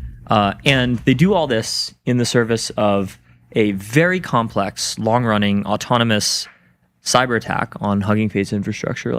This does not strike me as normal technology at all. I think this maybe we could call it a straw man of the normal technology argument is AI is like a toaster or a calculator, right? It is a tool that does what humans tell it to, and it is not capable of doing things by itself. But it seems like this viewpoint, at least, I'm not sure if you would endorse it as your own, but the viewpoint that AI is a tool that can't do anything by itself seems to me to have been falsified by now. Absolutely. And, that is not the argument we were making in the essay. For what it's worth, I think in the, second line of the essay, we compare it to the internet or electricity. Right. And I think those are still, to this date, far more apt analogies. As an example, when the internet sort of connected people all over the world in the at the turn of the century, or the millennium, actually, we had this huge wave of cyber attacks that were just not possible before the internet, right? We had things like worms spreading over networks, causing billions of dollars of damages. And these are all things that were sort of emergent properties of the system itself. It's not as if this precise risk could have been anticipated, although in broad terms, we could have talked about it. But I do think it shows that, like, when you have these general purpose technologies being deployed, there are lots of things that you can't anticipate about how these systems would sort of interact with the world. I think it's the same way for AI systems. I do think, like, the sort of main thrust of the argument in AI as normal technology wasn't that, there's nothing to see here, we can proceed as is. Of course. In fact, like, half of the essay was focused on what interventions do we need to make this transition safe. Right. But sort of the key thesis was that we don't need to consider it a new kind of autonomous entity like a super intelligence. We can and should enact policies that can govern its responsible deployment in the world. And from what we've seen so far, at least, I think that's entirely consistent with the worldview. Well, what do you think is your crux here? Like, what would have to happen for you to say, like, oh, we were wrong and AI is actually not a normal technology? So, in fact, a lot of the work we're doing, and it's interesting that you're using the word crux here, a lot of the technical work we're doing these days is on actually empirically testing the cruxes between the normal technology and the superintelligence worldview. One of them is on recursive self-improvement, how quickly that happens, how much open-ended research can these agents do, and whether the natural endpoint of that is like a broadly superintelligent system, or whether it is more narrowly scoped improvements on things like efficiency. And I would bet on like the latter, at least based on the evaluations we have so far. AI systems have made enormous progress on verifiable tasks while still sort of routinely failing on tasks that are much more open-ended. Yeah, well, we're coming up on time, but this has been super interesting. I've been following AI snake oil, AI as a normal technology for quite some time, so it's great to get to talk to you in person. Thank you so much for coming on MTS. Thank you so much for having me. Absolutely. And we'll be right back.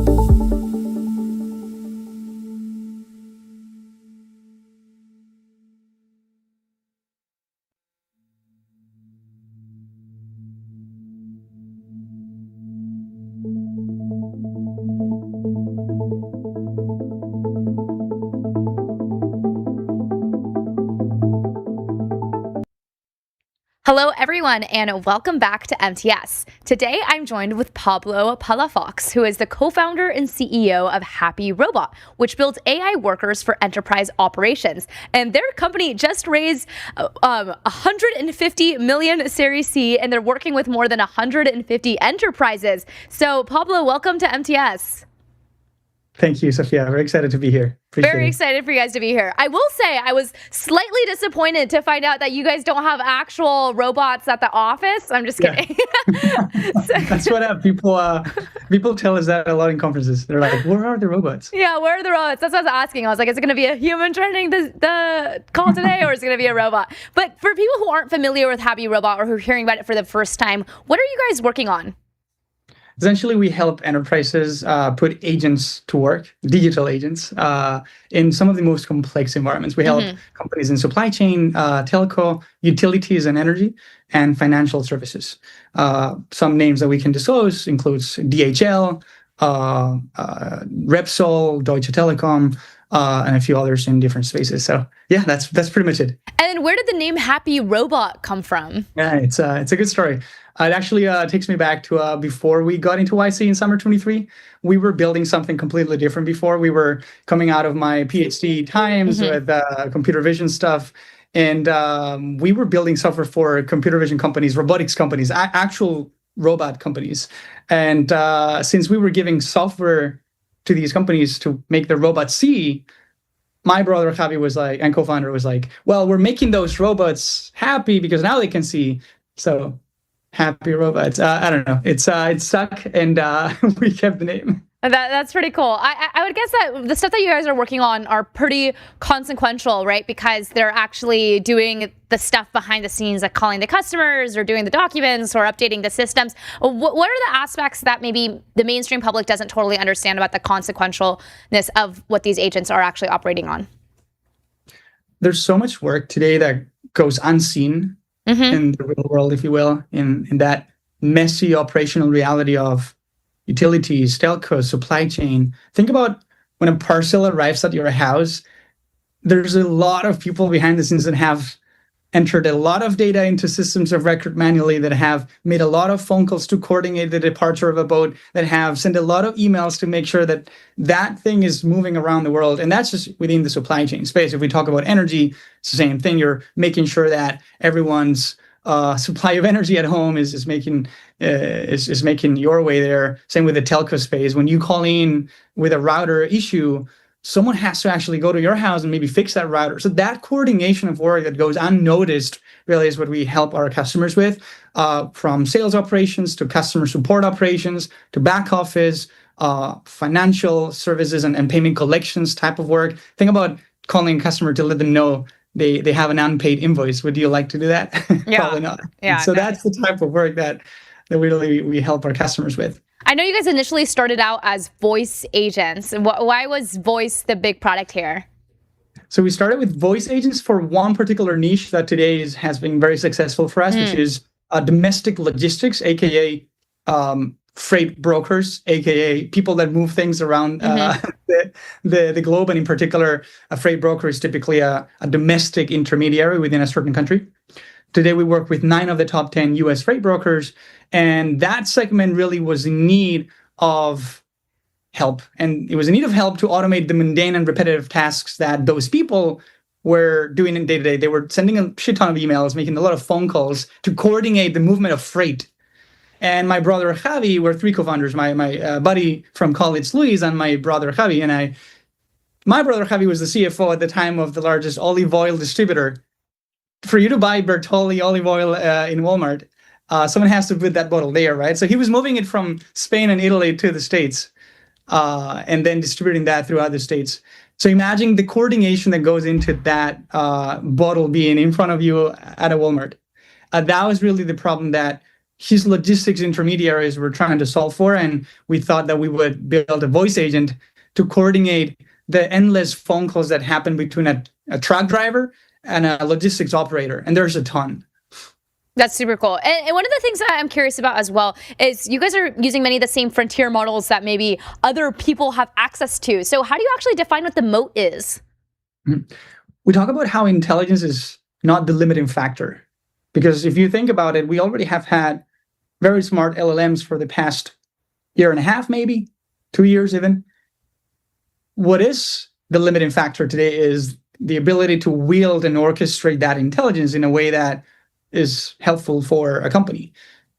So what we specialize in is really wielding that intelligence, orchestrating that intelligence, and getting things done for our customers, getting things done for the operators in the field in our customers. So yes, obviously we are looking into how to build better moats on the LLM side. We're actually going into the SLM space, like small language models, fine-tuning and distilling larger LLMs or LLMs, I guess, larger large language models, which is an interesting concept, into smaller models. And I think that is going to be an interesting mode. But even just taking a step away from that, from the fact that we are going to go into fine-tuning smaller models, just the core orchestrating of the intelligence is a mode for companies like HyperRobot, where we are building a platform to wield that intelligence, to orchestrate all of that agent intelligence, if you will. Yeah, so specifically, you guys talk about potentially having context as the new data mode. So say if the limiting factor is no longer intelligence and you actually have context all about all the enterprise needs and the agent actually has more of that context, does that become the new moat here? It does become the new mode for our customers, even. Customers want to differentiate from one another, obviously. And the reason why we're able to work with the largest logos in the same industry and they don't have any problem with that is because we are giving them a way to compound their own intelligence. We're giving them the tooling, the infrastructure for them to own their future, to own their operations, and not have to rely on third parties to either outsource their operations, and many people do that through BPOs. But also they're starting to own their own intelligence in the form of data and context and even SLMs, as we were talking about before. So yeah, we are building a mode for ourselves, but also for our own customers, which is something they appreciate. I know you guys deliberately built a deterministic workflow layer underneath. Why deterministic, and what specifically, and what are the specific aspects that need to be deterministic? More than only deterministic is a mix of deterministic logic and agentic logic, right? Many things in the enterprise doesn't need an LLM. It's just a process. So really what our platform allows is the composition of deterministic logic, say, if these then that, and many times things have to happen in a certain order. And then you almost embed that agentic logic in places where it's not possible to just have a yes or no. It's a natural language processing that you need to do. Let's say you get an email from a customer asking for what's the price to move something from A to B. Now, that's a typical use case we do with our customers in logistics. That email typically is not formatted in the same way. That's why email is just another soft API. It's a soft API because it's not structured fully. But if you're a customer, Sophia, of a logistics company, you don't want to just follow their processes necessarily. You just want to go and send an email to your customer service representative and say, I want to move my thing from A to B. How much for that? And they'll be like, well, Sophia, is this hazardous materials? How many kilograms or how many tons?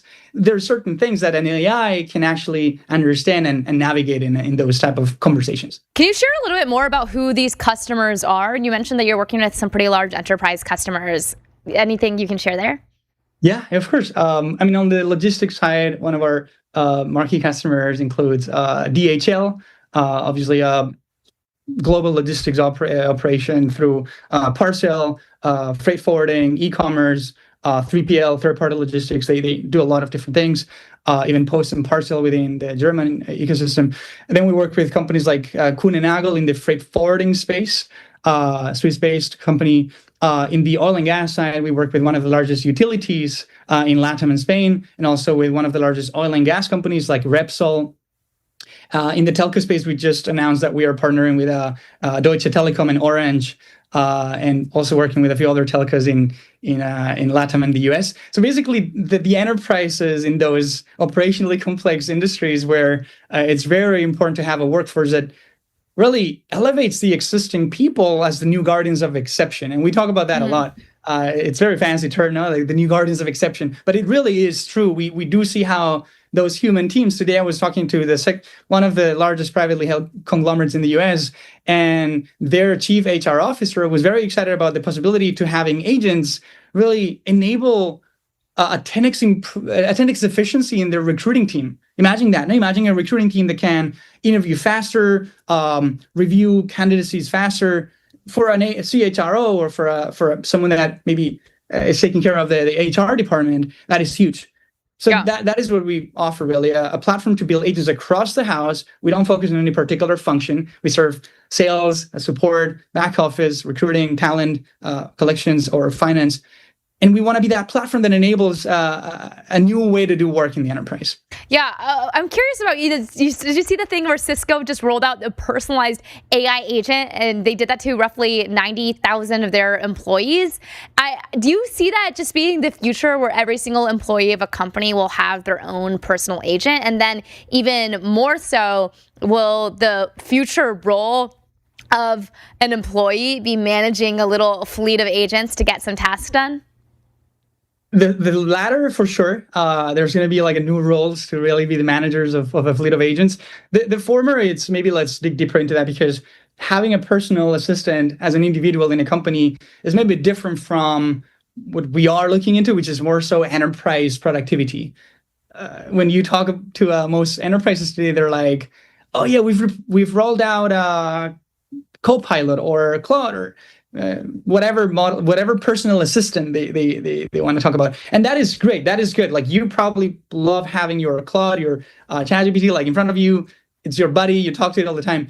But when you talk about enterprise-wide transformations, you have to look at processes more holistically. You cannot just have, like as we've said before, like throw an LLM to the problem. That's where we specialize. We don't really do much on the Cisco example. No, we don't really go into, hey, let me build you a personal chief of staff for every one of your employees. We look more at how do we rethink these processes where, yes, of course, a lot of human intervention is going to be involved in, right? So, to your question, yes, there's going to be a lot of that, and I'm excited about that. I mean, we all love our ChatGPTs and Claudes and stuff. Yeah. One thing I'm curious to get your perspective on as well, because you're working with a lot of enterprises who are now using AI and agents at all parts of their workflow. But yet we're seeing, I think Routers recently reported that a lot of companies who say they're going AI native are still not actually understanding how to implement AI in their companies. And while they're maybe spending more on AI costs, they're not actually increasing productivity. And so I would love to just get your perspective around here. Are enterprises actually meaningfully adopting AI?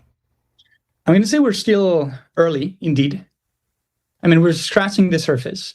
And that's what I also meant before with intelligence is not the limiting factor. Like, LLMs, again, are there. They're freaking smart. I was using it before to buy a car, and like it's now going and researching and like finding different dealerships. And that is what AI can do today. It can browse websites, it can read documents, it can almost infer what you want as a person. That's crazy, But on the enterprise, just throwing AI at it is not going to solve it. You have to take a step back and rethink those processes. That's why, for us, it's very important that we really bring a deployments motion. So obviously, we're a product company. We build a platform to deploy agents. But that platform, if I give it to you tomorrow, you're running a big enterprise, Sofia, you're going to need people to drive the value in that platform. You're actually going to need people to dissect the problems you already have today. You might not even know. I was with the exec team of a large enterprise, Fortune 500 enterprise last week, and they were like, I don't even know what the hell my operators are doing on the floor. I don't know. Like, I need someone to go and figure it out.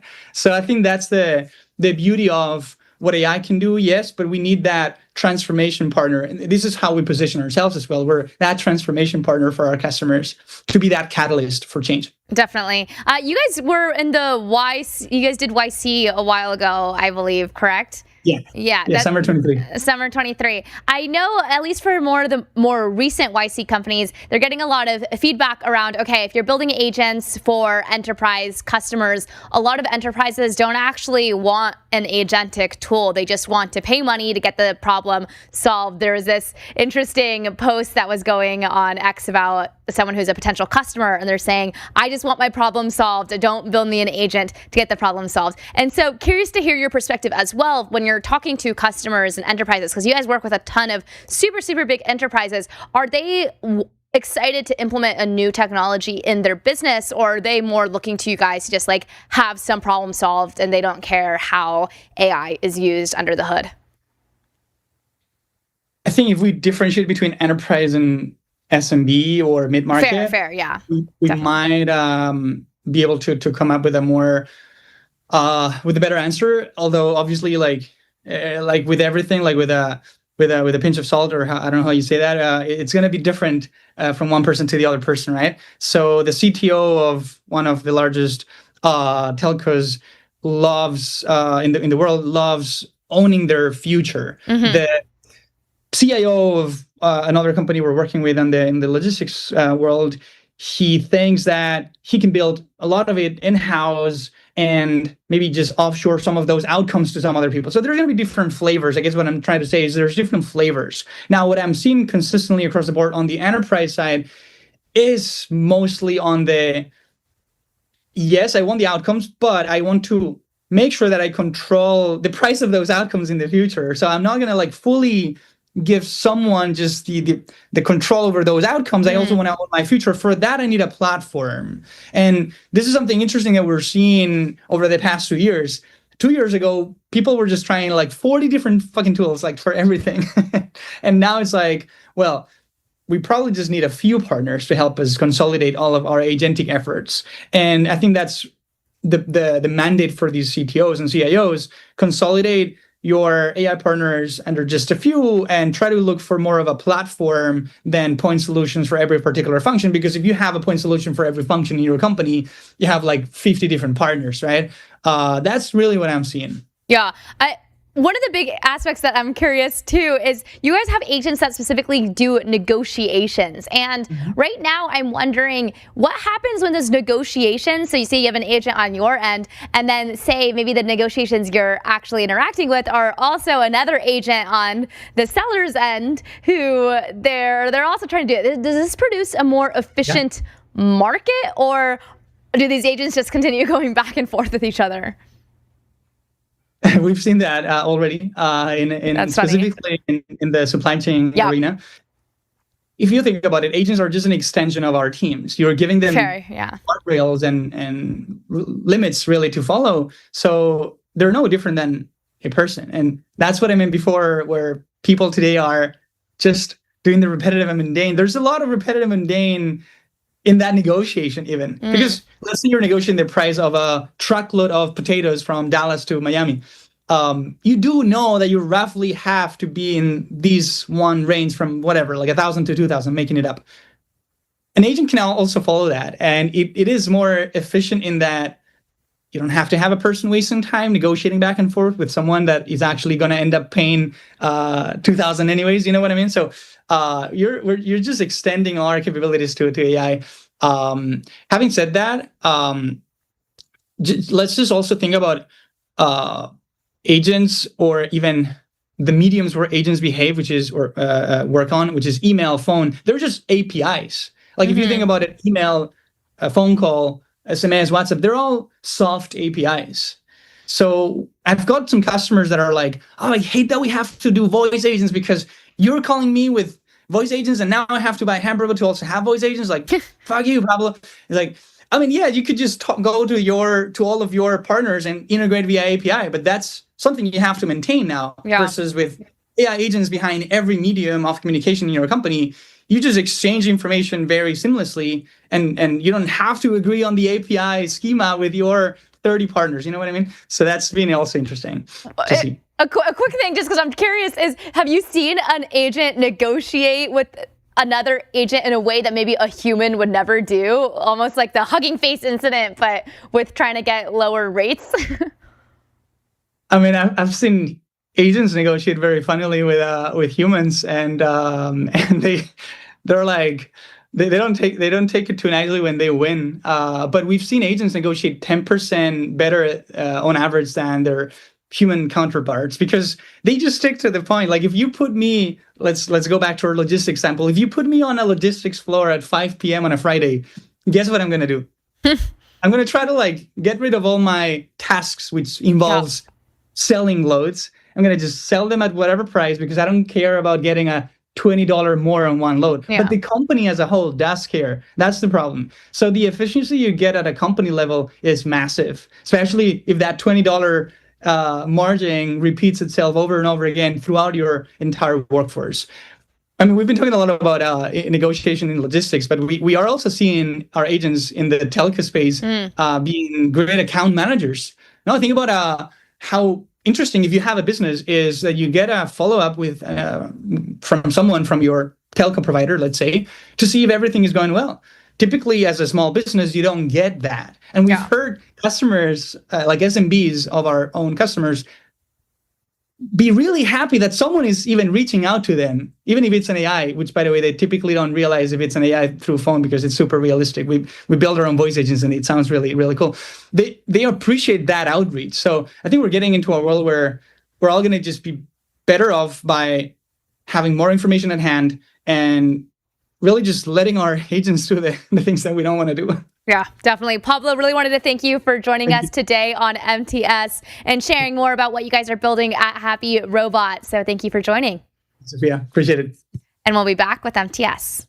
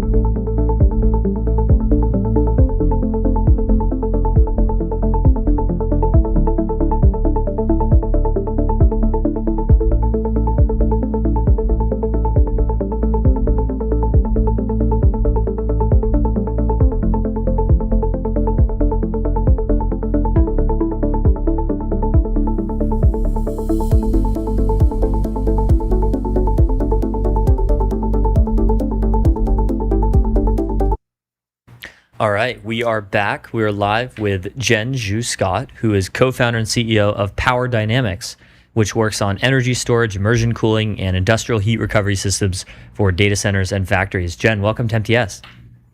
Thank you, Theo. Thank you, Sophia. Great to be here. Absolutely. So tell us about what Power Dynamics does in a little more detail. Yeah, we integrate battery energy storage system with very advanced cooling for GPU. So essentially produce everything that a data center AI factory needs, except for the land, the grid, and the chip themselves. We basically manufacture everything else. Awesome. Yeah, so how big of a bottleneck right now is cooling? Or what is the need for storage and cooling? Yeah, cooling, there are multiple different methods. And I think in the past few years, we have seen the entire industry just rush into building data centers, not a lot of accountability. And because the spend is quite aggressive, but now the efficiency has become such an issue. Approval becomes slower, and there's more scrutiny in terms of efficiency of capex spending on AI. So cooling becomes, even more important. We use isolated single-phase immersion cooling for both GPU and also batteries. So in this way, we can bring PUE as low as 1.05, below 1.1 in subtropical weather. That can bring significant amount of saving and higher ROI for any data center operator. But also because of the physical design, we make sure that our customer will use less land, consume less water, and be able to build much faster. This is one sector, actually. If you become more efficient, you're better for the environment and the community, but also you have higher ROI as well. So it's a joy. So tell us about the rumored Nvidia acquisition of Hugging Face for something like $13 billion. Nvidia has for a while been doing this strategy of dealing with startups and then kind of either acquiring or acqui-hiring companies. They've done this to Grok now. I believe they've done this to one or two other companies. Now they're going to be acquiring Hugging Face, supposedly. What's the logic here? I think Jensen is the GOAT. I put on my Twitter today. This is a very smart acquisition if it goes through, because obviously right now, if you look at the close AI labs like Anthropic and OpenAI, they're all starting to move into hardware, right? DeepSeek probably would never use Nvidia's chips, but they are moving to their own hardware as well. So this kind of vertical integration could potentially become a threat. And right now on Hugging Face is basically the GitHub for open AI models, and it's the most popular, most trusted right now. So if Nvidia can own this platform, essentially they basically own the distribution channel as well, and they don't have to squeeze the profit from the software distributed on Hugging Face. They just need to leaning on the trust, and then therefore they will be able to push CUDA, any other solution, including their own Nvidia's own open source models as well. And that would become a very, very powerful integration for NVIDIA. And I think it's a very smart move. Yeah. Do you think that they would put more resources into Nematron after this, if this acquisition goes through? Yeah, they're already moving towards that direction, because right now, with the vast majority of all this OpenAI, when I say OpenAI, it's not OpenAI the company, open source AI models, they already run on NVIDIA's chips. And, of course, AMD, et cetera, is also part of Hugging Face partnership, but NVIDIA's dominant position in this space. So for them to owning the platform, as long as they can keep it independent and still have trust by the community, I think it will make them, NVIDIA, promote themselves so much more easily. And I also think a lot of people comparing, this acquisition to Microsoft buying GitHub, I think a few years ago, 2018.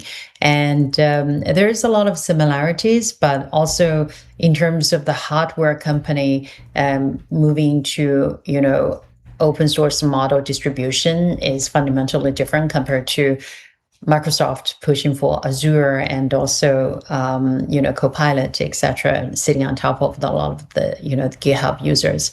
So this is a very powerful integration for Nvidia if it comes through. But the challenge is trust is the product here, and the temptation would be for Nvidia to dominate the platform, but I think Jensen is a generational leader in our global tech industry. He has the wisdom to understand that keeping the independence and keeping the neutrality is the very rationality why Nvidia should buy Hugging Face. So I think they will make extra effort to make sure neutrality is protected on Hugging Face. Plus, I think if neutrality is threatened, probably regulators will use antitrust as the ground to block the deal as well. So I think Nvidia team will be smart enough to make sure they go out of their way to protect the independence, because that's the value and also rationality of this acquisition. Yeah. But why $13 billion? Like, that seems like a lot of money. I remember a few years ago, Clement, Hugging Face blocked, they turned down 500 million investment from Nvidia at 7 billion valuation. So 13 billion, 12.9 billion was reported number. 12.9 billion is a lot more money than 500 million. So back then, the reason Clement, etc., rejected the deal was they didn't want one single dominated shareholder to ended up for them to lose independence and credibility from the community. And but now 12.9 billion is a lot more expensive. But if you think about for Nvidia to really own the biggest community in terms of the millions of models being built and trained using largely Nvidia chips, and for them to also push their own solution, both software and hardware, a lot more easily, and that's priceless. So also, if you think about 12.9 billion compared to Nvidia's cash flow, it's not that much bigger number, right? So I think it's a very strategic move. It's a lot more than 500 million a few years ago, but now they can actually own the entire platform. So I think it makes sense. If you think Microsoft buying GitHub was smart, I remember was 7 or 8 billion at that time. Microsoft's cash flow, there's nowhere compared to Nvidia, and Microsoft made that move, right? And I believe the multiple with GitHub at that time was about 25 times, but with Hugging Face with 12.9 billion, it's probably 85 times or 90 times of against their revenue. But still, I think if they own the platform, it's worth it. What do you think the relationship will be between the Chinese model providers? Because a lot of them host their weights on Hugging Face. So how do you think that this relationship will change now that Nvidia owns Hugging Face? This is where I think Jensen's really smart, because with all the export ban, etc., Nvidia basically lost the entire China market, and Chinese frontier labs has been just relentless in terms of releasing one model after another. Quite a few labs, they all just so impressive. If you look at Ox Alpha, Zhipus, GOM 5.3 Flash. That basically trained as half of the data compared to 5.2. But in terms of benchmark, bit the last model in every possible measurement. So Chinese labs has been very relentless in terms of improving itself, making more efficient, training on Chinese chips, etc. However, China does not own a lab, platform to distribute those models. When you own the platform and you own the distribution, there's a lot of maneuver you can do. And so I think Jensen, by owning the distribution platform, over time, Nvidia will have a lot more power in terms of influence over Chinese frontier labs as well. I don't see any Chinese company will be able to, start a globally accepted distribution platform like Hugging Face, right? So I think this is invaluable. And in terms of if you're sending infrastructure, if you're sending, compute or energy, etc., it's increasingly difficult to occupy both sides of the ecosystem. And Hugging Face is one of those rare places you actually have, both sides of the players have to come to this platform. So I think, that's another really good reason for Nvidia to buy Hugging Face. I hope this deal gets through. It will be really interesting. So speaking of Chinese companies, GLM or Z.AI just released GLM 5.3 Flash, which was Ox Alpha, the much rumored model that came out yesterday officially and was talked about on Twitter for like all of last week. So what are the implications of this? How good of a model is it exactly? I've been using it. I built an agent on top of it, and it's very good, very impressive. And somehow every day it seems like improving as well. When it came out, I don't know if you heard about this animation movie got very popular in China called Niu Lai. Ox coming or something. The translation, basically the production cost was like $4,000 and ended up became most profitable movie ever made because like millions of income from box office. And I knew Ox Alpha must be a Chinese lab because he was referencing this movie. And after I started using like every single day, it seems like improving. And it was impressive without knowing how much data it was trained on. And when it came out, so Jet Tan, who's the founder of Z.AI, the Chinese company Zhipu, and he basically said, this is trained with half of the data as 5.2, and every single chip we use is Chinese chip, probably Huawei. So this is a game changer. The game has already changed, completely flipped, because before we're talking about open source model using, probably less advanced and less powerful NVIDIA chips to train down, still have to be massive, apart from DeepSeek managed to do, very efficient, completely being innovative on the architectural level. And now there are multiple labs, including like Zhipu, DeepSeek, and soon, I think Tencent is probably going to launch HY4 very soon. HY3 was a tiny model, highly, highly efficient. So I think we will see very soon in the coming months that models becoming more and more powerful not by just being brute force, but being architecturally very efficient and being very powerful. So I think Ox Alpha 5.3, big deal, turning point, changed the game, changed the hardware layer, changed the, how it's approached. They changed how Chinese labs are reaching out to a global community with disguised names. So nobody knows where it comes from, but you just have to measure it based on its merit. I think, the Chinese frontier labs are adapting the game, innovating the game very aggressively and proactively. It's really interesting time to watch all this. Yeah, totally. Yeah, I'm thinking in retrospect, the Hugging Face acquisition by Nvidia feels so obvious and smart, but I wouldn't have seen it coming otherwise. So it's a very fascinating time.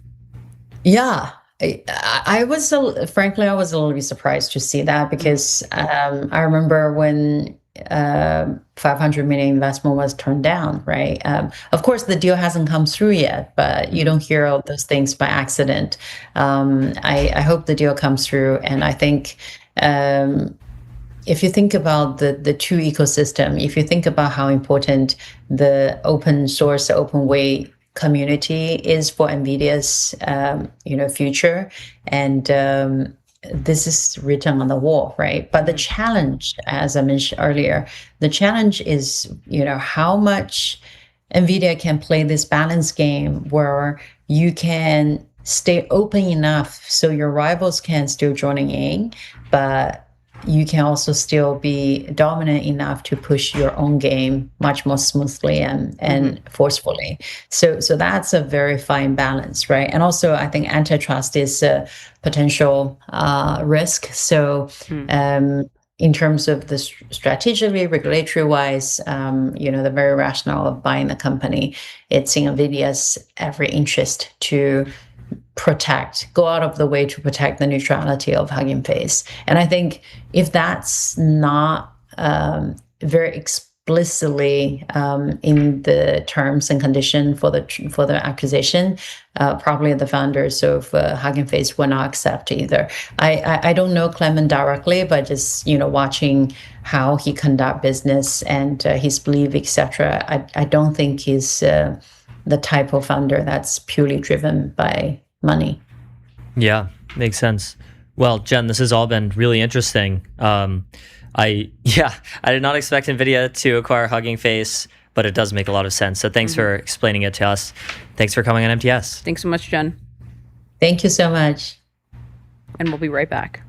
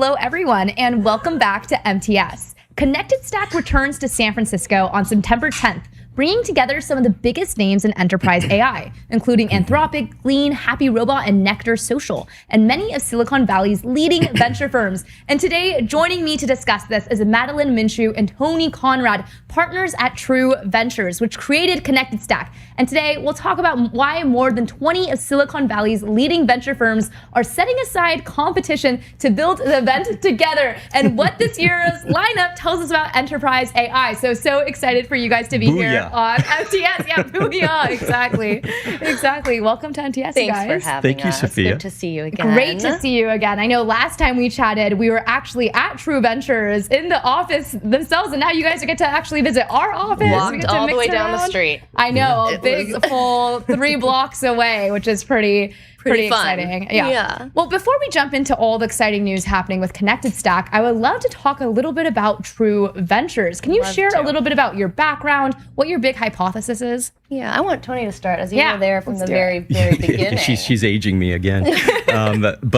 True's been around for 20 years. We are on our 9th fund. Congratulations. Thank you so much. We're very proud of that. Yeah. We have over $4 billion under management. We are not... Well, I should start off by saying, like, our focus is always pre-seed and seed. Mm-hmm. So we want to be the first institutional check in a company, or certainly a part of a syndicate that's that first institutional round. We think that's really important for helping establish the DNA, which we have, we feel like we're experts in helping a company to get off and going. But thematically, we don't really have specific sectors that we lead into. What we do follow are amazing founders, right? And those founders will take you into amazing markets that get exciting. And so, yes, we do run the TAM, and we think about, can a market be interesting or not? It can't just be like a great founder, but it has to start with a great founder, right? You can be a great market and the founder's not exceptional, then that's a no-no for us. And so we'll find ourselves in areas like, health and biology. We'll find ourselves in, we have a satellite company, called ISI out of Europe, which is a massively large company. Wow. We're in a bunch of AI companies, of course, enterprise companies, consumer. Everybody knows we did Blue Bottle, we did Sweet Green, we did Modern Animal. So we have a pretty broad range of things that we like to do. And so that's kind of it. You just named all my favorite companies: Blue Bottle, Sweet Green. yeah, exactly. And then the last thing I'd like to say is Madeline is our newest partner. And I'm so thrilled that I get to call her partner. Congratulations on becoming the newest partner. I know you've been at True Ventures for quite a while. And so tell me about what this actually means now. What do you plan to add maybe differently now to True Ventures that you're officially a partner? I've been there since 2019, and actually I've been in the True family for about 10 plus years. Wow. I was at Handshake very early on, and Garrett, who's the CEO and one of the co-founders there, introduced me to the True team early, and really I'd worked with a lot of venture firms before, and True was one of the only ones that I felt really brought the whole team into the community. And so I got to know the True Ventures team really well. Tony was one of the first people we shared an office. Handshake used to be at 22nd and Mission, which is, if you know, you know. Actually, the elevator of that building has its own Twitter account because it is so terrible. And so it's been kind of a happy synergy of going from Handshake into True Ventures, and now being able to focus more on what we've always done, which is kind of put the founder at the center of our work. Yeah. Make sure that they have who they need, what they need to accelerate and build enduring companies. That's amazing. Well, congratulations again on that. That is pretty exciting. I will say from firsthand experiences, the True partners and the specific founders that you guys work with are really special. Last week, I actually got to attend a True Ventures dinner, and you guys had a dinner for a lot of the founders who are going to be part of Connected Stack. And just the way that they operate, the way that they lead Heart First was really impressive. And I'm curious, what's the insight that you're able to pick up on as you're talking to founders? How do you actually determine who is the type of founder that you're looking for? Maybe Tony would love to get your experience here. Well, I think it's a few years ago, people started talking a lot about EQ, and then it seems like it's faded out again. And the one thing that's been constant for me since I've been in venture or even starting my own companies is EQ is omni-important in everything. And so I think part of what we do really well is in the beginning, like if you're pitching us, often we'll just say like, just put your laptop down and let's just talk a little bit, right? Like, who are you? Where are you from? Give us some context so we can understand. Because once again, I go back to where we're investing. We're at inception. Often it's just one or two or three people and an idea. And so it really, like, we're making a bet that we're going to be a good fit, right? And just because, like, if we don't invest, because we don't think it's a good fit, doesn't mean that person's not going to go be successful. But there's a certain type of entrepreneur that we enjoy working with. And so we try to spend time up front making sure we're a good fit, and that for them, that they know that we're a good fit. Yeah, and I'm curious, for someone who's been in the True family for over a decade, how do you think maybe the founder from the very start of True a decade ago differs from the founder today? Interesting. There's some through lines, and then there are some industry macro trends that have evolved. Therefore, people evolve with those with those trends. But the through line is, just as Tony had mentioned, we really try to find technical founders with a vision who are hyper-focused on the client they're building for and know that problem inside and out. What unique lens do they have to bring to the solution they're building that no one else can bring to the table? I think what has evolved is the speed of company building, the pace of company building, the ability to fundraise, to land customers, to hire. It's just a much more... there are more people involved around the table right now. And I'll jump in and I'll add contextualizing, right? So the thing that's really different from 20 years ago for me is just how much information a first-time founder or a second-time founder comes to the table with, and how much of it is actually misplaced, right? Because you get all kinds of competing inputs on, like, well, you should have double trigger, single trigger, like all these like things, and you have to have context. And I think that's the most important thing in the through line for me, is like we have to actually make sure that we're having dialogue around that stuff. Yeah, you have to have the context. And as you alluded to, there's so many different people who are now involved in the whole pie and the whole timeline of a founder's is so life. much bigger. The industry is so much bigger. And speaking of, I think that's a great segue to talk about Connected Stack. Tell me a little bit about, one, what it is, and also how it incepted. Would love to. Yes. What it is, we bring together 20 venture firms who each nominate one team to take the stage that they believe the industry should know about, that everyone should be paying attention to. This came together 2 years ago now. Tony and I attended Forerunner's Human in the Loop, which has a similar focus on bringing the industry together for consumer AI. And we wanted to do the same for enterprise AI. Yeah. And tell me a little bit about the bringing 20 different partners together, because I remember when I was first hearing about Connected Stack, I was like, wow, all of these names, all of these venture firms, I thought they were competitive. How are you getting them to all coordinate with one another? Tony? I think, once again, drawing on some age, being around the Valley for a long time, the Valley functions best, and the outsized outcomes happen in the Valley when we're collaborative, right? And in the beginning of these tech cycles, we are collaborative because everybody's kind of feeling their way around. And as you get into maturity around them, it can get pretty sharp-elbowed. And so, I think this was an amazing moment because we're so early in the inception of what AI means, right? And so to be able to get this caliber of co-hosts to come together and just say, let's just check our egos. This is not a True Ventures event. This is not a Kleiner event or a Sequoia event or Andreessen or whoever. It's like, it's us collectively. And it's such a gift to all of us that are investors, but it's also a gift to the founders that are in the room and to the broader ecosystem. And I'd like to always underscore, this doesn't happen. Our whole ecosystem doesn't happen if we don't have law firms like Lowenstein or SVB or Goodwin or, there's just so many partners around that make this ecosystem function.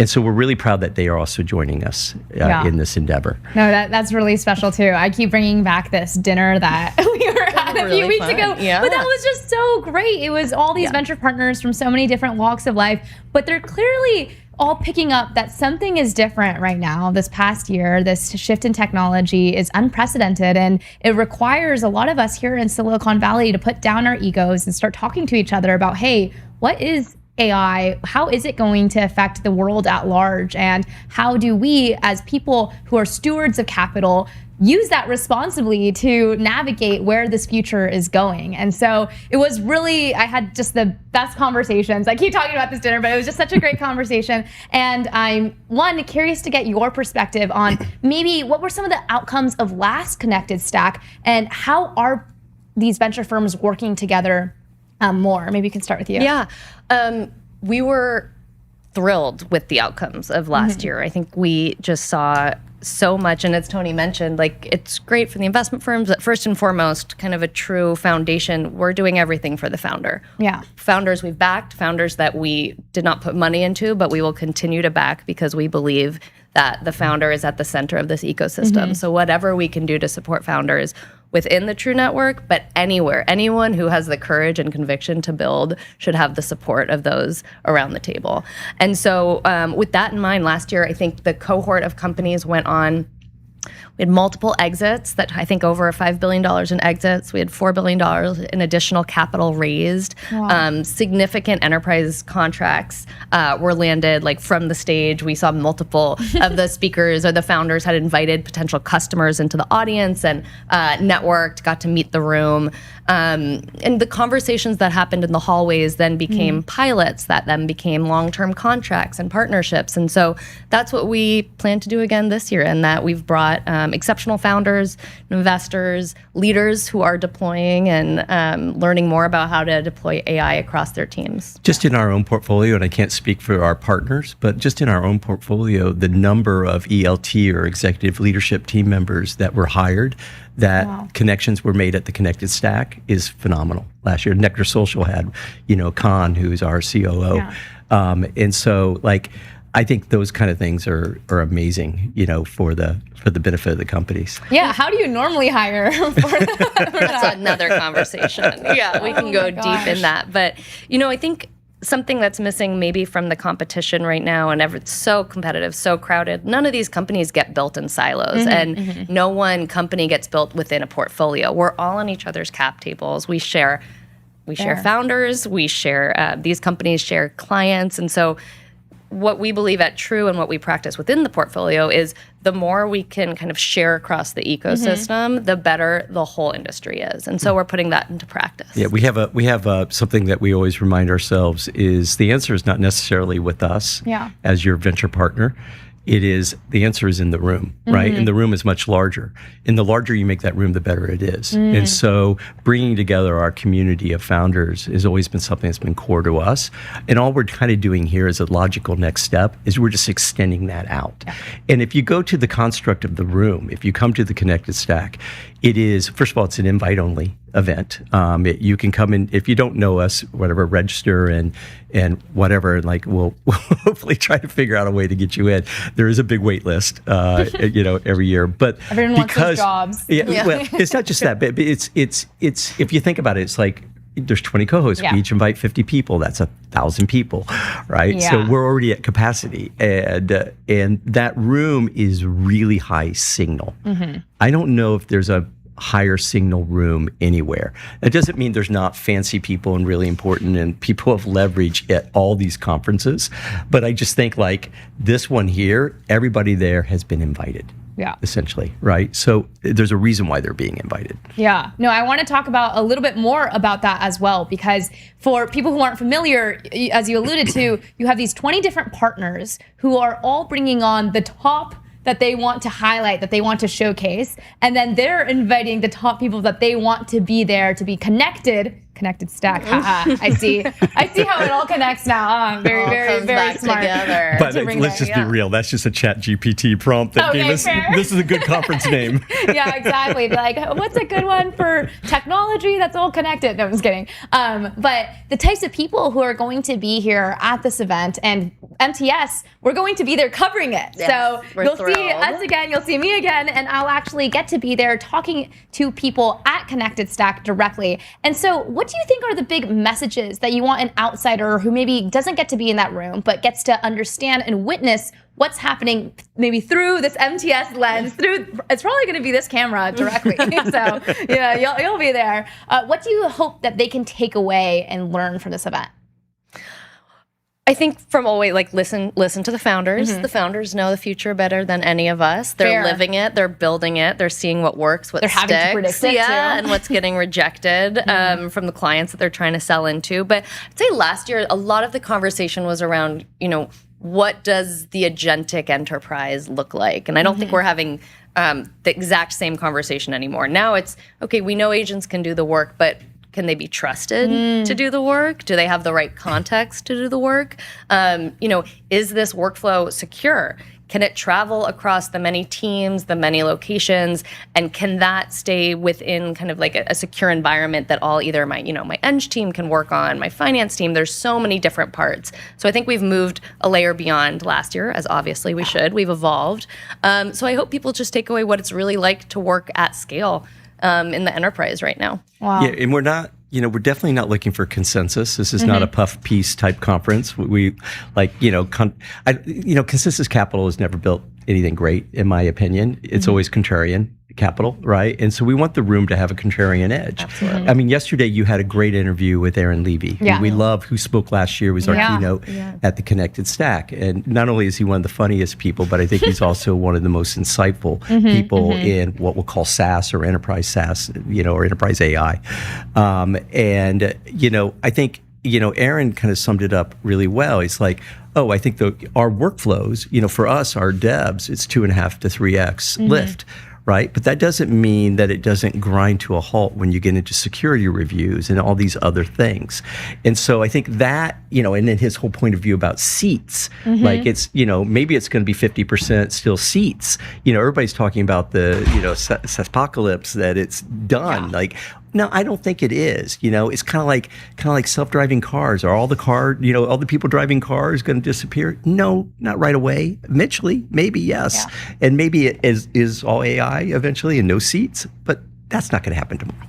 Yeah, exactly. And so we want those kind of points of view to surface on the stage, because that's what the audience can kind of collectively learn from. Yeah, the different points of view. I think a big point that you brought up is people don't know where the future is going. And it can be a bit stressful when you don't know where the future is going. But I would argue maybe here in Silicon Valley, where people who at least are very incentivized to figure out where the future is going and are putting a lot of resources to identify that. And then, as you alluded to, it's the founder themselves who are going through this every day, who have to be able to predict the future, because it's life or death if they can predict it correctly. And there's such great people to talk to get an understanding of where everything is going. And so you hinted it towards it earlier, Tony, how people might have different contrarian views about where enterprise AI is going. I want to hear your perspective. What do you think here?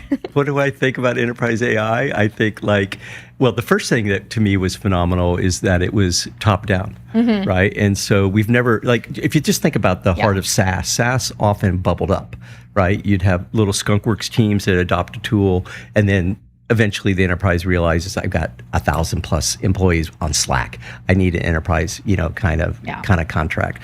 And so I think that, we're still in that modality where it's still a C-suite driven set of decisions that's happening. So there's going to be a lot, I think, incredible tailwinds here still for a while, but cost is coming into question, token maxing and all these kind of things. It's just like, let it run. No, don't let it run.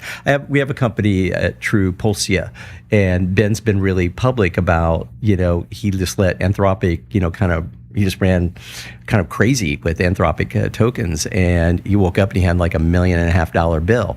And he's like, no, that's not going to work. I'm going to go look at some of the Chinese models, open source models, and things like this, and find the right balance. And so I think we're in a really interesting moment where, how do you find cheaper approaches to the tech stack that aren't just all Anthropic and OpenAI driven, right? I think that's a very expensive Ferrari type model, and they may be the best, I'm not going to opine on that, but like they may be the best, and that might be worth it. But you might be able to do really great stuff with 95% of that. Yeah. And so I think that's a conversation that's underway. Yeah, definitely. Curious to also get your perspective here. It's interesting. At True, we're building a lot internally. And so we're getting a micro view of what it might look like to deploy and use. And essentially, like, there's a huge behavior shift that has to happen for a lot of this AI to have actual lift and prove value. And I think it's amazing what all of these new technologies can do. But it's the adoption, it's the user behavior. It's actually getting it into the hands of people using it every day. And we're seeing it play out across the portfolio. We have over 250 active companies. And what we see every day is where things get stuck are, and these will be conversation on stage, is like shared context. How does everyone know where to fetch the right context? Also, like, cost is a really big thing, and this will be touched on as well.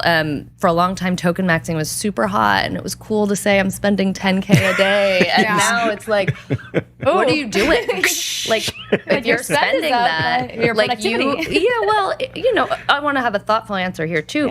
Sometimes it's definitely worthwhile to have that spend. If you are a small engineering team and you're thinking about your token cost as an employee cost, or if you are tackling a project that needs that, great. But oftentimes the hardest work that it needs to be done once to prove something or to build something, you can then switch to an open source model after that. And I think Uber's CTO has spent a lot of time talking about how they're handling this as well, as like you do some of the hardest work on the frontier models, and after that, like, there's a real big push across our entire portfolio right now to find good open source alternatives. Yeah, I know. Yeah, I hear CTOs of like the Fortune 100 companies, they're all talking about this. Yeah. They're all literally talking about how do we reduce the cost. Yeah. Like, they like the drug.